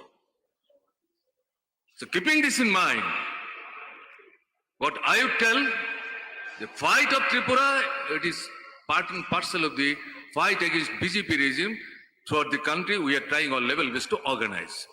Tripura alone, in isolation, cannot fight this until and unless democratic forces, left forces, secular-minded people extend their support to the struggling people of Tripura. What you have shown, 8 September 2021, serious fascistic attack came, including they have attacked our party state headquarters. Then from the party central committee, the call was given throughout the party to all our party units, come forward to help the comrades who have been suffering most from Kerala. Unthinkable. At the call of the Communist Party of India, Marxist Kerala State Committee, you have collected more than 6 crores of rupees. I would like to bow down my heads on behalf of the struggling people of Tripura to the people of Kerala. Because of this stand you have taken, that yes, we are with you. The people who are struggling there in Tripura, we, the people of Kerala, we are with you. That has emboldened the people of Tripura who are struggling. And this is the way Kerala, Tripura, and throughout the country, we are trying our level best to develop our unity so that this struggle, what has been unleashed, and particularly keeping in mind the appeal given through our political resolution which has been adopted in the 23rd Congress, that they should be isolated and defeated. To achieve this target, we shall have to go ahead. The masses, the people who are still not with us, we shall have to go to them, try to make them understand and win them over in our favor. And we are definite, the people who are still not coming out, the coming days, gradually, they will also come out, and with this unity, we will be able, with red flag in our hand, to defeat this fascistic force and isolate this fascistic force. With these few words, I would like to conclude. Thank you all. സകല അവസാനമായിട്ട് എനിക്ക് പറയാനുള്ളത്, ഈ BJP-യുടെ നിലപാടുകൾക്കെതിരെ, അക്രമത്തിനെതിരെ, fascist രീതികൾക്കെതിരെ ഉള്ള പോരാട്ടം ഏറ്റവും ശക്തിപ്പെടുത്തുന്നതിനെ പറ്റിയാണ്. അത് ഒരു ഒറ്റപ്പെട്ട പോരാട്ടമായി ത്രിപുരയിൽ മാത്രം ചെയ്യേണ്ടതാണെന്ന് ഞാൻ കരുതുന്നില്ല. BJP-യുടെ നയം, അഖിലേന്ത്യാ അടിസ്ഥാനത്തിൽ അവർ സ്വീകരിച്ചിരിക്കുന്ന നയത്തിന്റെ ഭാഗമായിട്ടാണ് അവർ ത്രിപുരയിലും ഇത്തരം കാര്യങ്ങൾ ചെയ്യുന്നത്. അതുകൊണ്ട് ത്രിപുരയിലെ പോരാട്ടവും സമരവും അത് ദേശീയമായി നടത്തേണ്ട ചെറുത്തുനിൽപ്പിന്റെയും സമരത്തിന്റെയും ഭാഗമായിട്ടാണ്. ഇത് ഇത്തരം കാര്യങ്ങളിൽ രാജ്യത്താകെയുള്ള പുരോഗമന പ്രസ്ഥാനം, ഇടതുപക്ഷ പ്രസ്ഥാനം ഇത്തരം കാര്യങ്ങളിൽ സഹകരിക്കുകയും പിന്തുണയ്ക്കുകയും ചെയ്യുന്ന ആവേശകരമായ അനുഭവമാണുള്ളത്. 8 സെപ്റ്റംബർ 8-ന് അവിടെ വലിയ ക്രൂരമായ ഒരു ആക്രമണം നടന്നു. പാർട്ടി CPM-ന്റെ സംസ്ഥാന കമ്മിറ്റി ഓഫീസ് ഉൾപ്പെടെ ആക്രമിച്ച സംഭവം വന്നു. അത്തരം അക്രമങ്ങളെ നമ്മുടെ നേരെ വന്ന അക്രമങ്ങൾക്ക് എന്ന സമയത്ത് പാർട്ടി കേന്ദ്ര കമ്മിറ്റി ത്രിപുരയിലെ പാർട്ടിയെയും ജനങ്ങളെയും സഹായിക്കാൻ വേണ്ടി രാജ്യത്തെ വിവിധ സംസ്ഥാനങ്ങളോട്, ഘടകങ്ങളോട് ആവശ്യപ്പെട്ടു. ആവേശകരമായ അനുഭവമാണ് കേരളത്തിൽ നിന്നുണ്ടായത്. കേരളത്തിലെ സഖാക്കൾ 6 കോടി രൂപയാണ്, അവിശ്വസനീയമായ സഹായമാണ് ആ ഘട്ടത്തിൽ ത്രിപുരയ്ക്ക് അനുകൂലമായിട്ടുണ്ടായത് എന്ന് എടുത്തു പറയാനും നന്ദി പറയാനും ഞാൻ ഈ അവസരം ഉപയോഗിക്കുന്നു. ഇത്തരം പോരാട്ടം, ഇത്തരം ചെറുത്തുനിൽപ്പ് രാജ്യത്താകെയുള്ള ഫാസിസ്റ്റ് രീതികളോടുള്ള ചെറുത്തുനിൽപ്പിന് രാജ്യമാകെ ഒരുമിച്ച് ഒറ്റക്കെട്ടായി മുന്നോട്ട് പോകണം. ആ പ്രവർത്തനങ്ങളാണ് ഞങ്ങളും അവിടെ നടത്തുന്നത്.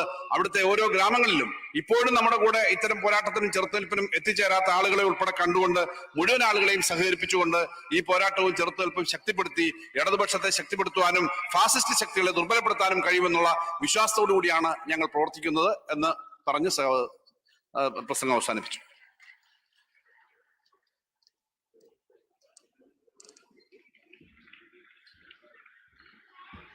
അടുത്തതായി പടിഞ്ഞാറൻ ബംഗാൾ സംസ്ഥാന സെക്രട്ടറിയും പോളിറ്റ് ബ്യൂറോ അംഗവുമായ സഖാവ് മുഹമ്മദ് സലീം സംസാരിക്കും. അതിനായി അദ്ദേഹത്തെ ക്ഷണിക്കുന്നു.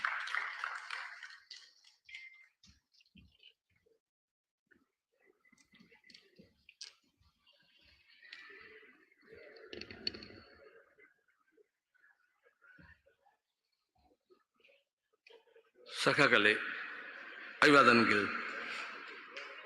Comrade Pinarayi Vijayan, President of this meeting and the Chairman of the Reception Committee, my colleagues in the Politburo and the Cell Committee, dear comrades.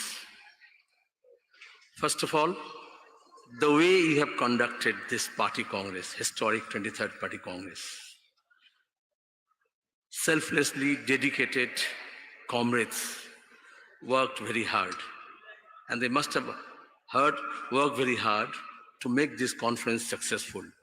I greet and express my gratitude and thanks to the people of Kerala, particularly district of Kannanur, our comrades, our supporters, our activists, our cadres. And this is a land of struggle and sacrifice.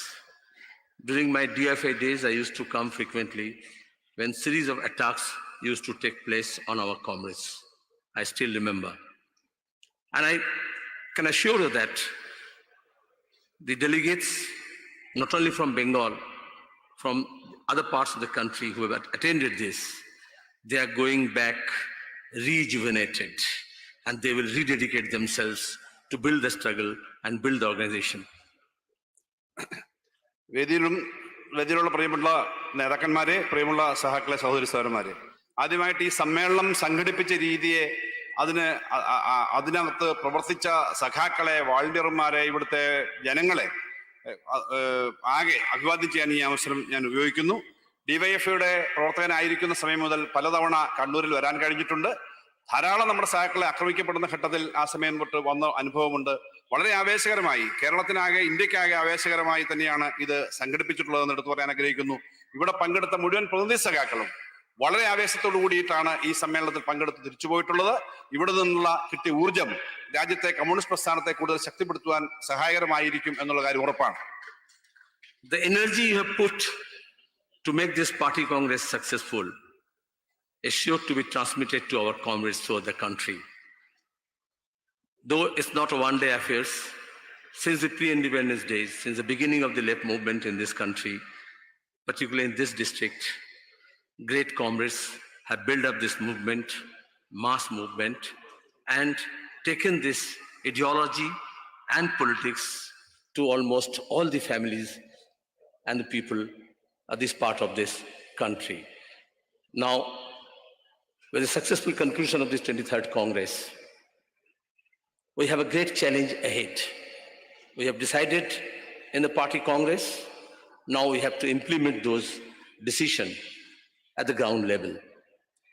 On the 75th anniversary of our independence, the entire scheme of things of our constitutional scheme of things, the legacy and the golden tradition of our freedom struggle, the unity of the people, the parliamentary democracy, the federal structure, the question of secularism, the basic human rights, all are under attack.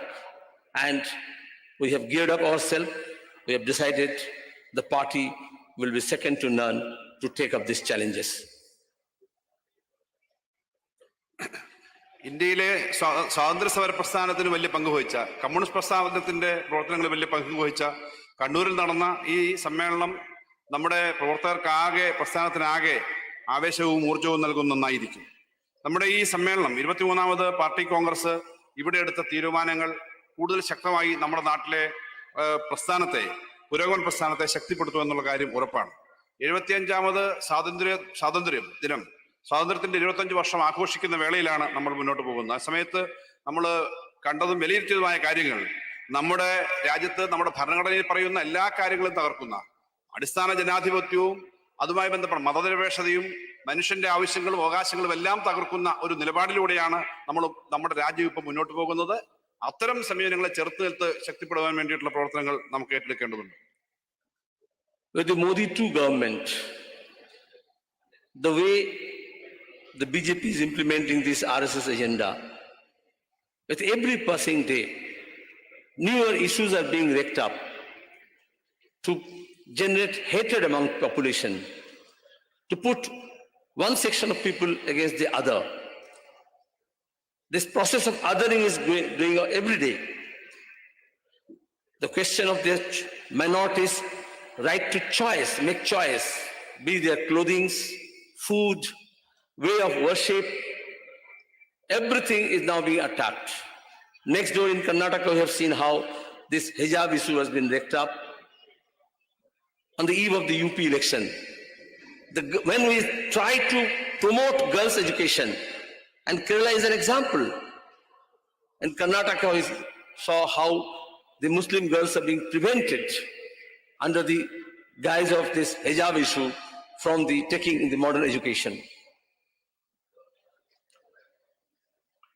രണ്ടാം Modi government BJPയുടെ നയങ്ങൾ, RSSന്റെ നയങ്ങൾ അതിശക്തമായി നടപ്പിലാക്കാനായിട്ട് ശ്രമിച്ചുകൊണ്ടിരിക്കുകയാണ്. അവര് വെറുപ്പിന്റെ രാഷ്ട്രീയമാണ് എല്ലാ മേഖലയിലും പ്രചരിപ്പിക്കുന്നതെന്ന് നിങ്ങൾക്കറിയാം. ഒരു വിഭാഗം ആളുകളെ മറ്റൊരു വിഭാഗത്തിന് തിരിച്ചുവിടുന്ന, പരസ്പരം തിരിച്ചുവിടുന്ന തരത്തിലേക്കുള്ള ഓരോ തരത്തിലുമുള്ള പ്രചരണങ്ങൾ സ്ഥിരമായി നടപ്പിലായിക്കൊണ്ടിരിക്കുകയാണ്. ന്യൂനപക്ഷ വിഭാഗങ്ങൾക്ക് നേരെ നടത്തുന്ന ആക്രമണങ്ങൾ എടുത്തു പറയേണ്ടതാണ്. വേഷത്തിന്റെയും ഭക്ഷണത്തിന്റെയും അവരുടെ സംസ്കാരത്തിന്റെയും ഒക്കെ പേരിൽ ഉണ്ടാക്കുന്ന കലാപങ്ങളുണ്ട്. ഇവിടെ കർണാടകത്തിലെ ഈ അടുത്ത കാലത്തുണ്ടായ സംഭവങ്ങളെ പറ്റി നിങ്ങൾക്കറിയാം. ഹിജാബിന്റെ പേരിൽ, വേഷത്തിന്റെ പേരിൽ ഉണ്ടാക്കുന്ന കലാപങ്ങൾ. കേരളത്തിൽ എത്രയോ മാതൃകാപരമായി നമ്മൾ ഈ കാര്യങ്ങൾ നടത്തുന്നു. ഇവിടെ മതനിരപേക്ഷത എത്രയോ ശക്തമായിട്ടുണ്ട്. അതാ തൊട്ടപ്പുറത്തുള്ള കർണാടകത്തിൽ മുസ്ലിം വിഭാഗത്തിൽപ്പെട്ട പെൺകുട്ടികളെ വിദ്യാഭ്യാസ സ്ഥാപനങ്ങളിൽ പോകുന്നതിൽ ഉൾപ്പെടെ തടയുന്ന തരത്തിലേക്കുള്ള സംഭവങ്ങൾ ഉയർന്നു വന്നുകൊണ്ടിരിക്കുന്നത് നമ്മൾ കാണുകയാണ്. When they started mob lynching of Akhlaq, Junaid, beheading was supposedly the reason. But now, during this Navratri, they want to close the fish market, meat shops. Is this not the interference of individuals' right to have their choice? When the left fight for the right for food, They want to make us fight among ourselves on the basis of what food we undertake. മത്സ്യം വിൽക്കുന്ന കടകൾ അടച്ചുപൂട്ടാൻ, മാംസം വിൽക്കുന്ന കടകൾ അടച്ചുപൂട്ടാനും ഒക്കെയുള്ള തരത്തിലേക്കുള്ള പ്രക്ഷോഭങ്ങളും മറ്റും വരുന്നുണ്ട്. ഭക്ഷണത്തിനുള്ള അവകാശം പോലും ചോദ്യം ചെയ്യപ്പെടുന്ന തരത്തിലേക്ക് കാര്യങ്ങൾ വരുന്നു. ഇതെല്ലാം പരസ്പരം ആളുകൾ പരസ്പര സംഘർഷം ഉണ്ടാക്കാനും രാഷ്ട്രീയ ലാഭത്തിന് ഉപയോഗിക്കുന്നത് എന്നുള്ളതാണ് വസ്തുത.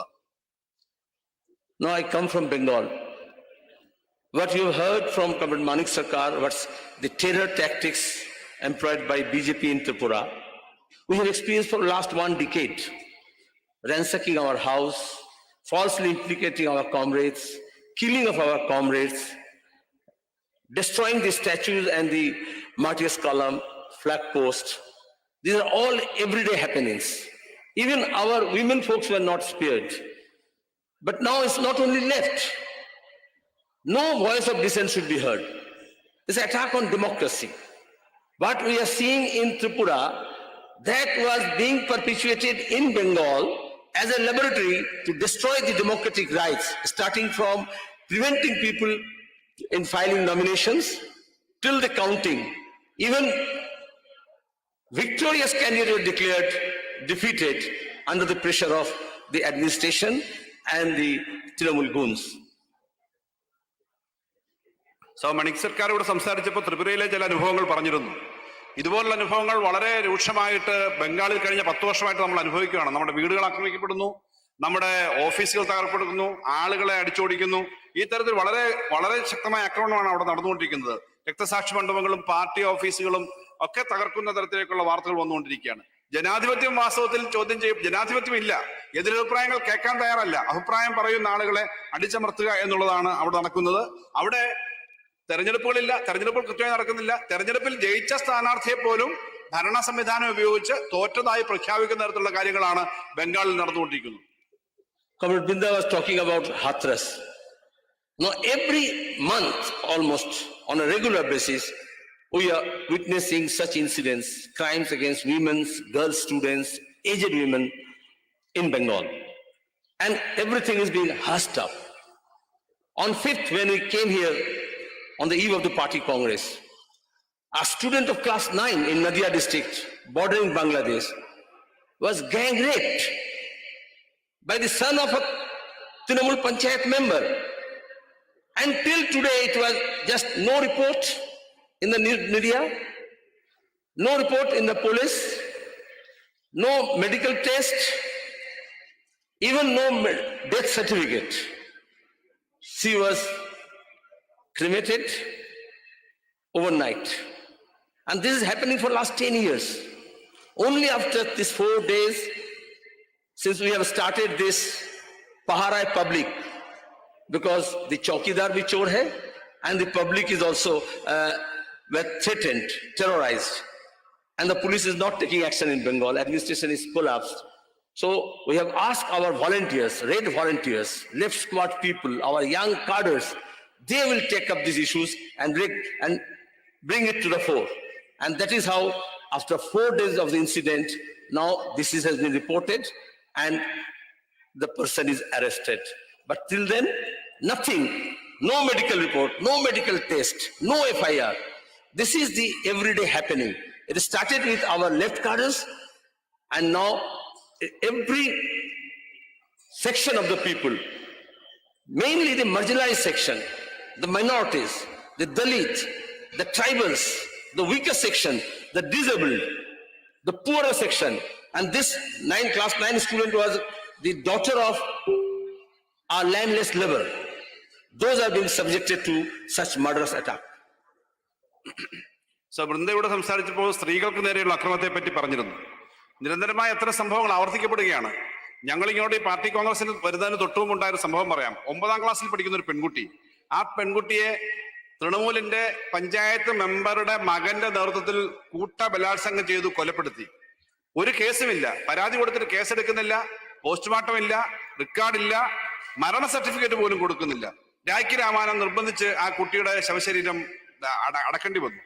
ഇതിനെതിരായിട്ട് ഒരു നടപടി എടുക്കാത്തതുകൊണ്ട് അവിടുത്തെ കാവല് നിൽക്കുന്ന ചൗക്കിദാർ അല്ലെങ്കിൽ ഉത്തരവാദിത്തപ്പെട്ട ആളുകൾ ഈ കാര്യങ്ങൾ ചെയ്യുന്നില്ല എന്നുള്ളതുകൊണ്ട് ഞങ്ങൾ അവസാനം അവിടുത്തെ പ്രവർത്തകരോട്, ചെറുപ്പക്കാരോട് നിങ്ങൾ മുന്നോട്ട് വരണം, ഈ പ്രശ്നങ്ങൾ ഉന്നയിക്കണം.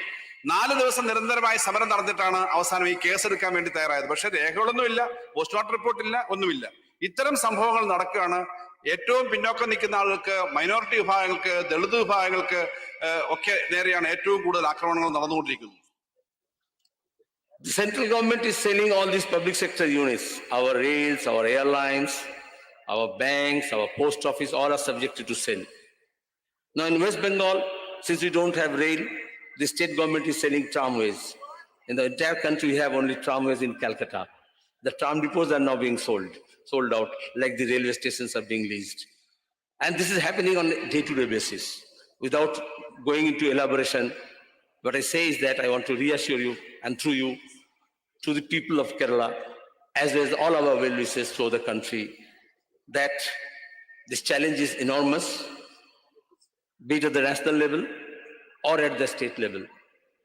But we will try to rejuvenate our party, rejig our organization, revamp, and then, of course, recalibrate, so that the glory of Bengal, the glory of the left movement in Bengal, we can regain.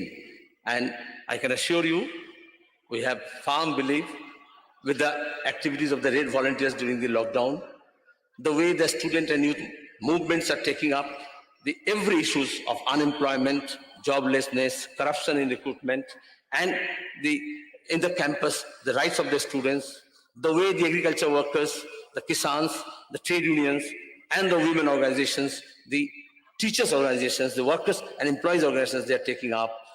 We are sure that it will take time, but it will not be too late when in West Bengal we will be able to overcome these difficulties. കേന്ദ്ര government പൊതുമേഖലാ സ്ഥാപനങ്ങളെല്ലാം വിറ്റുതെളിക്കുന്ന കാര്യങ്ങൾ നമ്മൾ വായിച്ചുകൊണ്ടിരിക്കുകയാണ്. ബംഗാളിൽ അത്രയും പൊതുമേഖലാ സ്ഥാപനങ്ങളെ ഒന്നും വിറ്റുതെളിക്കാനില്ല. അവിടുത്തെ ട്രാം കാർ തന്നെ, പ്രശസ്തമായ ട്രാം തന്നെ അവരിപ്പോൾ വിൽക്കാൻ തീരുമാനിച്ചിരിക്കുന്നു. കേരളത്തിലെ സഹാക്കളുടെ മുമ്പിൽ എനിക്ക് പറയാനുള്ളത്, ബംഗാളിൽ ഇത്തരം കാര്യങ്ങളൊക്കെ നടത്തുന്ന ഈ ഗവൺമെന്റിനെതിരായി അതിശക്തമായ സമരങ്ങളും പോരാട്ടങ്ങളും നടത്തി പാർട്ടിയും സംഘടനയും ശക്തിപ്പെടുത്തിക്കൊണ്ട് അതിശക്തമായി അവർക്ക് നേരെയുള്ള പോരാട്ടം മുന്നോട്ട് കൊണ്ടുപോകാൻ വേണ്ടി ഞങ്ങൾ മുൻകൈയെടുക്കും.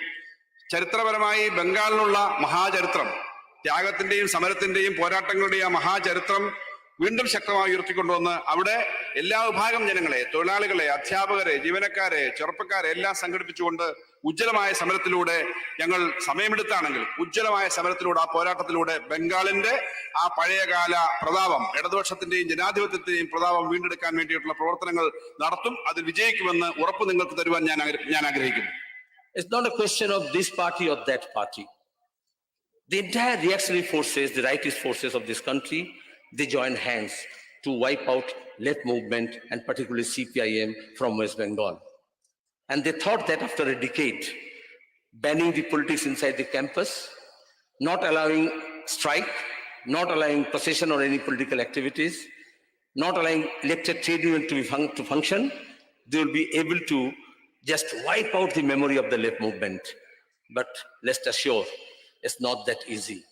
And now, after attending this party congress, each and every delegate who have come from outside Kerala, now they firmly believe that, including Bengal, that it's not that easy by murdering our comrades or by committing atrocities.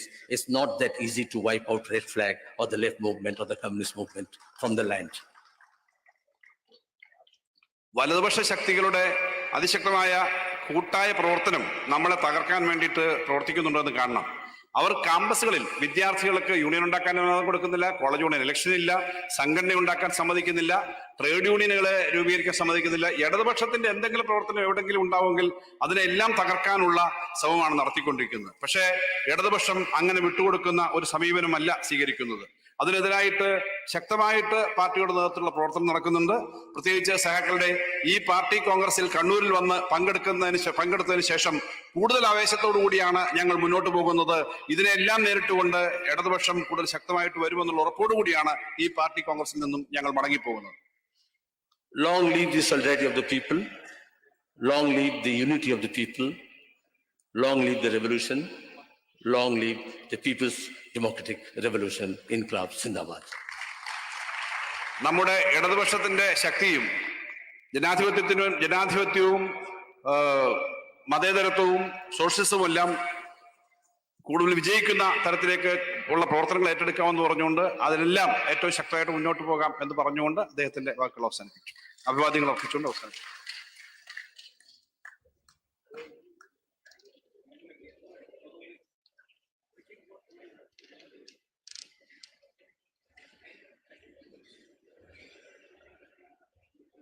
നമ്മുടെ ഈ പൊതുസമ്മേളന പരിപാടികൾ ഇതോടെ അവസാനിച്ചിരിക്കുകയാണ്.